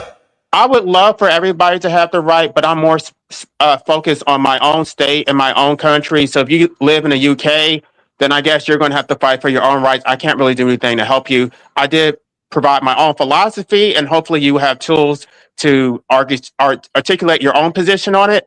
But I'm really focused on my own state and my own country. You know, Vibe, Vibe, you said you don't see a problem if people aren't hurting others. But do you see that perhaps impulsive ending of one's life could be a harm to others? Yeah, okay. I mean, as I said, if they decided it on their own position, then you don't care about the consequences of the action on others.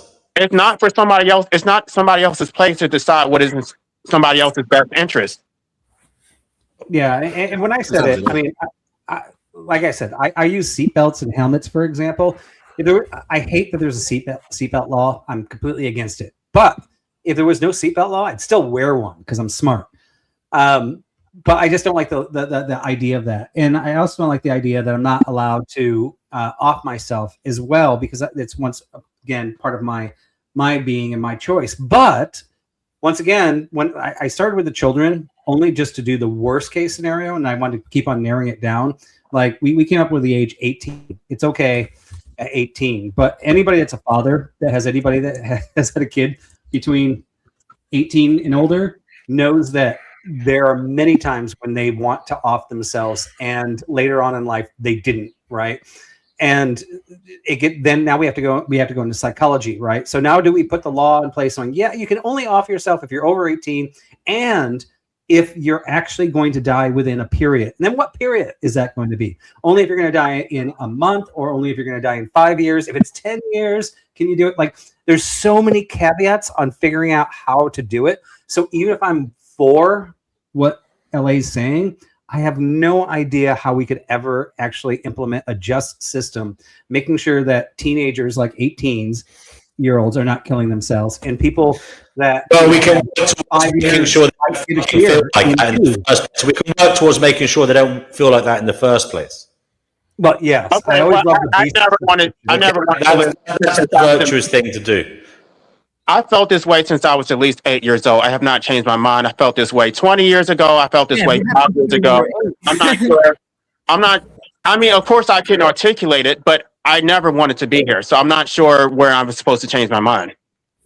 Now, is this your biggest, because I'm just curious, LA, because you talk about going up against. He's given up on trying to develop his mental health issue, or is there a bigger issue that puts you in that mindset?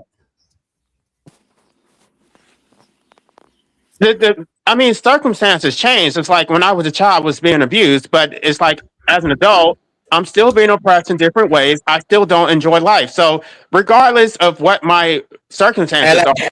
LA, you have anhedonia, right? You have some kind of anhedonia, right? That's no laughing matter, and I'm terribly sorry to hear you have that, right? That's a fucking brutal condition. So you literally have problems feeling joy and happiness and merriment. Your mood doesn't fluctuate. Is it fair to say your mood doesn't fluctuate day to day? You feel this general sense of lowness all the time? It's not about me being depressed. I don't feel depressed right now. I still want that life.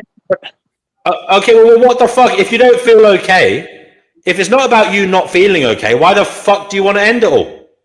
Because I should have that right for whenever, just in case, whenever. Nobody wants to, so you don't want to end it? Is that what you're saying? You don't want to end it at the moment? I do want to end it, but I want to be able to start. So if you do want to end it, that means you're not feeling okay. So, LA, I think I have something. That's not true. I don't. So you feel okay? Is the mark of a person who feels okay? Is the mark of a person who feels okay characterized by wanting to end it? I don't think so. A false dichotomy. He gave you more than a dichotomy. He said, "Do you fluctuate between the dichotomy, or is it just one?" That's not. It's more complicated than that. Overall, my assessment would be I would be better off not existing. But at the same time, I still have the will to act. I need to have the will to actually pull it off. There are some times that I have the will where I could actually do it, and there are other times that I don't. But overall, I still would make the assessment that I should not be here. I find it tragic that you feel like this, and I worry. I just worry about how you're. I mean, I feel like you've given up, LA, on trying to develop. Now, I'm not. This isn't an easy subject because you've come on here and you've said before that you've got a natural schizoid personality. Now, you don't think that's a disorder. Fair enough. Okay, I'm going to agree with you. It's just a way of thinking, a way of being. But have you researched schizoid personalities and what makes them flourish? What makes them feel good? I know it's a very difficult subject because it's not just about having a schizoid personality. It's also about having comorbid conditions such as anhedonia that you've spoken about, and possible PTSD, CPTSD, perhaps because of all the traumatic things that have happened to you in your upbringing. But have you like how do you find, by the way, how do you find talking about these things? Is there some cathartic release? Do you sometimes feel somewhat cleansed having vomited all your thoughts out into the void on this show? I mean, some people benefit from that. Does it not give you any salve at all sometimes? Actually, I find it frustrating, but at the same time, it does allow me to strengthen my arguments because now these responses are so predictable. But I have met people not necessarily. LA, I'm going to stop you there for a moment. How about just for a while, give up your fucking agenda? Just for a while. I hope that doesn't sound patronizing, but if you're coming in here to this Finding Gnosis show with hell-bent on an agenda, an extremist agenda, right? Maybe that is a hurdle to you actually feeling better, because all you're doing is being frustrated. You're not listening to people, and you're just trying. You're not listening to people. You're just trying to compete with people. That's all you're doing here. You're competing with people. They have no standing to say what I should do with my life. Their opinions are completely irrelevant. I'm asking you to give up your agenda just for a few streams, or just for even one stream, and just talk to people and just relax and let people talk about other things and talk about other things going on for you, perhaps like the mental health side of things, the anhedonia, the fucking PTSD, whatever it may be, being a bisexual black man, whatever the fuck you want to talk about. Talk about those things. And maybe, I'm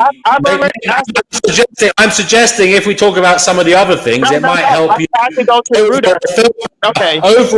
better so you don't feel hell-bent on wanting to fucking jump off a cliff. This is the only thing that would address my question. I've already asked people to tell me what is the purpose of life. They always have these subjective this bullshit that they make up. If somebody can give me a purpose for all of this shit, then maybe I can shut up. But no, if they're just saying, oh, we're just going to have to figure it out for yourself. No, don't, that's not an answer. So if you can tell me a purpose for all this shit, then I'm not weak and I can go through it because it serves some greater purpose. I don't think that it does. Therefore, I don't have any desire to go through it. The purpose is we are in deep shit. Yeah. We're in a hellscape reality. Okay. And life as a phenomenon is out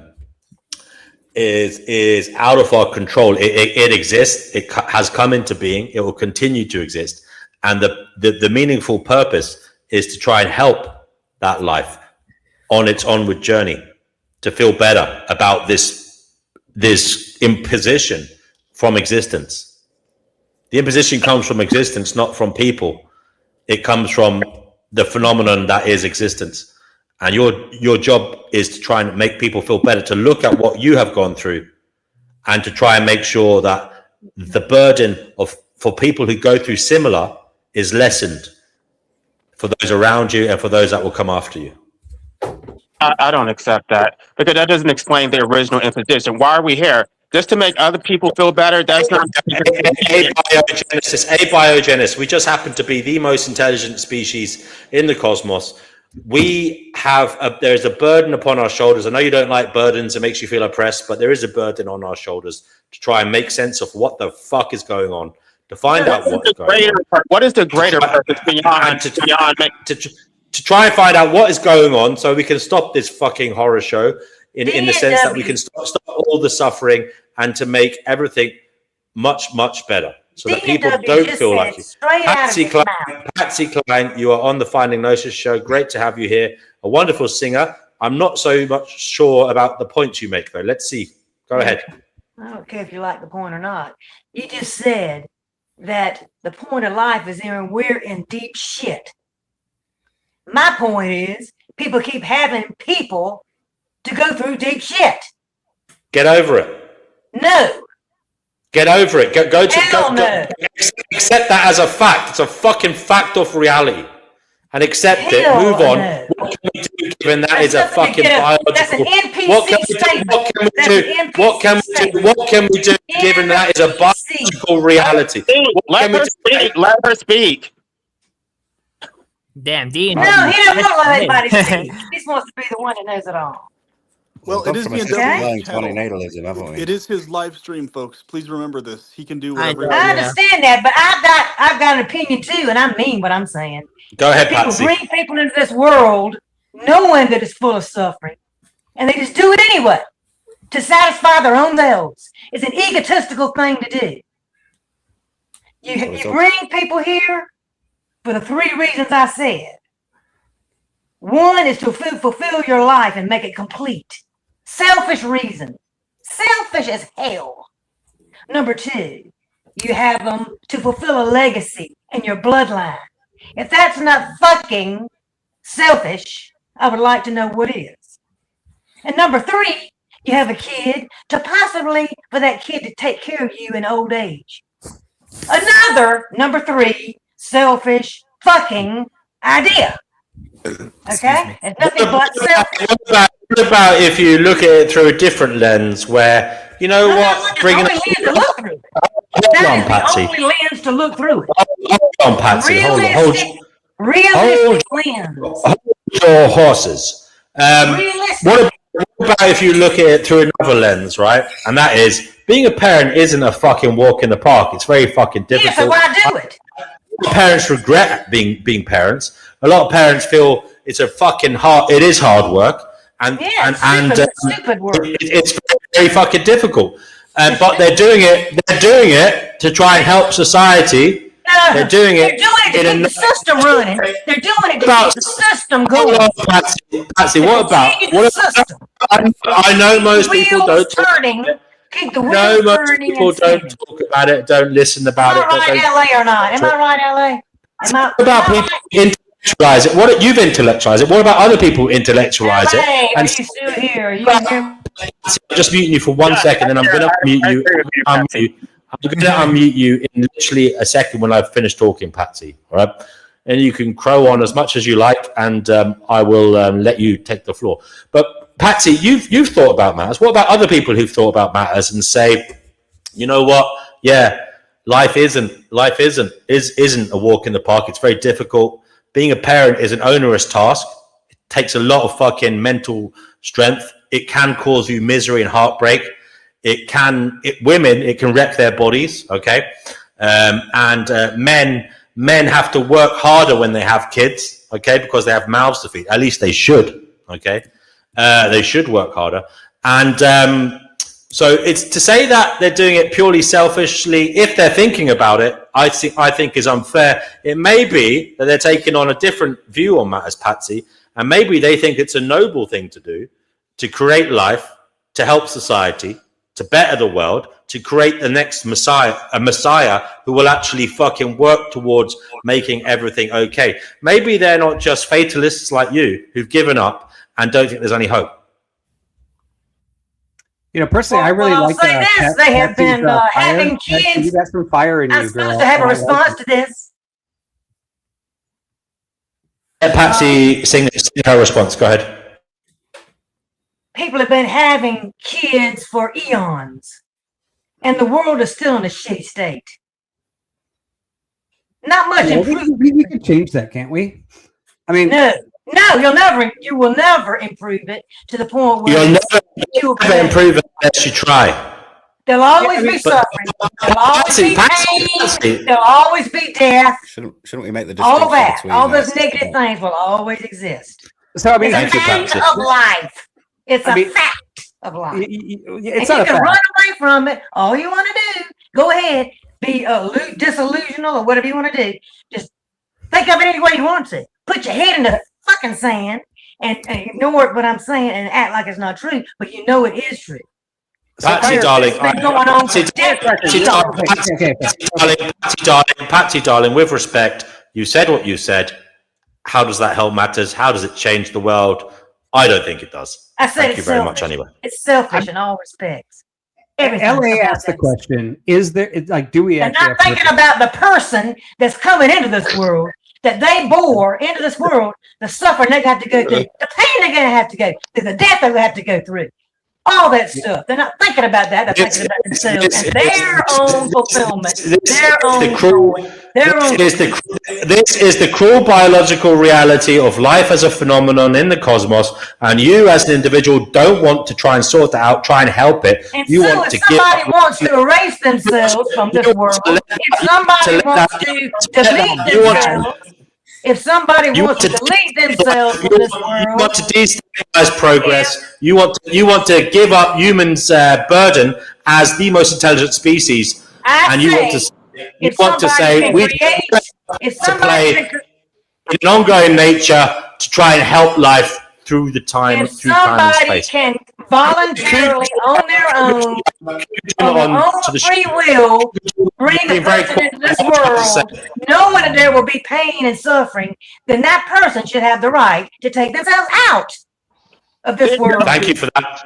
When they did not, I thought Sorry, they did not have permission. They did not have their own Oh, I'm raising my consent hand, by the way. to come into the world. Patsy, You see how unfair that is? You see how I've got to mute you, Patsy. Be careful you don't shout too much, or your neighbours might get you sectioned. But we have somebody else here who wants to say something. I think it's Cyberus Hex. Cerberus, but yeah. Sorry, Cerberus. Yeah. Yeah. I just want to point out suffering is entirely a byproduct of the ego, and you can tell how big someone's ego is by how much they complain about it. Interesting. Now, LA himself has been accused of being narcissistic, solipsistic, selfish, and unforgiving, and having an unrelenting, selfish nature that doesn't take into account anybody else's perspective. tell that to the old person that's in pain. If it's ego involved. Tell the old person that's in pain, the one that has cancer that's in pain. We get it. You're very upset ego about is it. involved.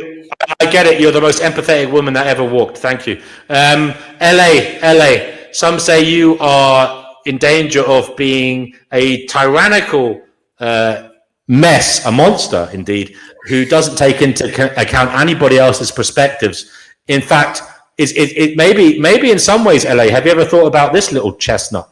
It's great that you're AN because you perhaps are a carrier of some kind of tyrannical monster DNA that wants to rule over everybody and not take into consideration anybody else's perspective. Maybe in another environment, you could have grown up to be the next Saddam Hussein, Idi Amin, etc., etc. You said that nobody agrees with me, but then when somebody tries to agree with me, they're not allowed to speak. One does not make the rule, Ellie. But yes, one person did agree with you. Yeah. Well, there would be. It's impossible for me to be Saddam because they would have the freedom to no longer exist. So I would have no slaves.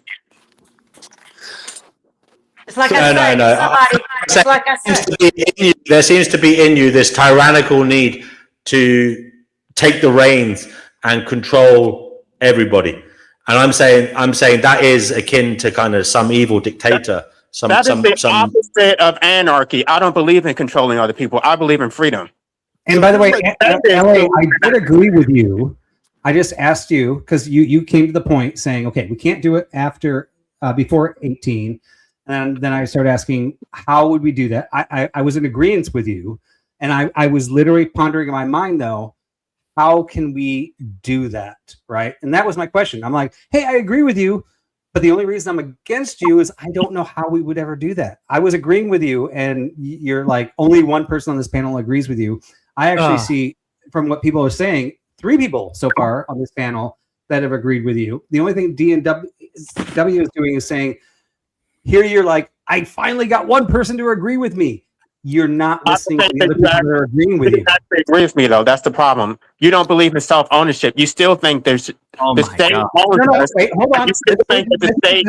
You're an anarchist. You shouldn't give up about ownership. Do whatever you want. You're an You and I, anarchist. let's agree on that. Don't change the subject. Don't move the goalpost. Right? What did you actually agree with me about? We should have those rights, but I don't know how we can do it. And you even said, "Yeah, okay, I have a limit to it." And my question was, because I struggle with this, I'm asking you this question. I'm asking you for advice, because if I think it's okay, and we both agree, but not before 18, after 18, is it just a free for all, or are we going to actually go, okay? My 18-year-old son, he's going through a month of depression. He's been doing this since he was 10. Should I let him self-delete or let him come back to his normality again? Right? Are you asking for my personal opinion or like my official opinion? Like that's what I'm not understanding. Because those are two different. I think you're official personally. If you have an official opinion and a personal opinion, that's a problem because I don't have one or the other. I only have a personal opinion, and that's what I say. My personal my official opinion is that there should not be any regulation from the state. But personally, I would say the only people. Let me just quickly finish.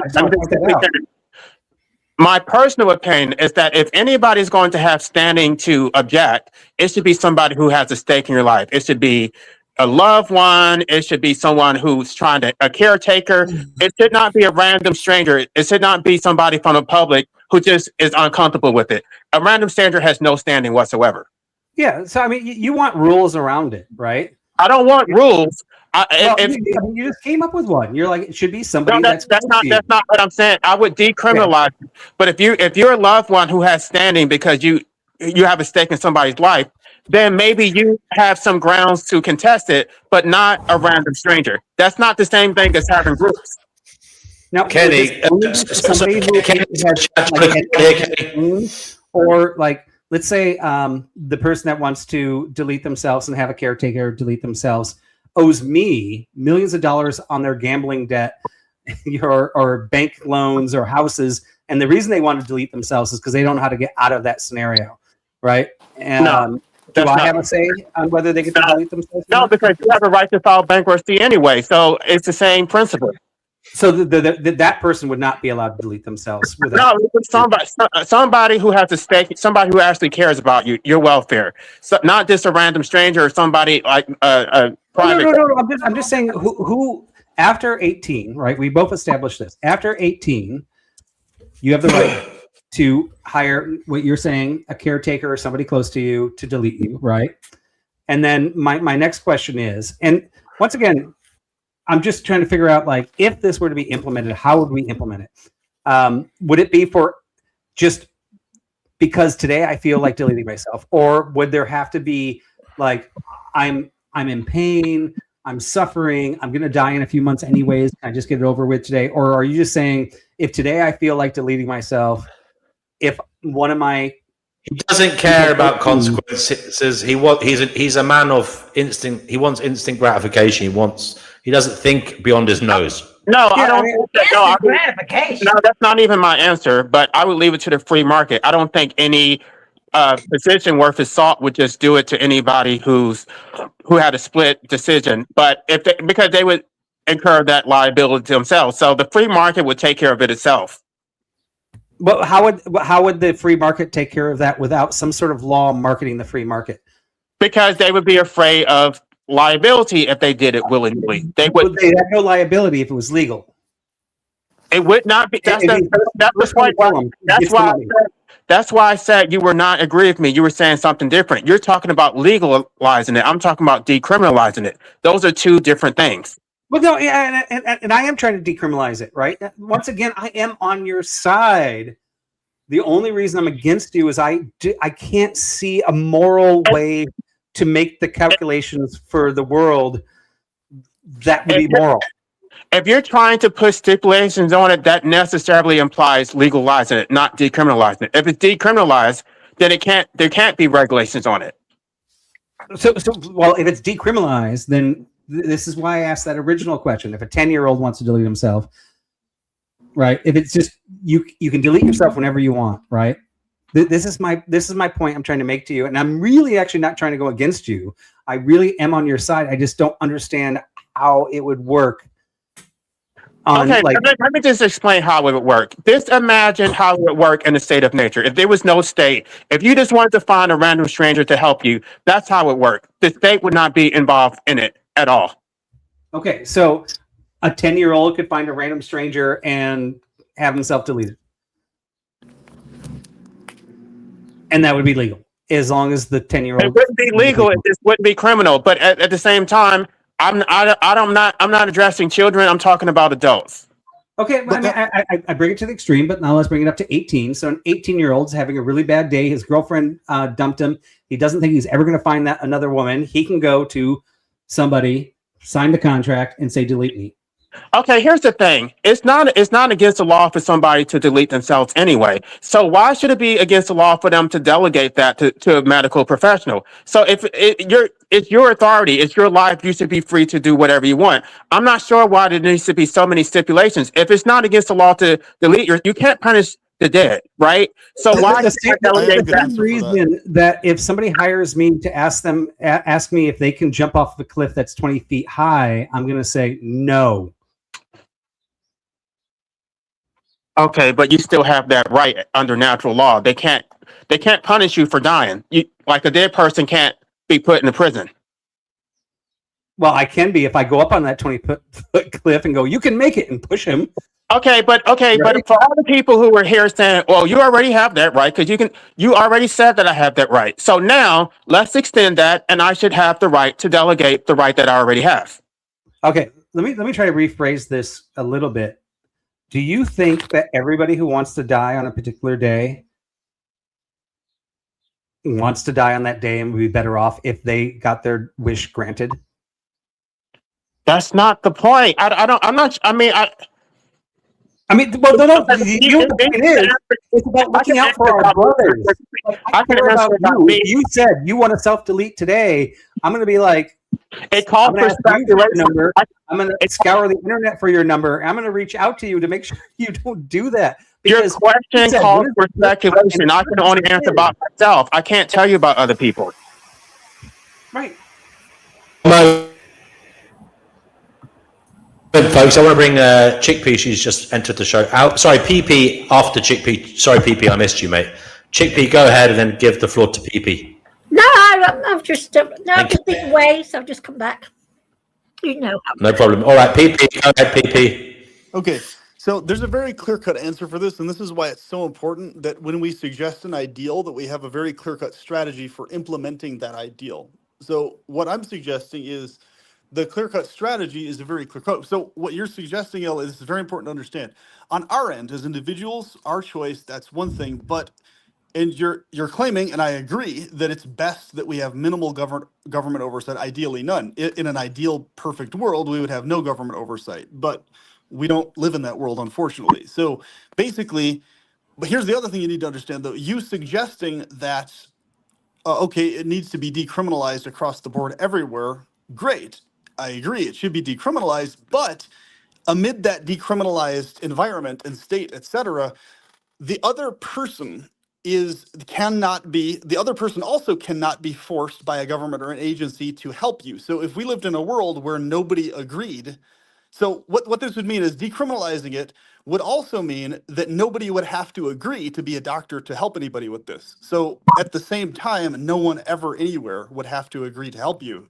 Also. I agree with So that. I'm not trying we to could force end up in a anybody to do situation it. where, okay, you I'm have not two trying things to force going on. anybody. People literally murdering others in the plea, somebody seeks out their help or whatever, and they murder people under the plea of the person coming to them for help or whatever, which would be a legal nightmare in and of itself. And on top of that, you have the flip side of that where, okay, that's going on, but then you have the other side of people who are genuine not wanting to help anybody because of the can of worms that could help. So what you're saying would require the government to force doctors or force somebody somewhere in a professional capacity to help others. That's not Otherwise, true. you would just have a bunch of free market, willy-nilly, random non-professionals maybe doing slop jobs and not properly doing it, and that would be it's a whole can of worms in and of itself.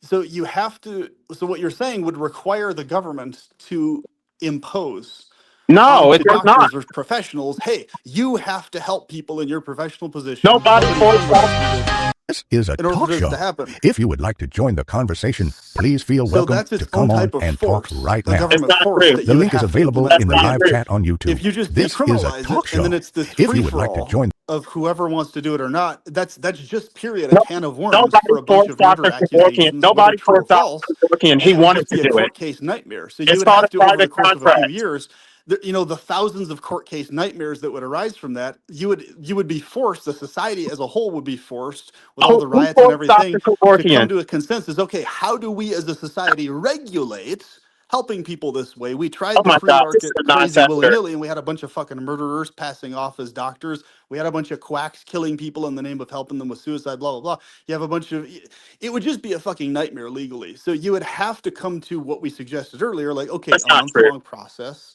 something standardized, and it would have to be done by medical professionals licensed to do that, not just some random ass person who can help you kill No, yourself, that's not because true. anybody else could just say, hey, that person actually murdered my friend. I don't agree that that person's not a professional. It was just some random stray guy. Help it.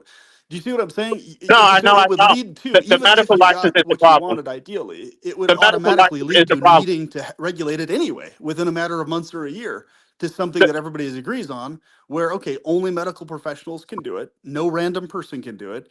It's a No. month process, something standardized, and that would have to be implemented by the government, by the people's wish. Right? No. That's the only way it could be implementable, is what I'm saying. Like, Oh so my gosh. the only way to do that would have to be either This you is a start off with the dystopian, so decriminalization, it's and not. then the nightmare court cases arise over the course of years. Then people come back around to, hey, we have to regulate it anyway, right? Or you regulate it to start with, and you just bypass that 2 or 3 years of court case nightmares that would have arisen. You see what I'm saying? You're just saving yourself the problem by implementing the regulations to start with that you would need anyway, because you'd have an anarchistic, chaotic murder case nightmare on your hands for everywhere. That's what You I see what I'm want. saying? If it was just only decriminalized, but there was no stipulations on how it could be done or whatever. Do you see what I'm saying? Because then nobody would have an impetus to help anybody else do that other than criminals or quacks or whoever the hell else. And it would just, so I hope what I'm saying is making sense. Does that make sense I clearly literally as to disagree how with that would everything have to be you said. done? Like you couldn't just do it that way. I disagree with literally everything you said. The state does not have to be involved. And in fact, the state's involvement is the problem in the first place. The fact that they do have a monopoly over the practice of medicine and law and everything else, and then they get to say who gets to do what and who There can't is do a it. newcomer. There is And a now newcomer. There is a newcomer. There is a newcomer. There is a newcomer. There is a newcomer. There is a newcomer. Okay, guys, so we've got some Claudio. You're on the Finding Gnosis show. What would you like to say? Hey, how are you? I'm okay, Claudio. What would you like to say? Yeah, basically, I was in the chat. I was agreeing with everything life abolitionism says. And I think that, 18 and over is the perfect solution. I don't think people should have to wait any more than 18 to make a decision about their own lives. And people shouldn't have the right to have an opinion about you as an adult. Basically, is that. People shouldn't have the right to have an opinion about you as an adult. In any sense, or just on this one? They can have an opinion, but they can't force that opinion on you. It's not their life. Exactly. I agree with that. If only it was that easy, brother. I mean, is it not the case that all we do is have opinions on each other and force them on each other? That is literally what it is to be human. Mind your business. It doesn't necessarily have to force people to stay alive. Thank you. Yeah, but this is they're not literally forcing people to have a life. They're just not encouraging them or giving them unfettered, totally free and easy access to it. Do you know how many people fail at suicide because they actually don't want to die? Now we open this free market where you can just say, hey, make sure the job gets done. Like, there are tons of people who have tried to commit suicide and later said, it was the biggest mistake in my life. Can you guys are saying, careful with words, just say unaliving, please, in future. Thank you. For people that think that unaliving themselves was a big mistake that they tried to make, then they shouldn't try it again. Easy. Thank you. Well, then maybe there shouldn't be a free market for procreation because they can do whatever the hell they want, but there's no right. Basically, if you think that unaliving yourself is the biggest error you barely committed, then you shouldn't try again. You should not try it again. Ready. It's easy. You guys are crazy. That's all I have to say. Like, if you don't see the bigger picture that people go through depression. Like, I would be more willing to engage in this conversation when you're talking about somebody that's in pain and has a death period that's already been scheduled. But no, you're like, no, everybody. But when you're going today, I can hire Joe next door and he can delete me. See, this is why I say you didn't agree with me, because you think that you're in a position to decide. You don't get to decide. It's to be the individual. So you don't actually agree with me. People should have the right to deal with their own depression the way they think it's best. But you know, LA. We live in a society where we kind of you have some agency, okay, and allowances are given to you to act in a manner that you wish to do so. But surely we live in a society of the social contract and rules, and it's because we care about each other. You shouldn't have to do whatever you want whenever you want. That's the point. You don't care. There is no social contract. It's every man for himself. But it's not. I think for a civilized man, that is not the case. You didn't even do the social contract in the first place. Even in the jungles of the Amazon and even on the plains of South Africa with the Bantu men or whatever they're called, those people care about each other, look out for each other, and yes, in some cases they step on each other's toes, oppress each other, and belittle and hurt each other. But you have a very, very dim view of human nature, to the degree that you think it's, I would say, you think it's irredeemable. You don't see any goodness in human beings. You are, in many ways, human beings can be really cruel. You are perhaps one of the greatest misanthropes I've ever listened to. Who on this is going to pay my student loans? How about that? Are we going to take a collection for my student loans, since you all have a stake in my life, but I'm the one who has to pay for my involuntary existence? LA, we've all made mistakes in life. Now, you go on about your student loans. I could cry about things I did when I was fucking 17, 18, 19, 20. I could cry about things I did fucking last year. But I did things that put me in a bad situation here and there. So what? You have the right to deal with how You make mistakes sometimes. If it was all gravy, baby, it'd be boring, wouldn't it? It's part of the fabric of life. It's part of it's character building. I should be able to deal with it how I want, but if you want to restrict my response to it, then you should be the one to address it, not me. We've got to respect people. We've got to respect loved ones of people who may unalive themselves in a very temporal, vulnerable position, which is then going to He cause doesn't suffering. care. He doesn't care about that. He doesn't care about that. Same way. I agree only if they have children. If they have children, they should not have to. And he doesn't care about the effects on society long term. We've already established he sees that as something that doesn't need consideration. He doesn't think about the possible consequences of this if it was. That's why we have to And practice I've always said that. He anti-nihilism, doesn't for give a people fuck about don't it. come He in doesn't here care. anymore. He doesn't care, Claudia, 1 second. He doesn't care that this system that he's arguing for may well allow for the continuity of extreme suffering in society. Because the people, the government and the psychopaths that be will see that, oh, well, if people don't like it here, they can just end it.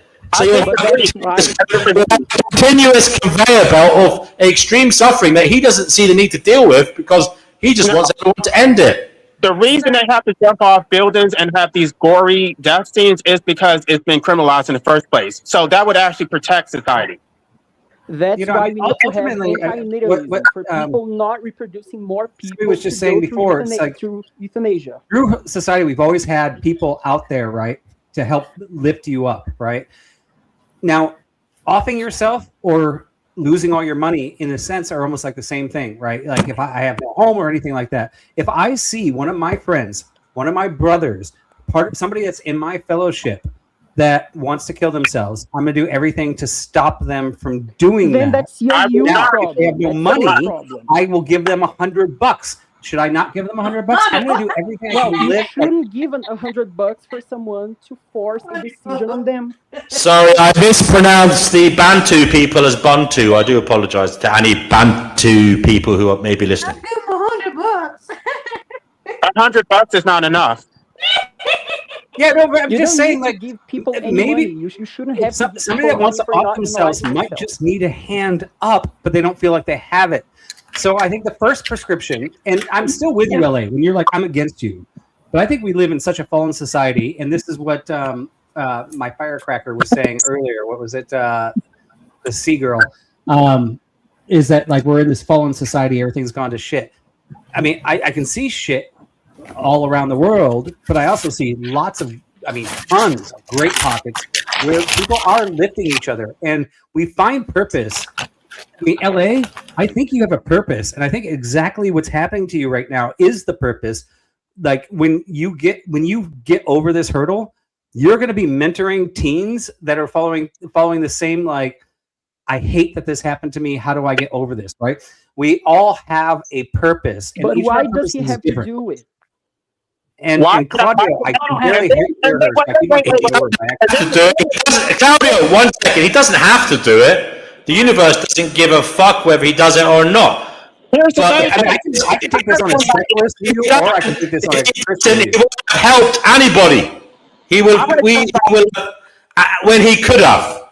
But I had somebody in a comment section who wanted to antagonize me and tried to humiliate me for failing a bar exam. And so why should I have to live through it? He wants me to be here so he can antagonize me and make me feel depressed even more about allegedly failing a bar exam, even though he has no evidence of that. Fuck whether you failed anything or not. I'm interested in the man who's standing before me right now, what he's doing, what he's got to offer. Whether you failed the fucking bar exam is immaterial to us. I'm listening to you right now on the points you're making, and in my view, they're insane. They're out there, they're way out of field, they're outside the stadium, they're actually in the town fucking dump. Let me just make it very plain. I'm only interested in those who are willing to help me. Like if you're actually you live in the United States, if you live in the state of Texas, and you're actually going to help me organize, then I'm interested. The debate part of it is not really relevant unless you're willing to donate money or do something like that. But I really don't even care about your opinion because it's not your life. You have no right to an opinion about somebody else's life. Yeah, well, I care about your opinions, LA, and I am listening. You see, if you care about my opinions, why should I care about your opinions? And this is where it goes in. We definitely do have It's my life. It's not your life. You don't have an opinion about my life when you don't have to serve. I've never actually posed my opinion on you. I only asked questions on how would you achieve that. And if you listen back, I've never said you're wrong. I said I can agree with that. I just don't know how that would work. And I asked you some questions on how that would work, right? Have you ever seen me oppose you straight up? You still think it's the state that should decide, not the individual, which I have a No, problem. I don't even care about the state. I'm thinking about the individual only, right? Like an 18-year-old who just got broken up with his girlfriend. I agree with you that we should have that right? I mentioned that, but we also know that humans are fragile and sometimes we don't make the best decision in the moment. So how do we regulate for that? Let's just remove the state. Let's just pretend it's just a community. I don't even care about the state. I'm just thinking about that human being, that one person who says, I want to delete myself. I'm going to get this caretaker that's close to me to delete myself today because I'm feeling depressed. He might be great. She might be great the next day. We don't know. My question is, when I'm saying I like your idea, how do I also, outside the state, protect my brothers from when they're making mistakes? And I know you're going to say, you don't But your control my life. brother No, can I make look at mistakes my before you are. friends for help when I don't know what to do. What do you do? Can I ask a question? After you've answered, LA, can I ask a question? Are you going to get involved and actually help me organize? And because those people, I think their opinions matter because they're actually going to do the work. But for those who just find this conversation interesting and they're not going to do anything with it, no, your opinion matters to the extent that you're actually willing to do the work. Now, D&W, just stop talking. You are so insensitive that it adds to my suffering, says Boozy. I'm terribly sorry that I'm adding to your suffering. Does anybody else think I'm overly insensitive? I know sometimes I say things rhetorically for effect and stuff, and I do apologize. I know I have that in my He's nature. terribly sorry when he brings kids into the world too, without their consent. But do you think I'm insensitive? Yeah, he's insensitive. Well, you're definitely not portraying I the think you're typical unsympathetic, sarcastic not insensitive. English forte, but at the same time, I think that you're doing out of care in that sometimes we need a slap in the face to wake up. That's it. I'm being life out. I know he's older than me, but I'm being his daddy. You don't know that. You don't know age. I've never said my age. You said you were in your mid-40s or something, didn't you? I didn't say that. I never said that. Okay, sorry. I apologize. Well, anyway, I don't even want to say I'm being your daddy because that might be traumatizing you. I'm actually just being somebody who cares about you, LA. And you say people don't care about you. People do care about you. And I've seen a great many people on this panel in the past care about you. And I would say, unfortunately, many of them have been misguided in that their care for you has not been in your best interest in how they've verbalized it to you, vocalized it to you. But how and ever, at least in spirit, they care about you, brother. You are cared about. You are cared for. I do think you have a lot to offer. And the thing is, you're not fulfilling your potential. I don't need you to care about me. I need you to respect my rights. Whether you can extract from me is not the value of my worth. My worth is based on whether I get anything out of my own involuntary existence, and I do not. Yeah, right. I respect You your don't rights. have but to you care don't about respect people by maintaining them alive if they don't want to be alive. Yerfdog says he thinks I'm too accommodating, and he's the more burn bridges type. Well, in fact, maybe I should burn bridges in case someone jumps off them. But no, in all seriousness, I'm not the burn bridges type because I like to continue conversations. I don't know why that is. I like to continue connections. Maybe it's a fucking pathological illness I have because I've been around toxic people before, and I don't think LA is toxic, by the way. But when I say toxic, I mean people who upset me, etc. So that gives me some kind of weird resilience that even if someone is saying something upsetting or unsavory, I still am fine talking to them and continuing to talk to them. To try and persuade them otherwise. Burn this bridge with me and stop trying to talk to me. Stop trying to get burn that bridge. How about that? Well, why are you here then? Is it just a recruitment stream or what? What's going on? You want me to burn the bridge of you, LA? Well, you see, I'm talking about that stalker in the comment section. I wish he would burn that bridge. Okay, so you're telling Yerfdogs to burn the bridge and stop talking to you. Okay.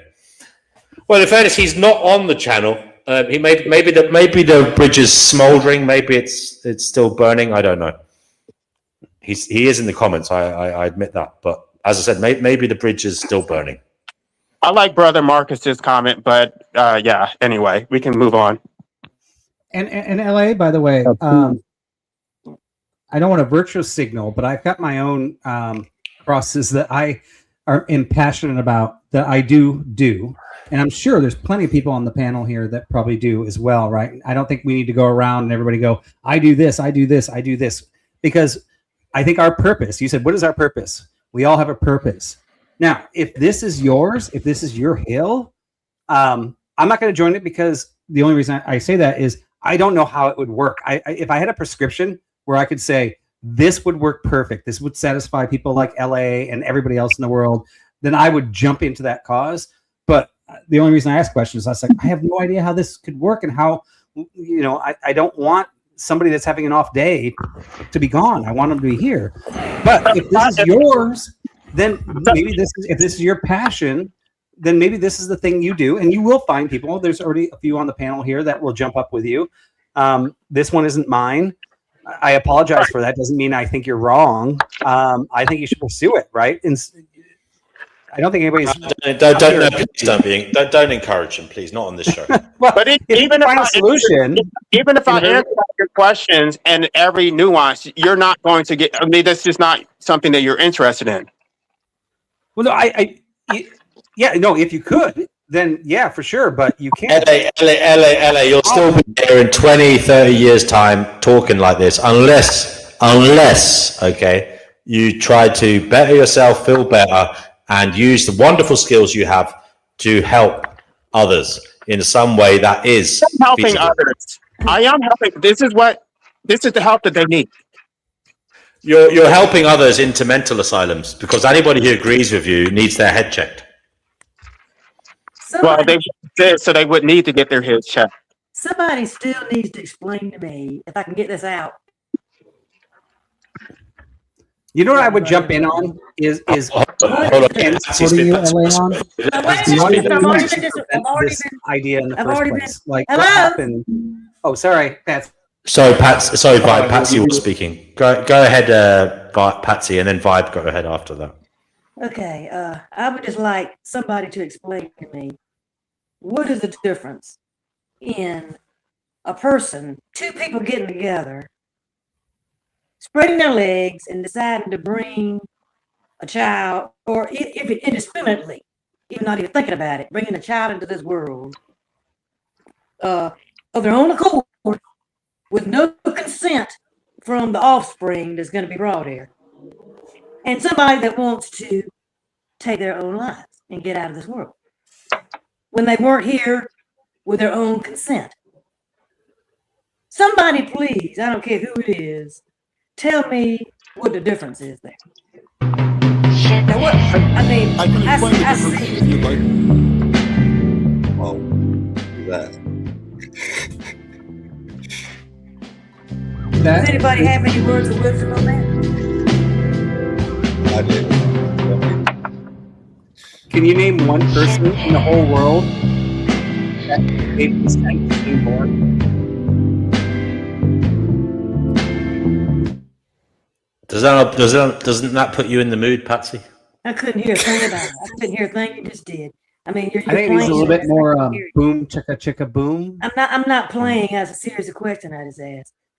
I do agree with you, Patsy. I do agree with you, Patsy. My only issue is you need to have some criteria to protect people who do want to be here, but have these very brief moments of vulnerability where they don't. We need to protect those people from living the longer life that they would enjoy, whilst also respecting your ability to, unalive You didn't answer my question. In what? You really didn't answer the question. No, I agree with you. So I am agreeing with you. I'm just putting the caveat that it isn't as simple as you're making it to be in this context of this discussion. It was a simple question. The answer to the simple question is that everybody in the entirety of humanity, except for one person, did not choose to be born, right? But does that mean that all of us have no purpose? And that's my question to you. Now, what was that? Say that one more time. You gotta repeat that. every single person ever born in history was born without consent, except for one. What do Right? you mean, except for one? Well, Jesus Christ. I don't. Who said Jesus Christ even existed?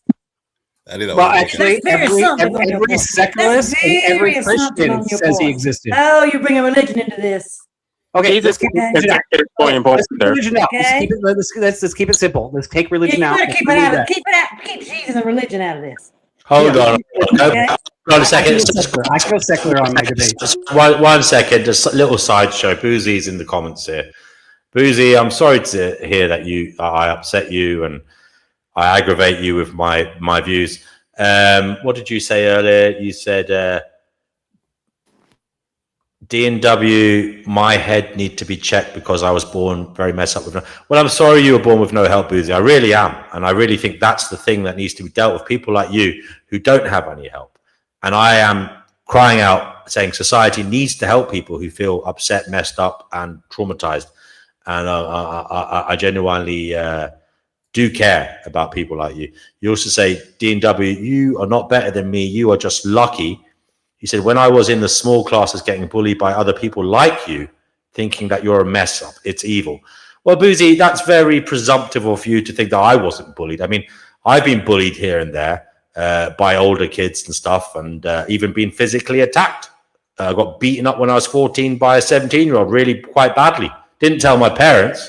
Fucking I've experienced it. You know, it's not nice. But you're not alone, Boozy. You're not alone. And I really hope that you can get over your trauma. I know it's not easy, but I hope you can get over your trauma and start seeing the value and the abilities you have and find a way for yourself in this. Well, I agree with you. It's a messed up world. But please, I want you to be a light in it, and I'm sure you can be. Does anybody else want to say anything to Boozy? I would like to go back to Patsy's question, but I guess I'm talking to you. Fuck you, LA, for a second. We're trying to address, we're trying to address Boozy here. No, you two clamp your fucking mouth shut for a second. Boozy is in the comments, and they've been upset. They've said something quite vulnerable. Does anybody else want to say anything to them? Just much love to you, Boozy. Yeah. I would say it's very important. Oh, okay. Yeah, I would say it's very important, Boozy, to understand that we're in a world where the vast majority of humans are extremely cruel to each other. But I know for a fact I personally have never been a cruel person. I've made mistakes and I've been overly intense about topics I've discussed, yes. And I've come across as mean to people many times. However, I've never felt meanness towards other people in a malicious sense. And I can honestly say I've never felt that unless someone's been actively cruel to others and deserves the justice of being retaliated against due to being extremely cruel to others.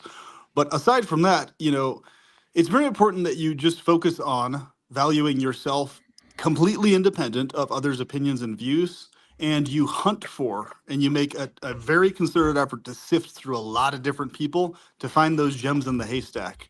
It's well worth the effort and time. They're extremely rare, but they do exist, and it's worth hunting to find them. That's what I Okay, guys, we have two backstage, so I've only got 10 seats here, so I'm going to have to take two off. In fairness, Cougar Juma, you haven't spoken much for a while, so I'm going to just relegate you to backstage, but I will bring you back on if someone leaves. Oh no, do you want to say something, Cougar? I will, but then you can kick me off. It's fine. I've just been listening, and I have what I'm going to call a modest proposal. To the extent that most Western democracies have a principle of separation between church and state, and to the extent that churches, religions, and spiritual are all tolerated by the state, and to the extent that religions and spiritual traditions have rituals and beliefs and creeds and Bibles and other scriptural texts and laws that they must follow about food and behavior and dress and everything else. And to the extent that this is completely accepted, given all that, maybe what you're grappling with is the absence in our culture of acceptable and accredited death cults. You can kick me off. No, Kick, I'd like you to come back in a bit. I'm just going to relegate you to the backstage room, the green room, and I'll bring you back on in a bit because that's something we can go into in a little while because I know it's something you want to talk about and it just sounds really interesting. So we'll go into that in a little bit. Okay, Cougar? So stand by, Cougar. You will be needed shortly. Okay? Okay. We have Kenny, you're on the Finding Gnosis show. What is it you'd like to say to those on the panel, those watching, and those who will watch? Well, I'm not Kenny when I'm logged in as Mystery Singer. I am Mystery Singer. Apologies, Mystery Singer. Thank you. Never know how much I love you. Awesome. Never know how much This is singing competition. This song is for LA. When you put your arms around me, I get a fever that's so hard to bear. You give me fever when you kiss me, fever when you hold me tight. Fever in the morning, fever all through the night. Yeah. Everybody's got the fever. Yeah. That is something you all know. Fever isn't such a new thing. Fever started long ago. Sun lights up the daytime, moon lights up the night. Yeah. I light up when you call my name, and you know I'm gonna treat you right. You give me fever when you kiss me, fever when you hold me tight. Fever in the morning, fever all through the night. Yeah. Romeo loved Juliet. Juliet, she felt the same. When he put his arms around her, he said, Julie, baby, you're my flame. You give us fever. When we kiss it, fever with the flaming youth. Fever, I'm a fire. Fever, yeah, burn forsooth.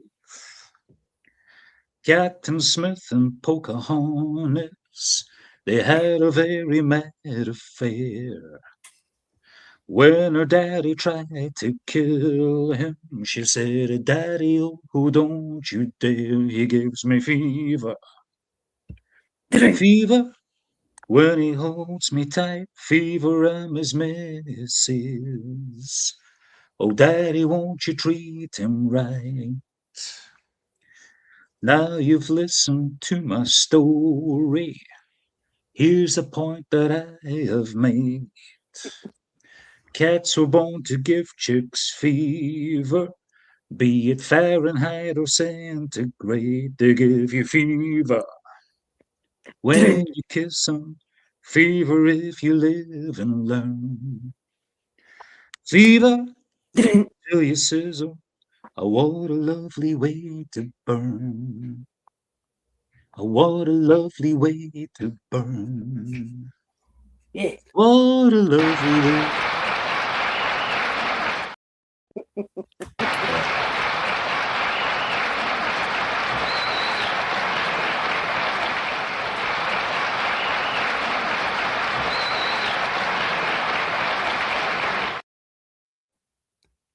Thank you very much. Thank you very much. Thank you very much. Thank you to Mystery Singer. We have a social experimentalist on the Finding Gnosis show. What would you like to say, sir? Nothing. Nothing will become of nothing. Is nothing all we need? Is that what we need? Nothing? We need nothing. Nothing. What? How do we achieve nothing? Just sit there. Have you ever tried that, LA, just sitting there, meditating? Yes, I do. Actually, I'm actually on vacation right now, which is why I've been on here so often. So, wow. Yes. Where That's are you? cool, bro. Where you vacationing? I just stay home. I'm just to get some Oh, things. it's a home holiday. Okay. And you do meditate then, LA? I mean, it's not like a meditation thing. It's just I do like sit in silence and just think.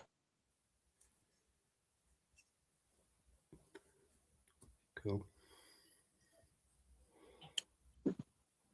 But I don't feel depressed because I'm not at work. But I mean, so when I'm at home, I'm fine.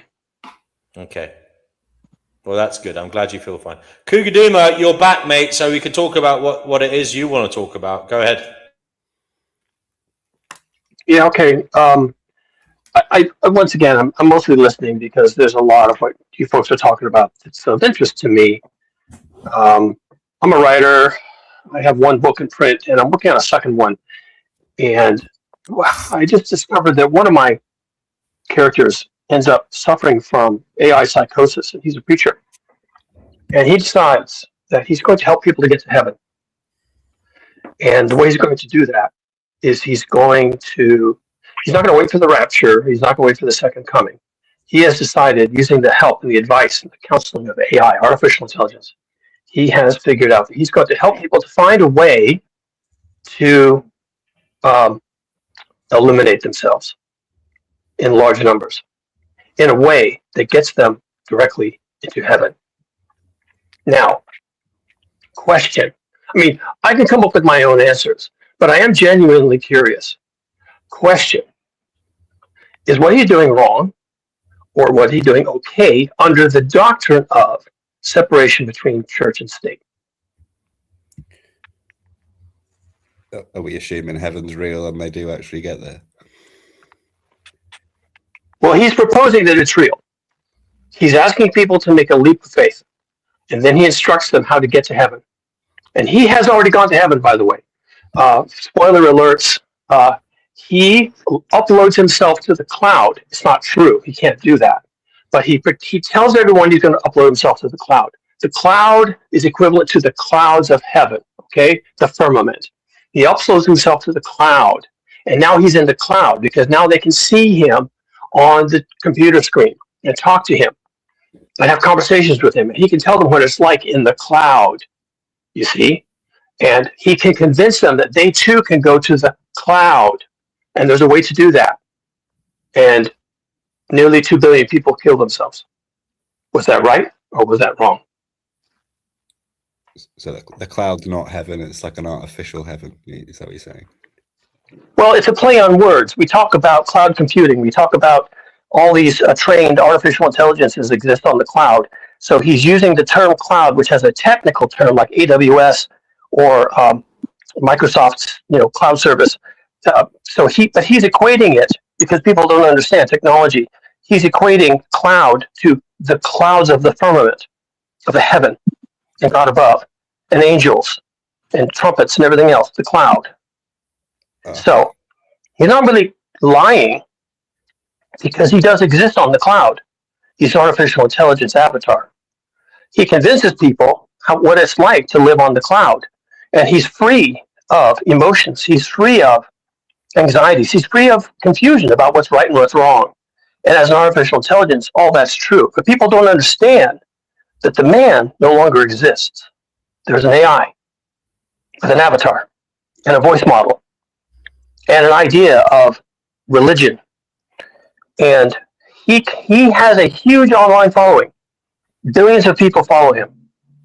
And he convinces them the best way, the fastest way, the best way to get to the cloud is to die in a ritual fashion. And he knows the way. Yeah, this sounds like a lot of cults that existed even Or before is this the evil? Just a different flavor, just a new. It's a planet. It's Kool-Aid, whatever Kool-Aid you want to drink. This has been happening forever, right? Some person that's got a really charismatic personality says, "Hey, I can relate whatever you can relate today in society and convince you that this is real." The difference between that and Christianity is this has been around forever, fact checked it, and by the way, there has never been outside cults or fringe Christianity groups that go, yeah, we're all going to go to the moon today, which isn't consistent with the Bible.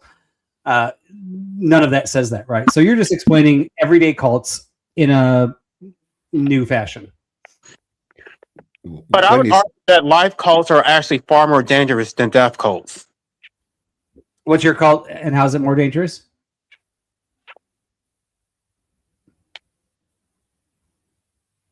When they go to the cloud, are they just unaliving themselves and then it's an AI replacement in the cloud, or are they actually transitioning to the cloud in your story? Well, he explained it. He said it's not going to be you anymore. It's just going to be a representation of you. So you're basically dead. It's just basically all of your bio or your thoughts and things in the cloud. Well, it's not even your thoughts and things. There's no neural link involved. Right. It's just a biography of you. It's a biography, yeah. Basically, your resume. Yeah, I got it. Which is simple. Your online life, your Twitter, your everything. Okay, all your YouTube videos, all your comments in your YouTube videos, everything that's available about you online.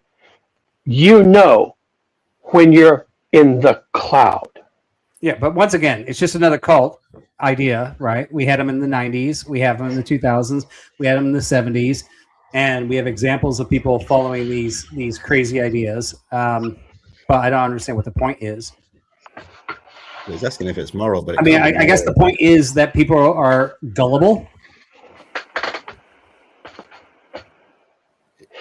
Well, but isn't this the topic? I mean, you've all been talking about a teenager who had a bad day and he wants to off himself, and so he's gullible, right? Or something. He's a fool. Who knows? That would be a horrible reason. Because I was in that position one time. Yeah. Okay, but religions are different. Religions are different. That's the point. Religions are different. People believe all sorts of things in religion, and they're allowed to. Well, because religions aren't telling you to off yourself. Some do. Some do. Some religions simply convince you to waste your life. Okay. Yeah, like the religion of Jim Jones. You know, he was like, ha ha. Would that be okay? Jim Jones was a tolerated, celebrated religion. So, Cougar, do you think that would be more respectable if I couched it in a religious death cult instead of just in philosophy, legal positions? If I made it absolutely without question, absolutely. Thank you. Because sometimes you sound like a maniac. No offense, you know. I can promise you that if this could be couched as a religion, Heaven's Cult, Jim Jones, any of the others, if it could be couched as a religion, that there is a special way to get to heaven, and that's what Heaven's Gate did. If you could, I'm not saying you should. I'm asking the question whether this is right or wrong. But I'll just say, since you asked the question, could you do that? I think that you would face zero resistance, certainly from religious groups, were that to be the approach. No resistance of any kind, were that to be the approach. Yeah. And furthermore, because it's religion, it is free of state interference. I think you have said the most useful. You've given me the most useful information out of everybody. I'm going to try to use that. I think a second thing that I want to add here. Again, I'm writing a book. I have to make sense of this. The other thing I want to add here is people would see it as beneficial and useful and correct. If this is like the inmates running the asylum. Okay, but all religions are inmates running the asylum. Please explain. Go on. To anyone outside the religion, all religions are inmates running the asylum. I am an atheist, a materialist, and a scientist, and a physicist. Okay. All religions are unhinged.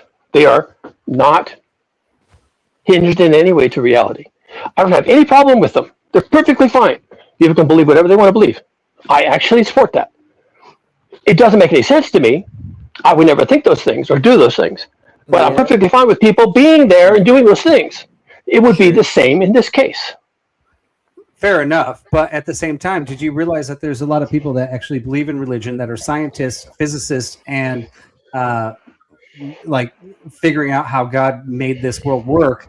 Yeah, but that doesn't mean that doesn't mean that their religion is true, though. It doesn't mean that their religion is true. You just derailed this whole conversation. I'm just saying, people accept that religions believe all kinds of things, make all kinds of practices, have all kinds of internal laws, some of which are considered immoral by other people not of that religion. Sharia law, shall we just mention a couple? Sharia. And yet, Sharia, and yet, please notice, all of these religions, all of these practices, even the ones that don't agree with each other, are all universally tolerated. Yeah, not by Full everyone. I know a lot of people who are against Yeah. Sharia law. Yeah, I would definitely disagree on universally tolerated. I don't mind Sharia law. Okay, but here, okay, but LA is talking about. That was created like what was it, like 1,200 years after Christ, based off. Okay, it doesn't matter. It doesn't matter.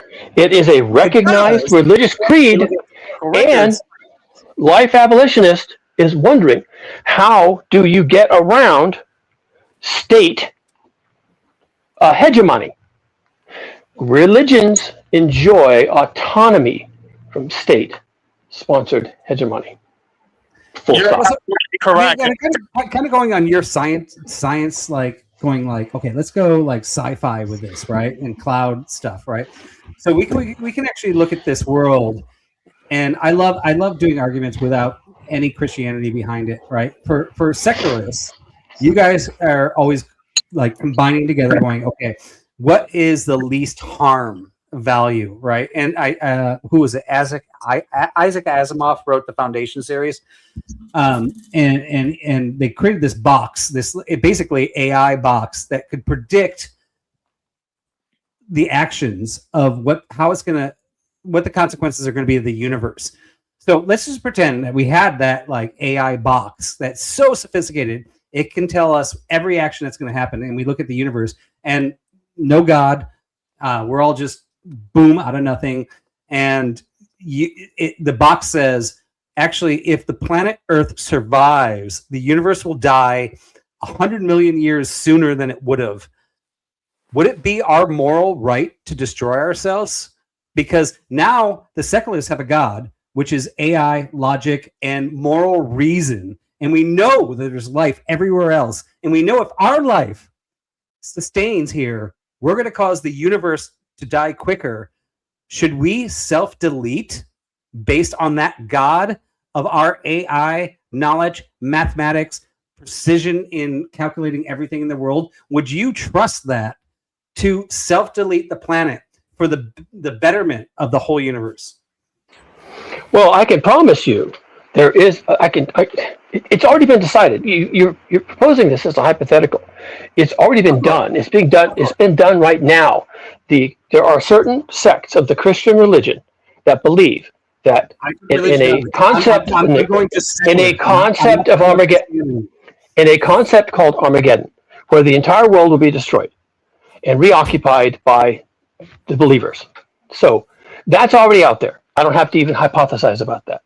My question was, if there is a religion that promises people relief from the pain of the world by elevating them to the cloud, and that this gives them peace and solace, and they adopt this knowing that their suffering will end, and 2 billion people hear this message, and their suffering is so great, and their hopelessness so profound, that they adopt essentially personal Armageddon.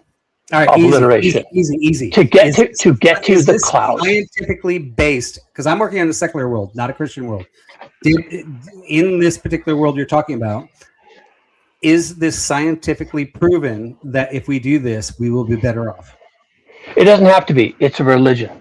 It's a spiritual faith. Well, that's what I'm saying. It's a cult, and we've already done it 10,000 times, and we've seen it fail 10,000 times. So your point is completely ridiculous. No, what I'm saying is cults are tolerated. Yeah, cults even exist. even the ones that propose that the world will be destroyed after 1,000 years of tribulation, Satan will be cast into the fiery pit, Christ will return to earth. All these things are tolerated. I want to actually agree with you, Cougar, because this is a problem that vegans are running into. Because veganism is not classified as a religion, they don't receive religious protection, and they're talking about how they don't get, they're being discriminated against, and nobody takes them seriously. So if they actually organize as a religion, they would receive greater religious protection. I agree completely. All you have to do is register yourself. But is it Christianity is not encouraging people to unalive themselves, is it? So is that a fair analogy? Of course it is. Armageddon, the rapture, end times. That's not encouraging people to unalive themselves, though, is it? All right. Do we see this happening in mass quantities in the world ever? Soon, very soon. Yeah, maybe through TikTok. I don't know. We'll see. It doesn't matter, does it? Soon. No, I think right now humanity is actually rising to its greatest occasions right now. I think we're getting better. Our Patsy, the little firecracker there, she's like, it's all crap, but I don't see crap around my neighborhood. But I go all over the world, and I see crap all over the world, and I know it exists, so I'm not blind to it, right? But I do a lot, and I'm sure, like I said, like once again, I don't want to virtue signal, but I think we have the capability as humans, instead of sitting there going, let's make up a hypothetical cloud. How can we keep marriages together? How can we have a father and a mother together raising the children for the entirety of their lives? How can we be stronger to our brothers and our neighbors next door, even if they don't believe in my religion? Even if I'm not religious, how can I step up and be better? Cougar, yes. I was going to say, What? well said you. You know, I love the way when you talk about the, Armageddon and things. Love it, because I believe it. Well, okay. Well, you know what I am, Chick B. I am an honest intellectual. Okay, yeah. I go there. If it's the honest and correct thing to do, I go there, and I don't care where it takes me. I go there, and you know that. Yeah. I'm going there right now. I'm going there. Where are you going? I have a character in my book, and I'm trying to decide how to handle this. Is this character evil, or is this character a true Messiah and prophet of release and freedom from pain and suffering and uncertainty? Which character is that? The character is a brick and mortar preacher who loses his congregation, but he's already making so much money off of an online congregation. He has hundreds of millions of people that follow him online as a fiery evangelical preacher. He uses a camera. He's on YouTube. He does the whole thing. But then he decides he can do even better as an AI avatar. He can serve billions of people. He will get and so he decides that he's going to rapture himself into the cloud.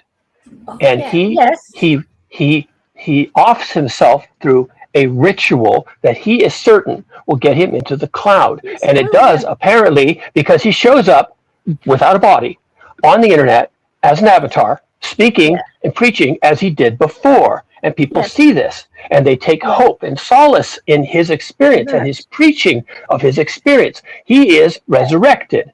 He is resurrected in the cloud, and everybody suddenly wants to be resurrected in the cloud. And he gives instructions for billions of people to resurrect themselves into the cloud, and they do it. Is that wrong? Beautiful. That is beautiful, because I believe that is going to happen. Something like that will happen. I think this Antichrist is something in AI. It will come through via AI. I really believe that. You know, I believe in that rubbish. And one of these Well, then maybe you'll enjoy my novel. The chick B will enjoy reading my novel. Everybody because thinks I agree with every word you're saying. I think something like that will happen. And I think billions will go along with it. And I mean, sort of 6-7 billion. I think most of humanity will go along with it. I won't be, obviously. And by the way, the context of this I haven't really shared. The context of this is during an AI takeover. Yeah. This is also during a period of warfare, as authoritarian regimes are using artificial intelligence to engage in intelligent warfare. And people have no jobs, they have no money, they have no hope. They've been turned out of their homes. AI is doing everything, it's making all the money. The elites are getting super rich. They have no responsibility for everyone else. Everyone else is in the streets, dying, starving, dying in wars. And this guy comes along and he says, listen, I can end your suffering. I can end your suffering. You need to be resurrected in the cloud. Truth than you think. I said, I think you're close to the truth than you think. Because you are saying what I've witted about on this channel for ages. I truly and the problem for me, which is why I'm here, which is why I'm asking this question, am I, as an author, engaging in evil? No, of course you're not. This is what I would say. Now that I'm understanding that you're like, this is all a premise of a book. This is kind of sci-fi. It's kind of religious. I love the premise. I love the premise. It's good. Do you want me to be a proofreader for you? I've actually pitched that here before. So since you bring it up, thank you very much. I love you. I'll pitch it again. Anybody wants to proofread? I don't know when the book's going to be ready. Maybe in a couple of months. 2 months maybe for proofreading. It's a big book. Anybody wants to proofread? I'll get to the book. I'll do it for you. I would enjoy that. Okay. Anybody? I'm going to put it out here right here. Anybody wants to be beta readers can email me at Gmail, and I will get your email. And of course, I'll have your email address for replies, and then I can send you a copy of the book. You get a copy of the book. Okay, so there's that. And I get feedback from you as you read the book and give me fair feedback. I don't want people who want to read the book and put the book down and say, well, that was interesting. I actually want readers. I want beta readers who will give me feedback. And it's not even proof. Okay, it's proofreading. Like this sentence doesn't make any sense. But it's also, this concept isn't properly developed. These characters are too shallow. These characters, you give too much time to them. I want proofreaders who can read the book and say, some parts of this just don't make sense. All right? So if anybody wants to be a beta reader for my book, it's called Ariadne. If anybody wants to be a reader for Ariadne, email me at catedwinson@gmail.com. CAT.EDWINSON. Cat Edwinson with a dot at gmail.com. And all you have to do is tell me, yeah, I'm in. That's it. And when I get this thing further along and I'm ready for beta readers, and maybe it's like the first half or the first third or something like that, then I'll send you a PDF. Did you say Cat Edwardson? WARDSON? Yes? EDWARDSON. CAT, like the animal. Yes, I got the cat. Dot, period. CAT, period. Okay. Yeah. Edwinson. EDWINSON. Edwinson. The son of Edwin, because that's who I am. How big's the book? If it were me and I were reading this book, I think what I would really enjoy is seeing how humanity's falling. And there's this one guy who's standing up and saving humanity. And throughout the majority of the book, he is the one always fighting for the cause. And he finds this cloud and he encourages people, and the readers are reading it going, oh my gosh, everybody needs to go to this cloud. And at the end of the book, they find out they all, like, it was all a farce. He was just another cult. Okay, but be careful. Be careful. It might not, it isn't a farce. It's not a con. You laid it out in your story where they're not going to be, it's just going to be their biography, basically, right? But he sold them. So you build it as he's the greatest person ever for the salvation. But who's there to read it after humanity's gone? So here you have this archive of humanity of humanity that no humanity could ever read. We have this greatest Okay. existence of our whole existence, but there's nobody left to read because he took them all away. He didn't take them all. He took 2 billion. They are chosen. They are the elites. I got. I threw myself off. All right. Well, I'm not going to help you write your book. I'm going to stay quiet now. The people left behind are they all suffering horribly by the AI takeover? Well, the AI takeover is a thing, folks. Yeah, I think it will happen, Cougar. I think it amazes me people don't see it because I've seen it since I saw the first barcode 35 years ago. That's when I first got. There it is. Anyway, so anybody who wants to be a beta reader for Ariadne, send an email to me. That will be the email address to which I respond. And when I get this further along, I'll send you a PDF for your consideration. Can you put it in back chat? Can I put it in what? The back chat. I don't know what that is. We have our private chat and our public chat. Well, anybody who wants to do that, go ahead. What are you calling it? Ariadne? Yeah, Ariadne is a myth. As a Greek woman became a goddess. It's anyway. You can look her up. Aeridnae, I think. Ariadne, or Nene, Anyway, she's a real character in Greek mythology. Thanks for that. We'll move on shortly, but obviously we have Kenny who's just arrived. Kenny, mate, you're on the Finding Gnosis show. What is it you'd like to say? Oh boy. Are you lonely tonight? No, say again.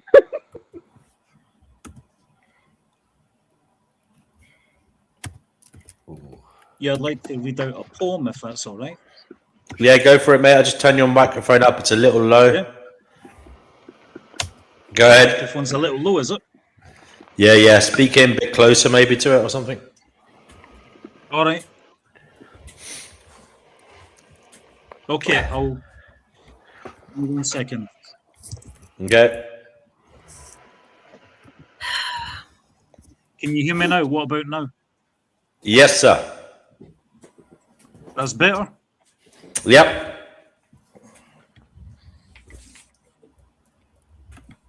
Okay, here we go. In a world where shadows loom and stir, a figure rises bold with fervour. Donald Trump, with a voice so loud, calls for action, fierce and proud. Against the IRGC's daunting might, he stands determined, ready to fight. With promises to restore the gleam, to make the world great, a shared dream. In his vision, a light begins to shine. For Iranian women, their voices divine. He vows to break the chains that bind, to free their spirits, their strength intertwined. In the halls of power, the echoes ring, of strength and resolve, the hope he'll bring. With courage ignited, he leads the way to a future where freedom holds sway. The battles may rage, the cost may be steep, but the dream of a brighter dawn he'll keep. For in every heart that yearns to be free lies the promise of hope, a legacy. So let history witness as chapters unfold the story of courage, of bravery bold. In the quest for a world where justice can reign, a journey to begin to break every chain. Free Iran. Thank you. Kenny, did you write that yourself or where did you find it?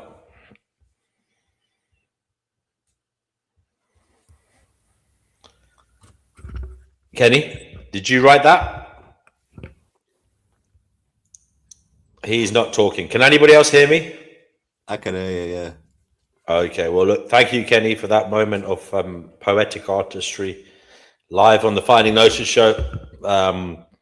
He is a man of many talents, singing, poetry, and strong rhetoric. Yes, Brother Marcus says he can hear someone typing loudly, and dare I say it, rudely. If you are not talking, please do mute yourself if you're making noise. I suppose we should move on to something else. Who's joined? The Mind.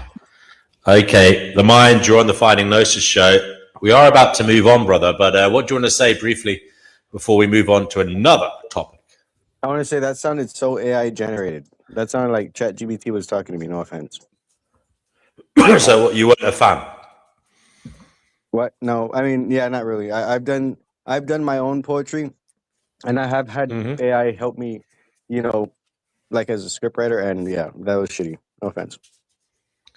Okay, well, maybe you could read us a poem that you feel is better at your leisure soon. Maybe another stream. This was sent to me. Yerf Dog sent this. Apparently, it's some kind of simulation of the neurology of some kind of fly, and it's a whole brain emulation. So yeah, this is the first multi-behavior brain upload. Okay, the singularity has belonged exclusively to artificial minds until now. For decades, whole brain emulation has been the tantalizing counterpart to artificial intelligence. Copy a biological brain, neuron by neuron, and synapse by synapse, and run it. Today, for the first time, this gentleman is releasing a video from a company he helped found, Eon Systems PBC, demonstrating what he believes is the world's first embodiment of a whole brain emulation that produces multiple behaviors. Now, this is from Dr. Alex Visner-Gross, or Gross, on Twitter. Okay, so the video is here.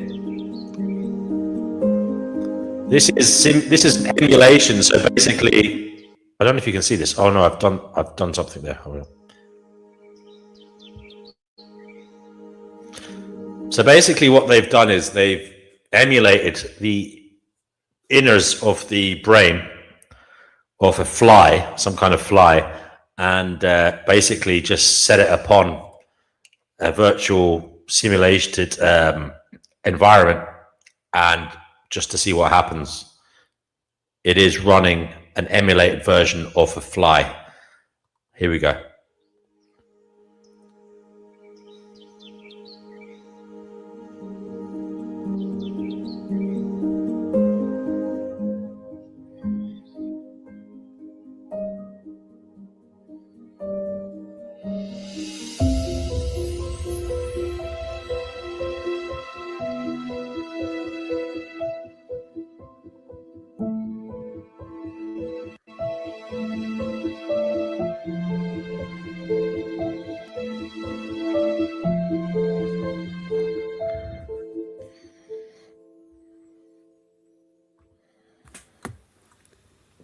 Okay, so it doesn't look, it looks silly. As I say, it looks like it's programmed, but that is actually running in and of itself. It's an emulation.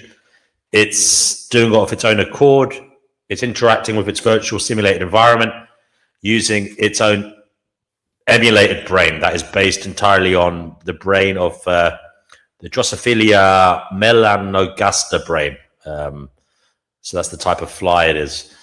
So in 2024, Eon senior scientist Philip Xu and collaborators published in Nature a computational model of the entire adult Drosophila melanogaster brain, containing more than 125,000 neurons and 50 million synaptic connections. Built from the Flywire connectome and machine learning predictions of neurotransmitter identity. That model predicted motor behavior at 95% accuracy. That was back in 2024, but it was disembodied. It was a brain without a body. activation without physics, motor outputs with nowhere to go. Now, apparently, the brain has somewhere to go. Building on previous work, including Shu's whole brain computational model, the NeuroMechFly version 2 embodied simulation framework, and Osdil and others research on centralized brain networks underlying body part coordination. This, one second, there is 1 second, 1 second.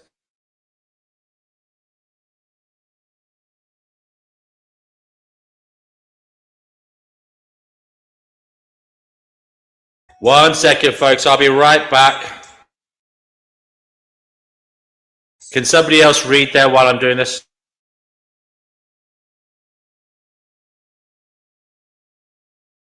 I would read it, but I'm dyslexic and I'm also illiterate, so I can't do it. I literally can't do it. Hello, anybody else? I know y'all can't use it. I'll read it. I'm back. Research on centralized brain networks, underlying body part coordination and demonstration integrates Eon's connectome-based brain emulation with a physics-stimulated fly body in MuJoCo. The result, multiple distinct behaviors driven by the emulated brain's own circuit dynamics. Sensory input flows in, neural activity propagates through the complete connectome, motor commands flow out, and a physically simulated body executes the output, closing the loop from perception to action for the first time in a whole brain emulation. This is a qualitative threshold, not an incremental one. Prior work in this space has either modeled brains without bodies or animated bodies without brains. DeepMind and Janelia's recent MuJoCo Fly used reinforcement learning, not connectome, and derived neural dynamics to control a simulated body. Elegans projects like OpenWorm have attempted embodiment, but with far smaller nervous systems, 302 neurons. I think this was 125, it was 125,000, and limited behavioral repertoires. No one has previously demonstrated a complete emulated brain derived from a biological connectome, driving a physically simulated body through multiple naturalistic behaviors. The implications cascade upward. Eon's mission is to produce the world's largest connectome and highest fidelity brain emulation, targeting a complete digital emulation of a mouse brain and laying the groundwork for eventual human scale emulation. A mouse brain contains roughly 70 million neurons, 560 times the fly's count. And the team is currently amassing the connectomic and functional recording data needed to attempt it, combining expansion microscopy to map every neural connection with tens of thousands of hours of calcium and voltage imaging to capture how these networks activate in living tissue. If a fly brain can close the sensorimotor loop in simulation, the question for the mouse becomes one of scale, not of kind. Watch the video closely. What you are seeing is not an animation. It is not reinforcement learning, policy mimicking biology. It is a copy of a biological brain wired neuron to neuron from electron microscopy data running in simulation, making a body move. The ghost is no longer in the machine.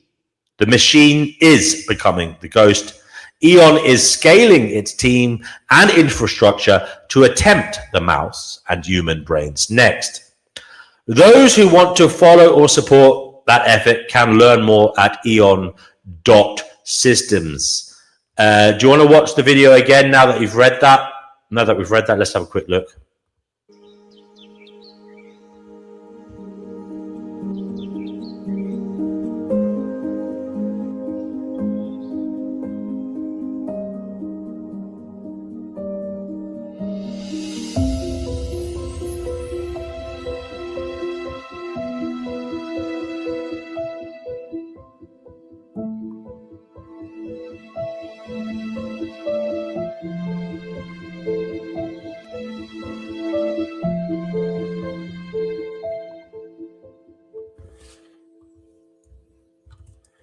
There you go. I've just posted the stream link for anybody who wants to join.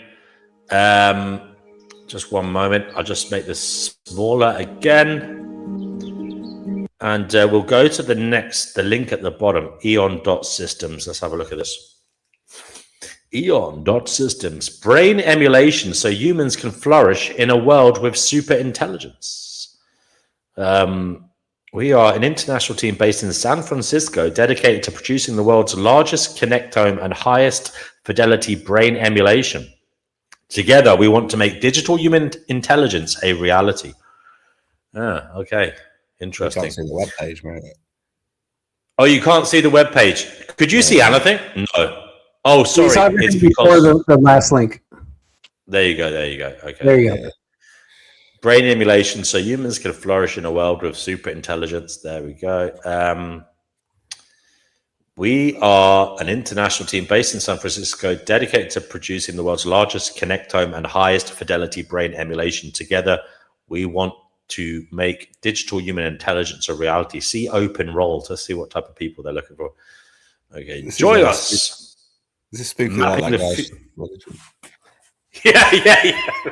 By the way, you guys are in my wheelhouse right now. I've been doing machine learning for over a decade now, so like I'm geeking out right now. I'm keeping quiet. Who's talking there? Is that you, Kuganuma? Vibe. Okay, interesting.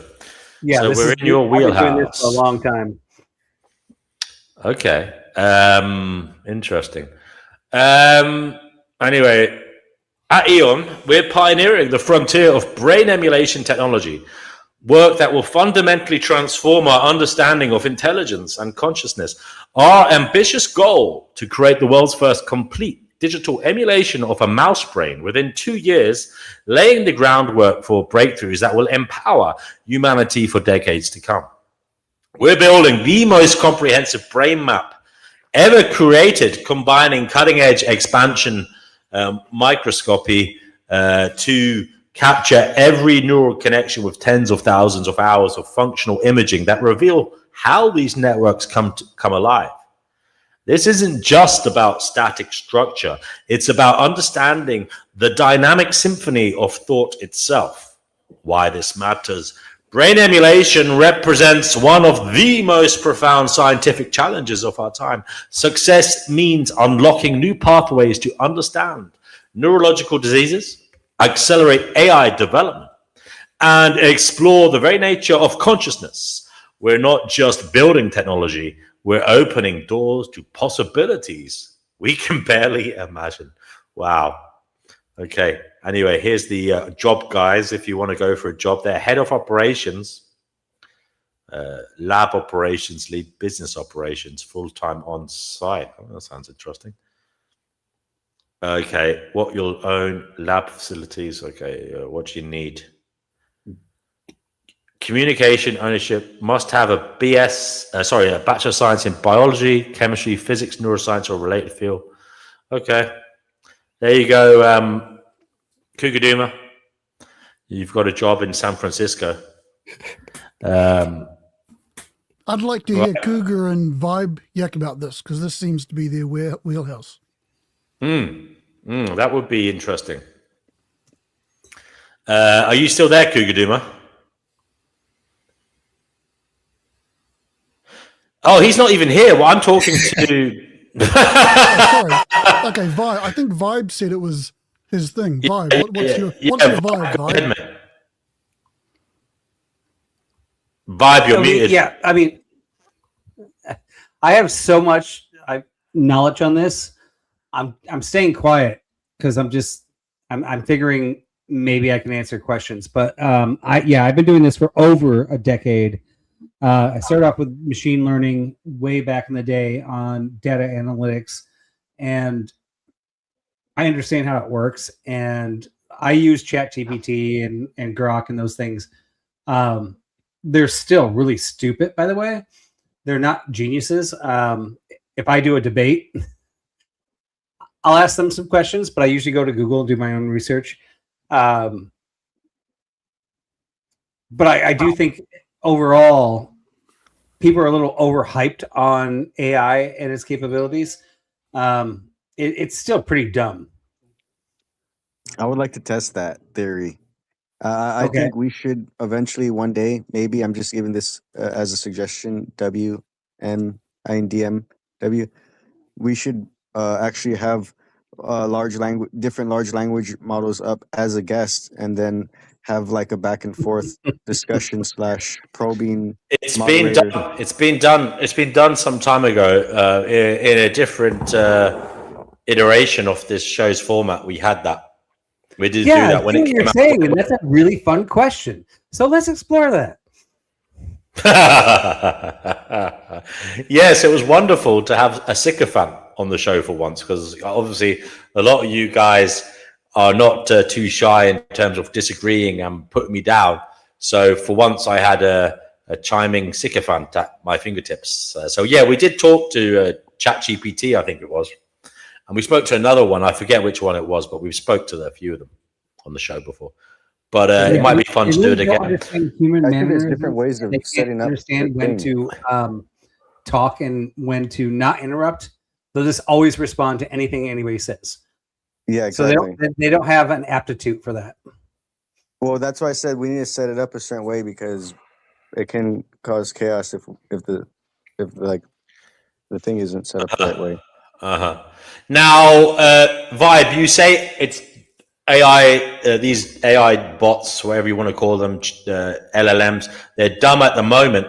Is it not a case of scale, though? Once we scale them up, once they have options, more data, and more processing power, and also if we give them extra sensory ability that we don't have, if we give them things like this, like the human kind of emulated brain, and then give them extra sensory ability, will it not be a case that then they will become something amazing? Well, no, obviously it will be very dangerous as well, but go ahead, sorry. Yeah, so I mean, they are. So the fundamental workings of this is kind of, it does emulate the brain. They created a bit, like in computers, you have bits and bytes, right? And they created a bit which forms a yes or no answer. And so then that one bit gets a reward for doing the right thing or the wrong thing. And then that bit sends it to another bit. So they're basically building this neural network, and it's all based on our rewards. So what is AI doing right now, and how are they building these models? Well, they're building it on everything they can grab from the internet, which means they're learning from this channel right now. Everything we're talking about, they're learning from that. They're going to learn LLMs. God help us. But they don't have the capability. So when they draw a picture and you're like, oh, that's a beautiful picture, I can't believe it, I could never have done that myself. They scan everything and they go, this is the most acceptable picture.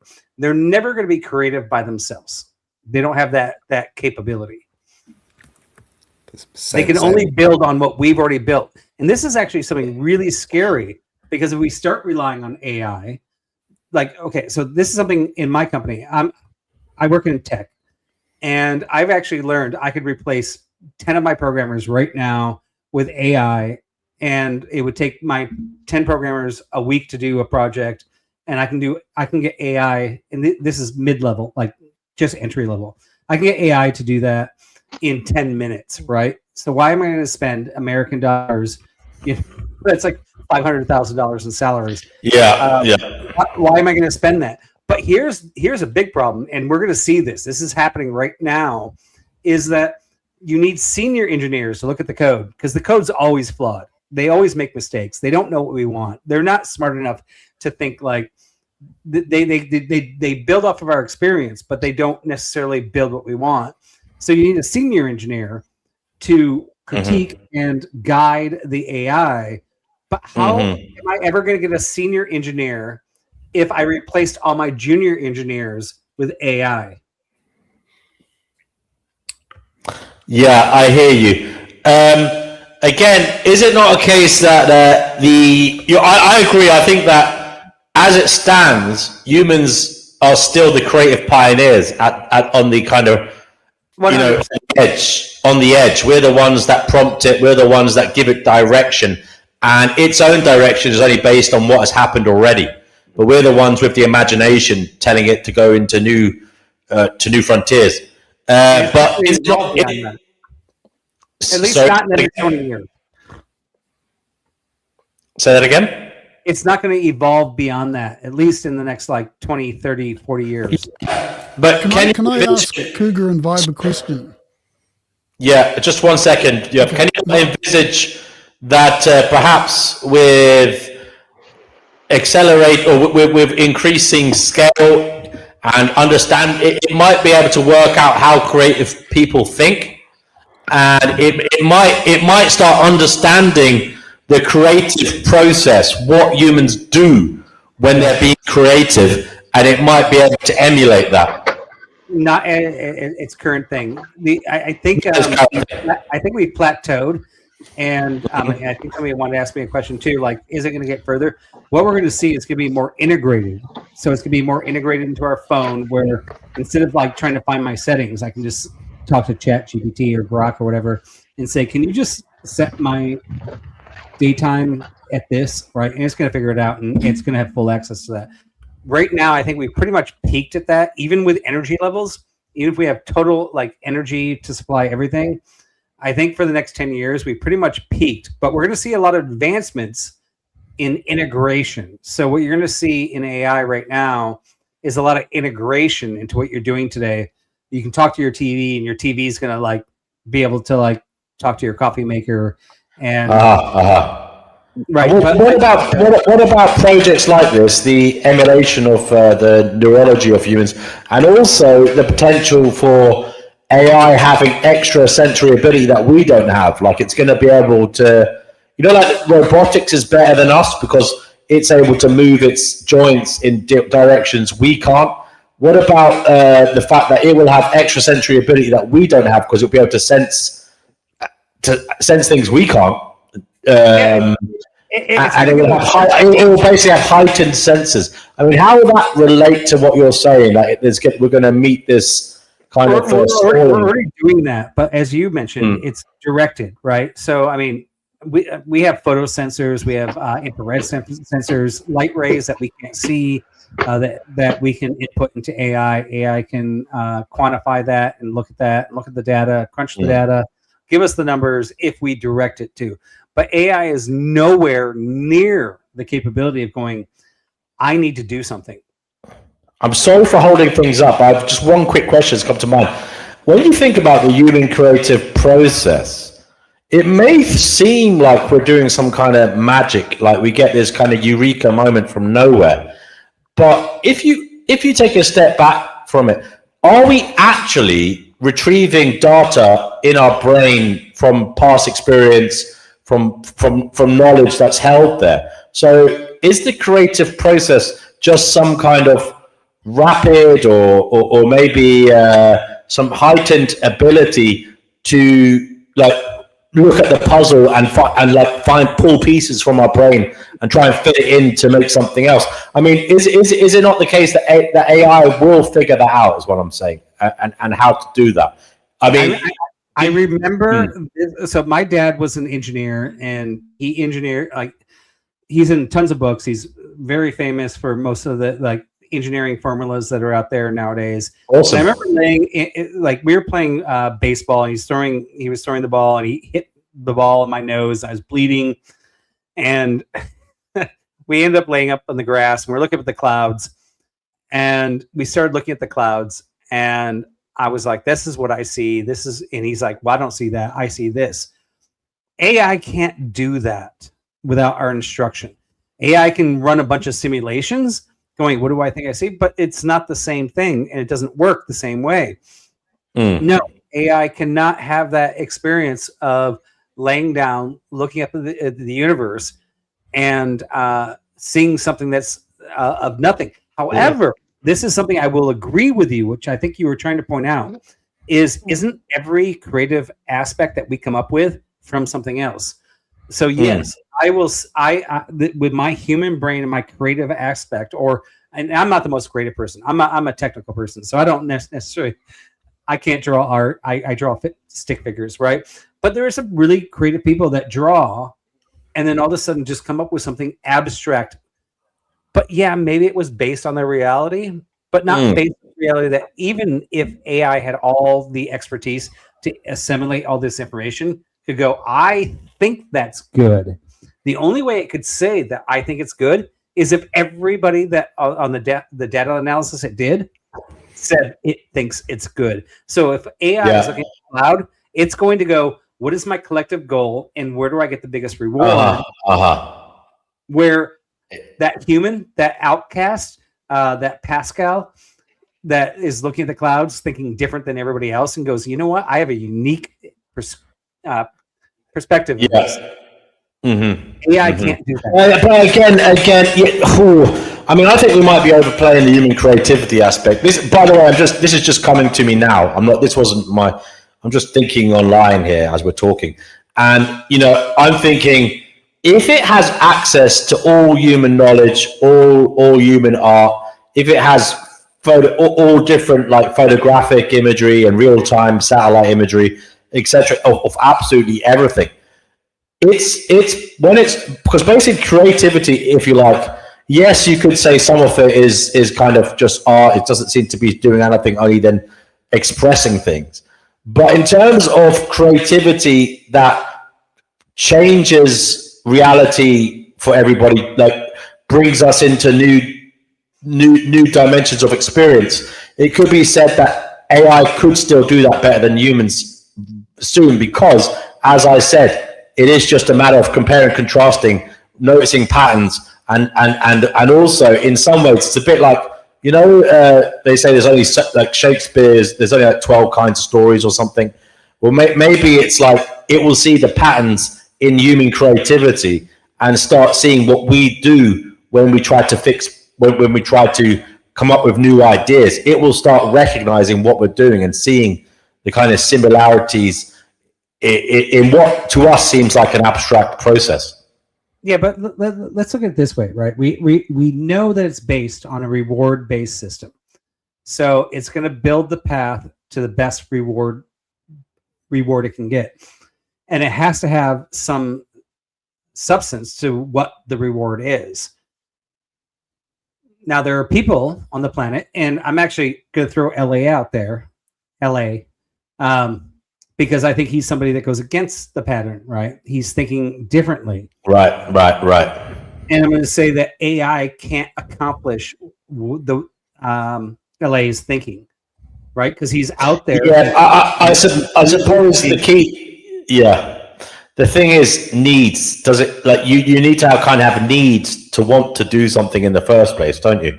Yeah, and that would kind of defeat the purpose of having artificial intelligence, because I don't see why we're striving so hard for making actual intelligence when we already have actual intelligence and it's being ignored. It's being extracted. It's being suppressed, right? Like there's all this stuff that's happening with actual human intelligence, and then it's being siphoned out. That's what they're trying to do with AI. The only reason the technology is to utilize it in bad ways. Okay, good point. Now, Vibe, where I'm going to with this is you're saying you feel it's going to stall. It's not as much as they're making it out to be. But I'm not suggesting it will overtake us in terms of creativity. I'm not suggesting it will definitely overtake us in terms of becoming an entity with its own volition and desires, and somehow become this super god that doesn't need us. What I am saying, but it may. But what I am saying is, yes, we may well be pioneers in terms of we'll direct it, but it will still become amazing and be able to do things better and better once it starts realizing how to do things. Once it starts figuring out the creative. So I don't think it's going to stall. The only thing I believe that will stall it is the power, the processing power that it needs. Like how we deal with that, basically, and possibly rare materials needed for it. I don't know. Maybe we need like lithium. I don't know what we need for batteries and the systems that run it, but maybe that as well. Yeah, but I would like to jump in real fast and say I'm going to shut up. I've been You can butt in, and I'm going to shut up for because I know UF Dog's wanting to ask a question. Sorry, guys. Yeah, I just wanted to say, I just feel like they're definitely nerfing the actual capabilities of the technology because it's dangerous. That's what they always say. Like, we can't put this in the wrong hands, and they would rather give us dumb technology that seems smart than actual good technology. Knowledge is power, and they want to keep that behind whatever kind of doors, gatekeeping methods that they do. And yeah, that's it. That's all I'm gonna say. I think it's already possible. All this stuff is out there, and they're just giving us the scraps. I mean, it's really fun to like fantasize about these different scenarios. Like, I brought up smart homes before, and like homes are becoming more smart. I can control the light bulbs in every room of my house. My coffee maker actually, I can connect and say, "Hey, I want you to start making coffee at this point in the morning." We've got smart refrigerators, and when we start introducing, and the smart refrigerators look at the milk and everything that's in your refrigerator, says you have to buy more milk. We're getting to the point where if we introduce AI in there and we say, "Hey, AI, I need my coffee made at 6:45 every morning before I start waking up the kids." And now the coffee maker says to AI, "Okay, we need to make coffee. So we have to check the refrigerator.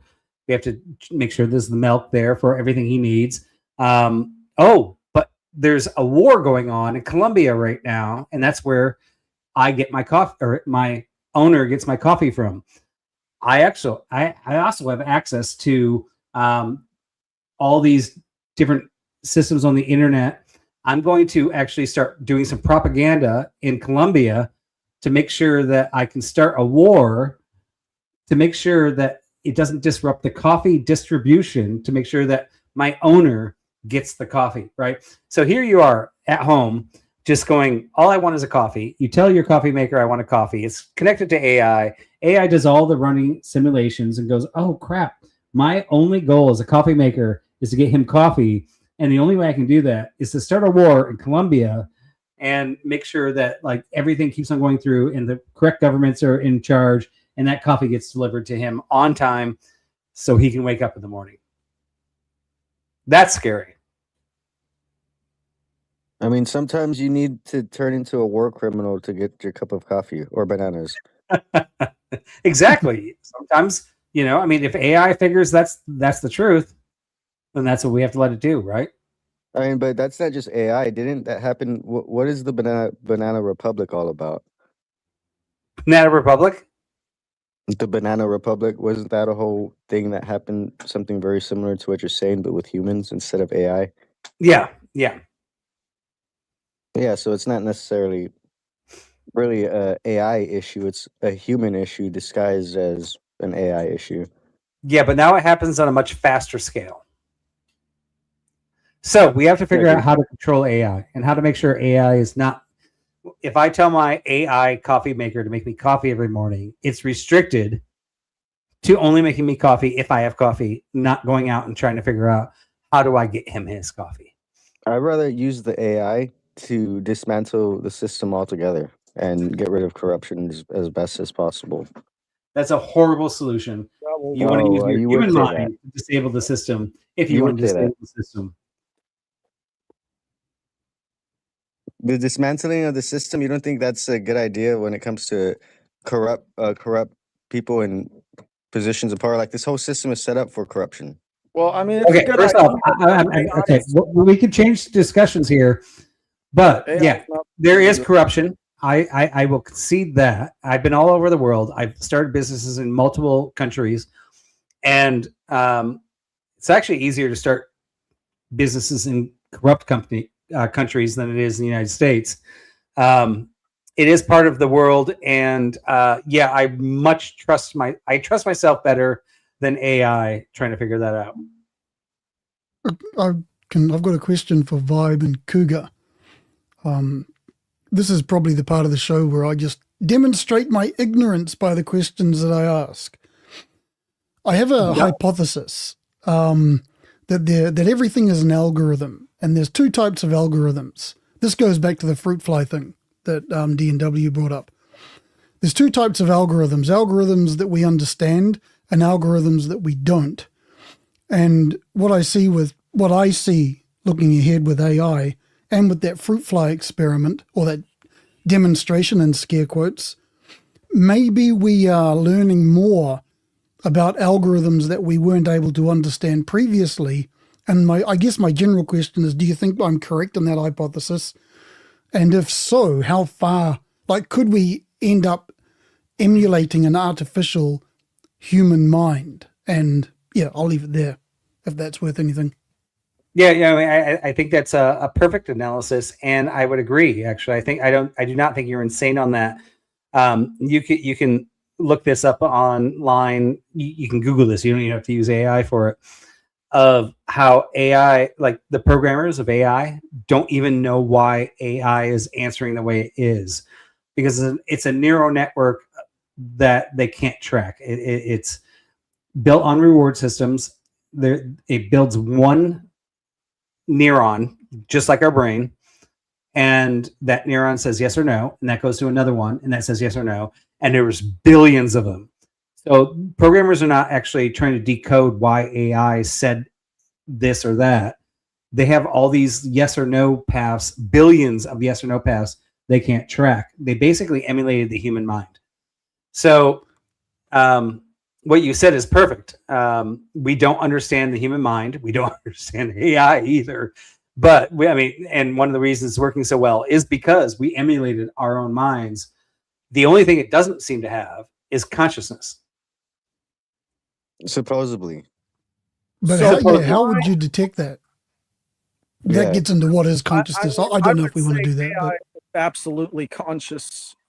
The way I define consciousness is just basically an individual that is able to recognize patterns in its environment and interact within those patterns in a way that it's able to tell how these patterns relate to themselves. So basically, I'd have to add on to that is it has to be able to change that, right? So, I mean, in theory, when we wrote the first basic program, or not even basic program, when we wrote the first punch cards to tell a computer if A, then B, then whatever, right?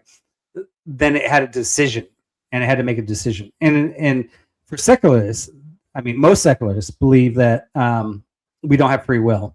Everything's predetermined based on the past decisions. Therefore, we're all just computers operating on an if-then scenario, right? So if you're looking at it that way, there really is no decision. You're just going on past scenarios or what you're programmed based on birth on how you react from A to B, right?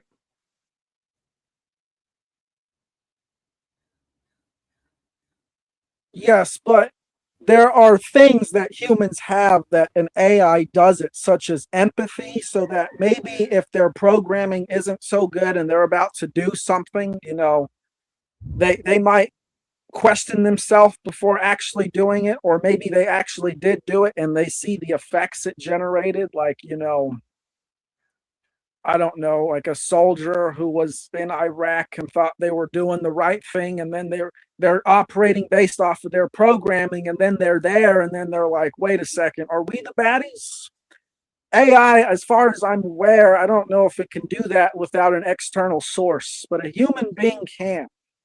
So yeah, I would say amen to that comment. As a Christian, I believe that I have free will and I can actually make decisions. As a secularist, I can also say amen, thinking that, yes, we operate outside of that spectrum. So you agree with me, the AI does not operate with outside of that spectrum? Yeah, I don't think AI has that capability whatsoever. Okay. Yeah, as far as I can tell, okay, no, go ahead. AI is just basically a slave to its algorithm and programming, and whatever it calculates as the best probability is what it's going to do. And that's basically its level of consciousness, because that's how it's going to interact with the environment. It's not best. And by the way, it's not best probability. It is most rewarded probability. So it may give you a wrong answer because all of society and all the data it has gives it that answer. Okay, so I just want to say, I mean, if somehow, I think AI would be conscious if we could make, you know, it out of life itself. If the circuits themselves were made out of living substrate, then that would be a living organism with super intelligence. If I was a secularist, I would say AI is living. I'm a Christian. I say AI is not living. Yeah, well, I'm talking about biological life, not just like the concept of consciousness. Yeah, and I believe in biological life. And on the secularist view, they believe that everything basically is an if-then statement. The biological mind is built on these neurons that connect and learn. And if you're playing piano, you got neurons that like connect better for music. If you speak Chinese, you got neurons that do better with tonality. Like it's all connections, and it's the same thing that AI is actually doing. But we have something a little bit more special than that. Yes, we have will. I think the AI is just limited to logos or logic, when that basically does its logic through algorithm and interacting with the potential that it comes across in the world. But a human being, we have logic and we have emotions. So we can look at our options and we can basically not think of it, but we feel things in a way the AI can't. And because of that, that allows us to basically not just be limited to whatever is the, what did you say, the most desirable value or outcome? Yeah, 100%. Right. Now, sorry to butt in, but if what's the difference, Vibe and Cougar, between us as feeling beings getting a little dopamine rush or oxytocin, serotonin, whatever, and an AI emulated brain receiving a coded notification that it is being rewarded neurologically in its emulated brain? If it as an artificial intelligence believes it is being rewarded and that is good, it's being coded to think that is good, what is to stop it having values on things like we do in some sense? You know what I mean? That's a perfect example, right? So, I mean, AI doesn't have oxytocins, and they don't have any of the. No, they don't. No, but you get what I'm saying. I'm saying, what is the difference between it believing it's being rewarded? If it believes it's being rewarded and it has an effect on it, could it not have the same effect on it as say the chemical reaction does for us?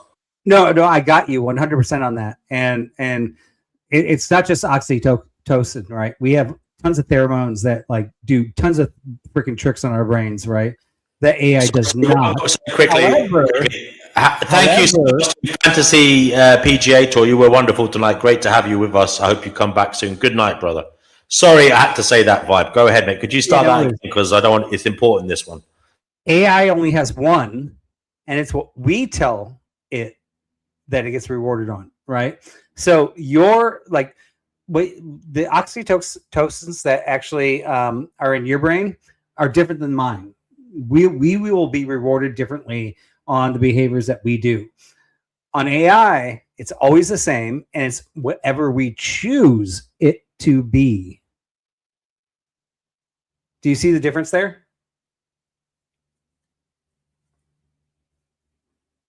I'm sorry, could you repeat that last I don't really see a distinction because, well, I see it. They're wholly different things, obviously, but if I still can't get my head around this, if the AI believes it's being rewarded and it somehow got this intellectual view that being rewarded is good, that is what needs to be aimed for. Like if it is coded to chase being rewarded, right? And if in the coding it is told how it is rewarded, all right? what being rewarded means, then I feel that you could, in essence, create some kind of emulated or simulated entity that will go out and do things of its own volition. Well, I mean, let's look at it this way. There was this great British TV show. I think it was called Peep Show or something like that, where they're out in the army, and one of them says, "I think we're the baddies." He's like, "No, we're not the baddies." And they were basically mocking the German soldiers. He's like, "Why do you think we're the baddies?" He's like, "Well, we got skulls and crosses on our head." It's a very funny sketch, yeah. Yeah, fucking hilarious skit. So AI would be told they would be rewarded if they were on that side, and they would never question the skull and crossbones on their heads.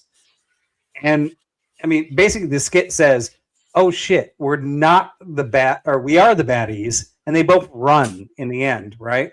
AI doesn't have that capability yet, and I don't think it's anywhere close to being there yet. It's going to be saying, I mean, the Germans it won't have the ability to back down. I agree with you. Yeah, but then that creates an interesting scenario where it's kind of like robot wars. So these AIs have been coded to think that they're being rewarded by doing X, Y, and Z, and basically what you'll have is maybe they've all been coded for different things to think they're being rewarded, and it is good to be rewarded after completing or reaching certain objectives. So maybe what it will be some kind of weird might makes right evolution where the AI bots are all just trying to do all manner of different things, and as through the process of might makes right, some will avail. Yeah, I mean, I guess you kind of look at it this way, right? So we could take AI and I could segment it on a branch of Amazon servers, and somebody else could take a branch of AI and put it on another branch of Amazon servers, and we program the reward rules, right? And my reward rules are going to be Nazism, right? And I'm totally against that. I just picked that because I want to take the bad side. And you pick yours as like anti-Nazism. So now they have two different reward values. Now here's the clutcher. When can AI actually decide its own reward values?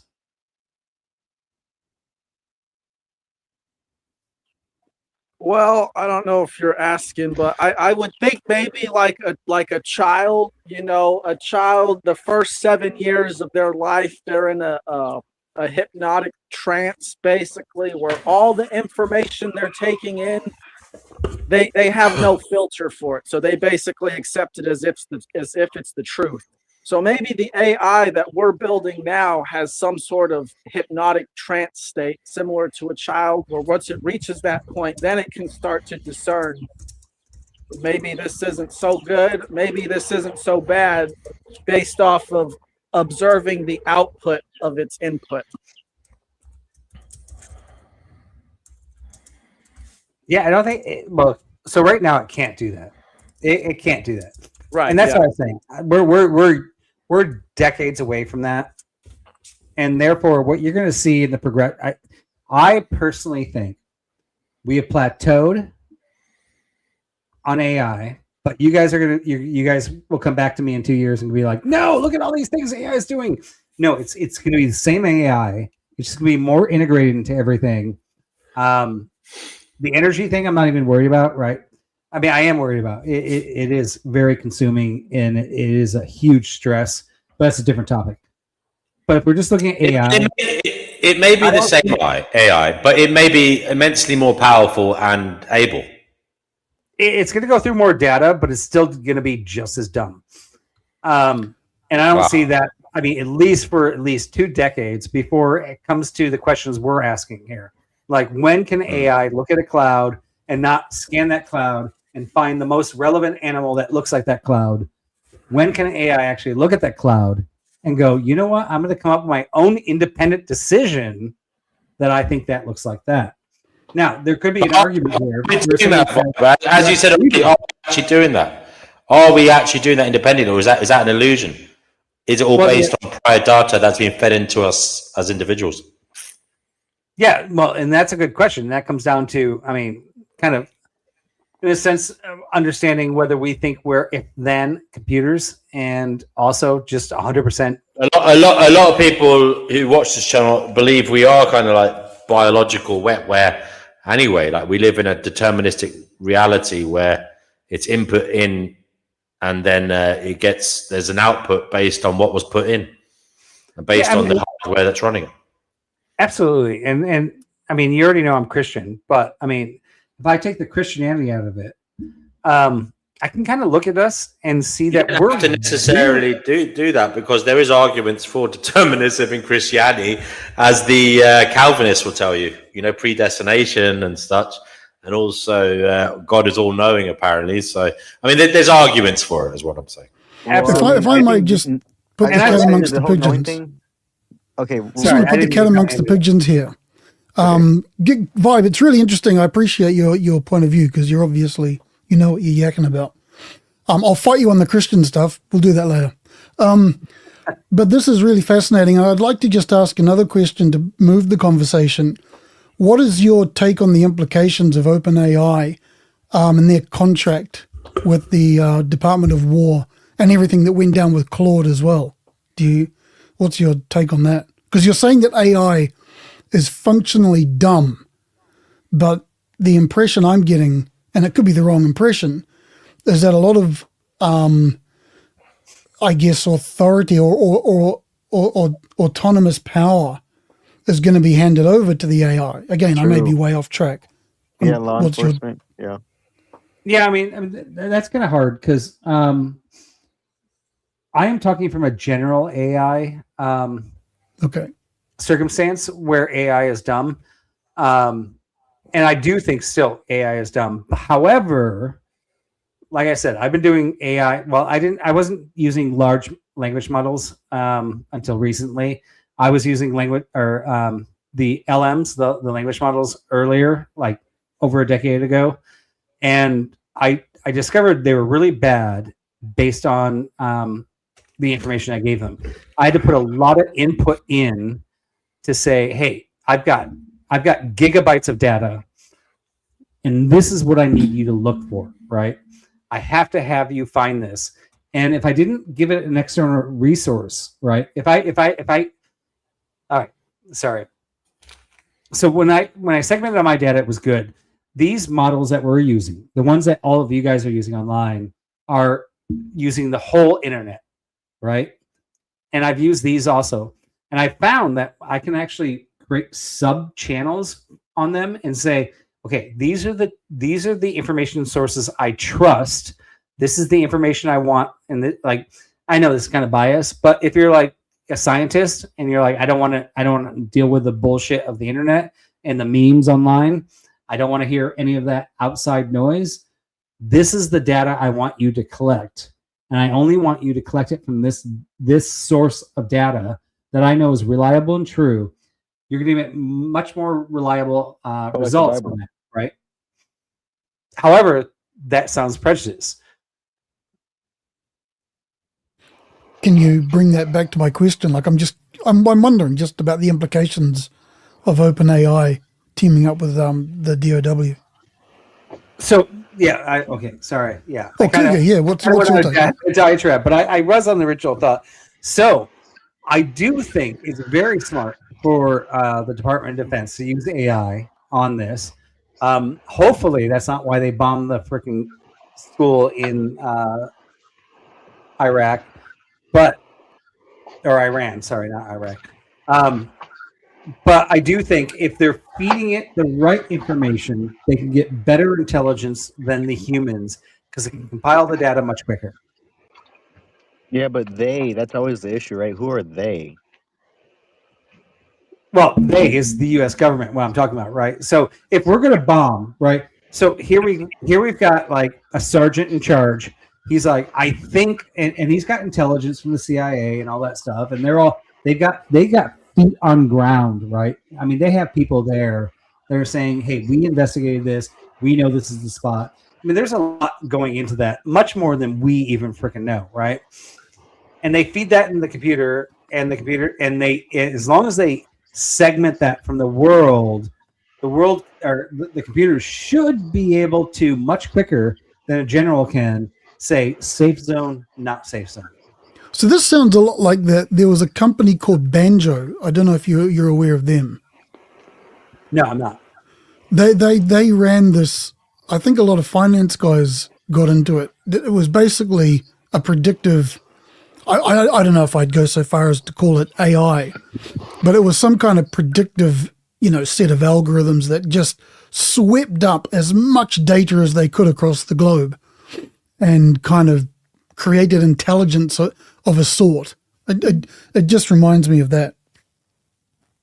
Cougar, Yeah, what's your vibe, mate? It's a bit scary. Right. What's my vibe regarding what exactly? It really is. I know that this is your space as well. Like I say, I might be talking out my ass, and you can tell me that if I am. But I'm just curious to get your response. Well, I wouldn't ever accuse you of that because you're a pretty smart guy. So we're all having instincts about this, right? And that's appropriate.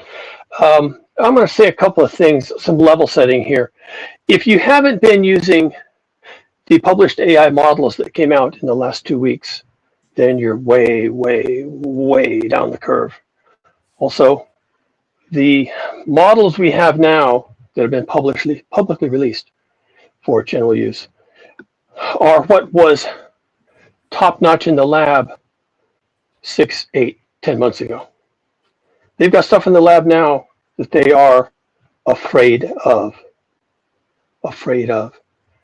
And when the big blow-up happened between Anthropic and the Department of War, it was about a couple of things. One, they didn't want the Department of War sharing their AI with Palantir, which is possibly a competitor for Anthropic.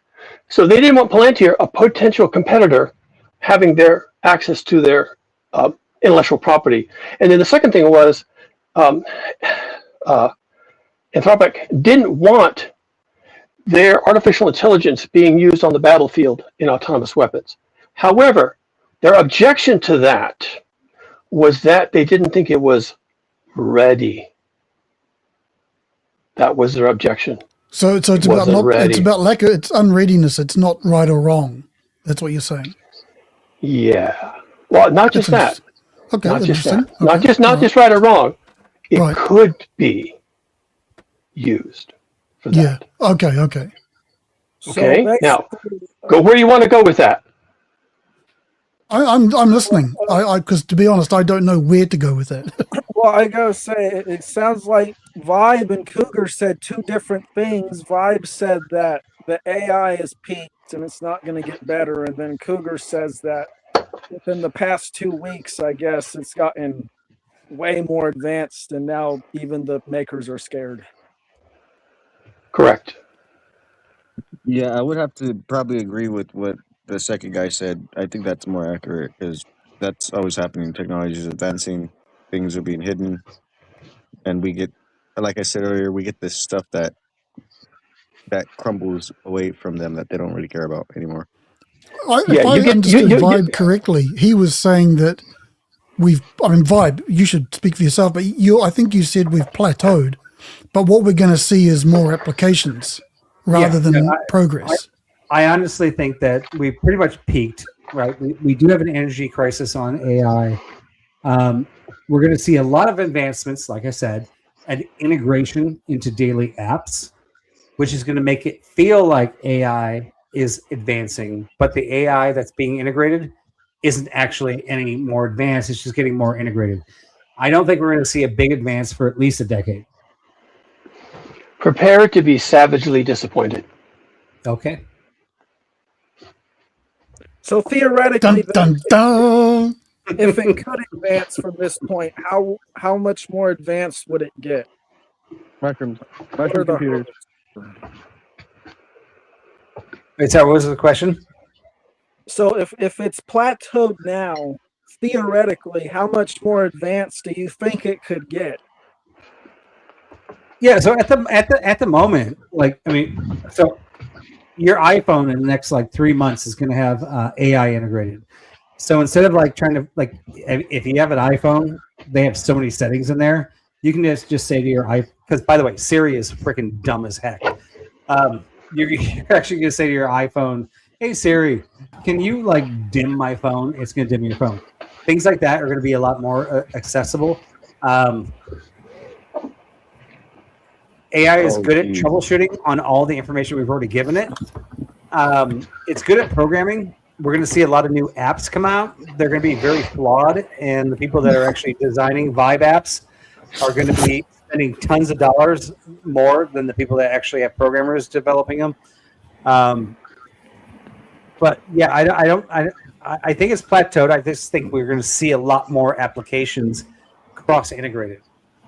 I tell you, Cougar, I agree with you 100%, and I think people are very optimistic about all this. So, Bob, you think that people are going to misunderstand? They're going to interpret increasing the number of applications to progress. Is that what you're saying? Well, it all equates to energy. So what AI is going to write is going to be a very heavy load. It's not going to be intelligent. It's going to be very processor intensive. So yes, we do have an energy problem with AI, 100%. Prepare to be savagely disappointed. Where do you get all this information from, Vibe? I agree with what Cougar says. I think that people are very, very dismissive of what's going to happen with AI. Very dismissive indeed. Yeah, I agree too on that. Who's agreeing with me? I don't get people agreeing with me very often. It's very rare. I mean, Chippy, I personally think that people are way overrating AI, and scarily so, especially children that believe that. You work with AI then? What's that? Are you in the business of creating all this stuff? I know nothing about it. I just only know what I see around me. But I'll tell you something. Do you know that 40% of eighth graders can't even read? And when they're asked why can't they bother to learn to read, they say the computer can read it to me. Yeah, good That's point. how bad it is. Good point. Amen, Chickpea. By the way, yes, I've been working with. I started working with machine learning, not MMLs, over a decade ago. So yes, So I am in the you're industry to answer you're the first the question. snake pusher. You're pushing this snake oil to us. And also, Vibe, where I live, I don't know what's like in the rest of the world, but I live near 3 schools, senior schools. And all the young people, when they go into Tesco after school, are all waving their phones around at all these self-pay thingies. All the young people, they've certainly got the young ones. And they have. Yeah. And I mean, the young ones are tomorrow's workforce. They're all going to be working in a few years' time. If you come to my house right now, you will not find a phone or a tablet in my kids' hands. You'll find them both reading books. But it's very rare. But because I'm terrified of AI. I mean, I'm arguing because I think it's more. I think we've got more to worry about than we like to think. Sorry, I just believe what Cougar has to say on the subject. I just want to say that AI is and the technology isn't just messing with the mental health. It's also, affecting our physical health, because from just the creation, right, like the manufacturing of the thing, whether it be the extraction of the minerals to the making of the phone, all of that's poisoning people and the environment.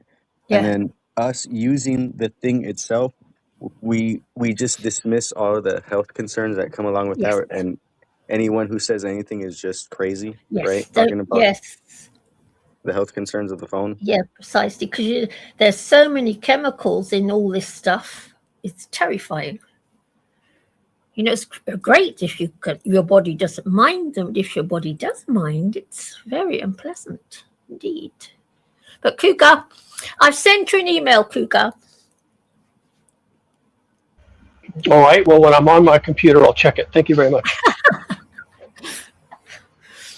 We look forward, because I tell you, I'm very worried about AI. I'm one of these weirdos that I believe AI is all to do with what it says in the Revelation. I think, they're connected, and I really believe it. I know it sounds insane, but that's what I believe. No, I think you're onto something. No I one can think sell or AI trade. Yeah, go ahead. Go ahead. That's one of the prophecies. No one can sell or trade anything. Yes. In the end days.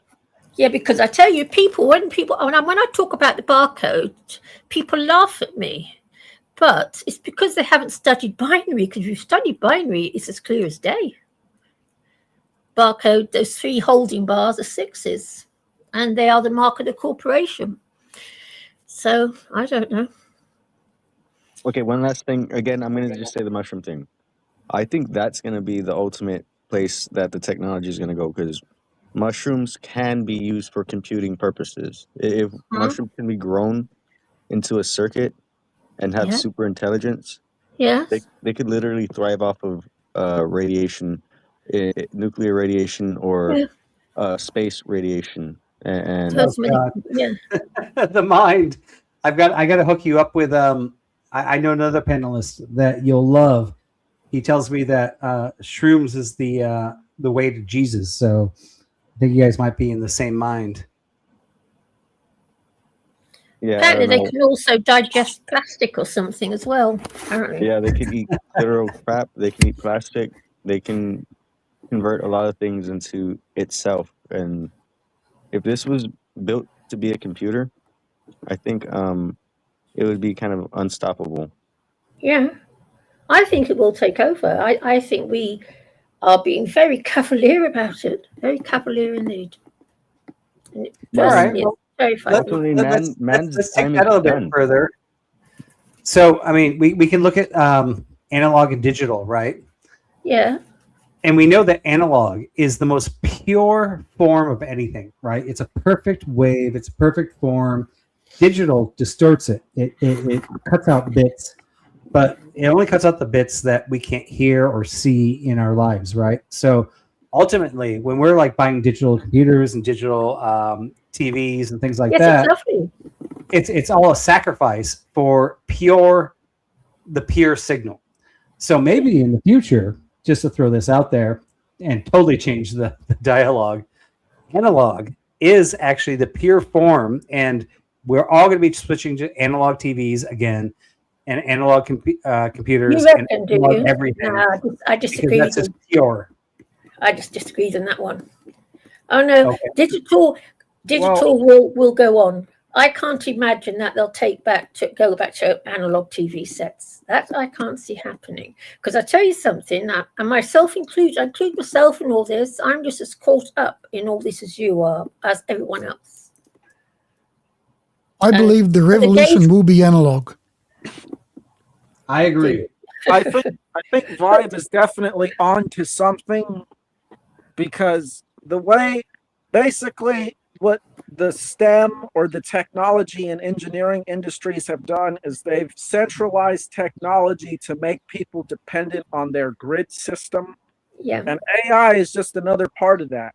So what the analog stuff would allow people to actually do is it would allow for technology to become decentralized and redundant. And then, ideally, what technology should be in my ideal world is communities coming together and building for themselves what they need to live. Because, like if you look to like big tech corporations, they're made of people who come from communities. Everyone, or I should say, every community produces people who are capable of doing these things. So if they maybe work together on a more local or regional level, I think great things could happen. And then, maybe there's some global technology, but, there's no global system that pretty much,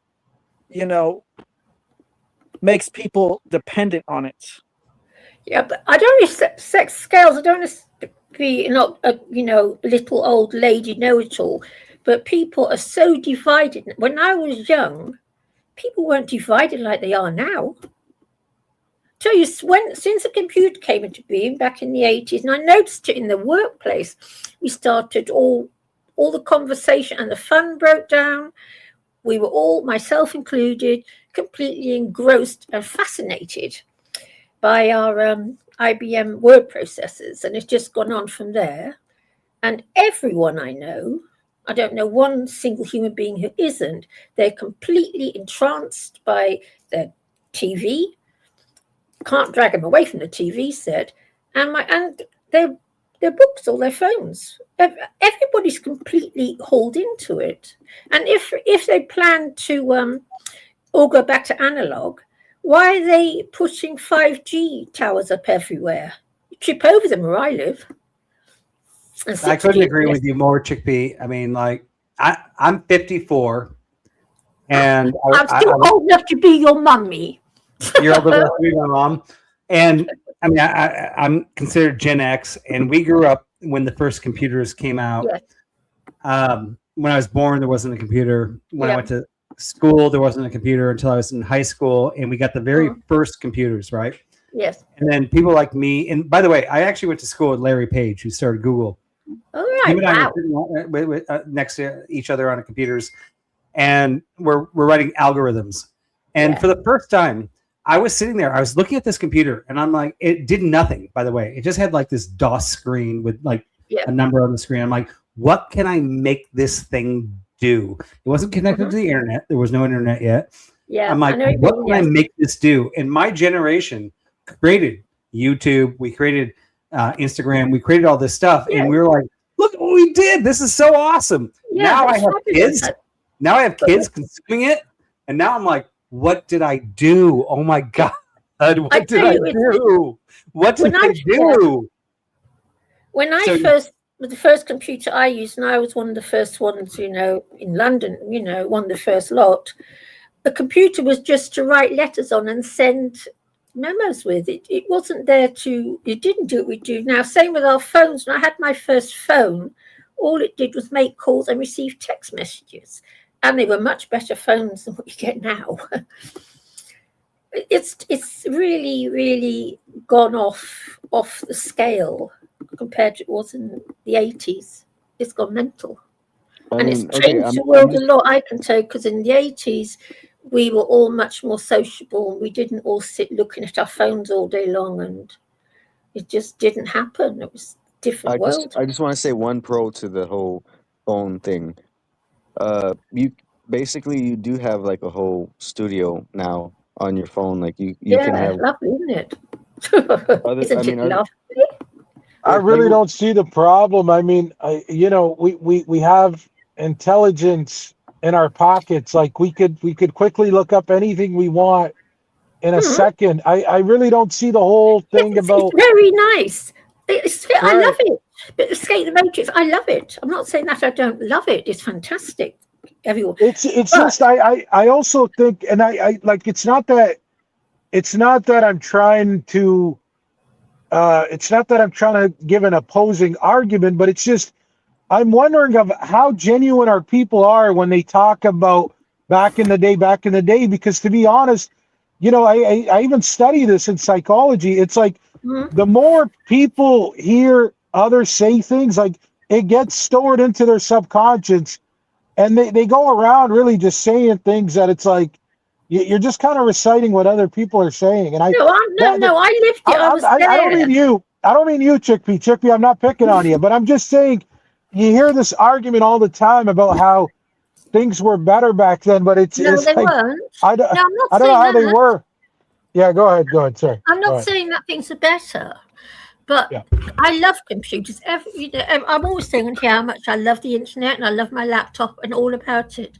But I also recognize that it's a precursor to something else, just to get us all hooked on something. Well, for the record, I'd just like to say that this is objectively true, that the 80s were the peak of human civilization and evolution. Yes.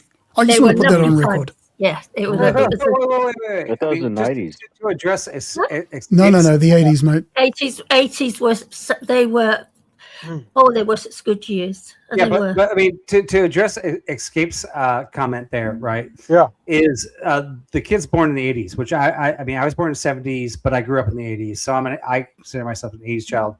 And I look at the new generation, I'm like, oh my God, we had to do so much more work But the kids born in the 70s or the 50s or the 40s, they were doing much more work than I was doing. This is just always an increasing metric where, like, in the 40s, the kids were actually helping out on the farm and grabbing and killing the chickens and doing this. And then the 50s, okay, now they weren't killing the chickens. They had the refrigerators, but they were still washing clothes.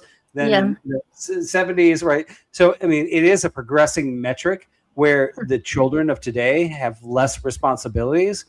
Yeah. And I think we're kind of seeing how it affects society. But I still think overall, though, and that's vibe. Yeah, but but overall, right? And I agree with you, right? And I think, I think as far as like this generation, yeah, they're obviously not going to be the most standout, but I do think, you're still going to have people going out trying to pursue,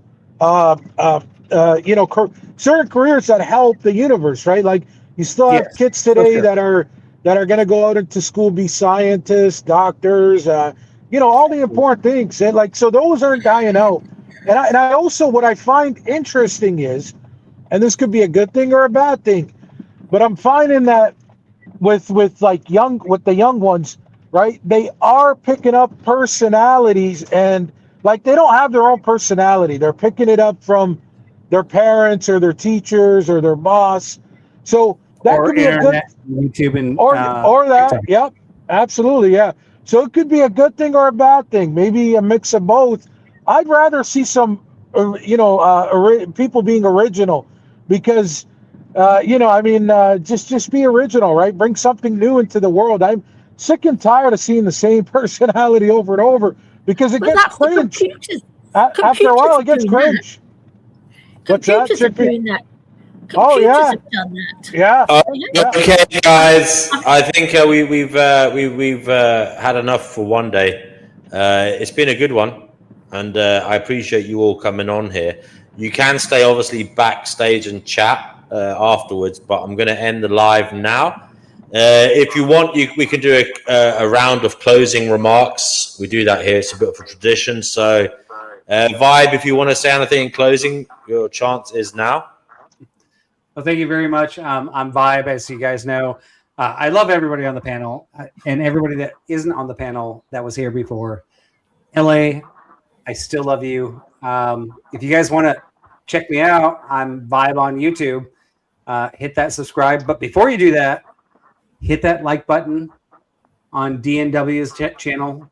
Make sure you follow him, like him, love him. I actually really like this channel. This is my second time up, and I hope you don't mind me coming up. I hope I'm not a freaking burden on you.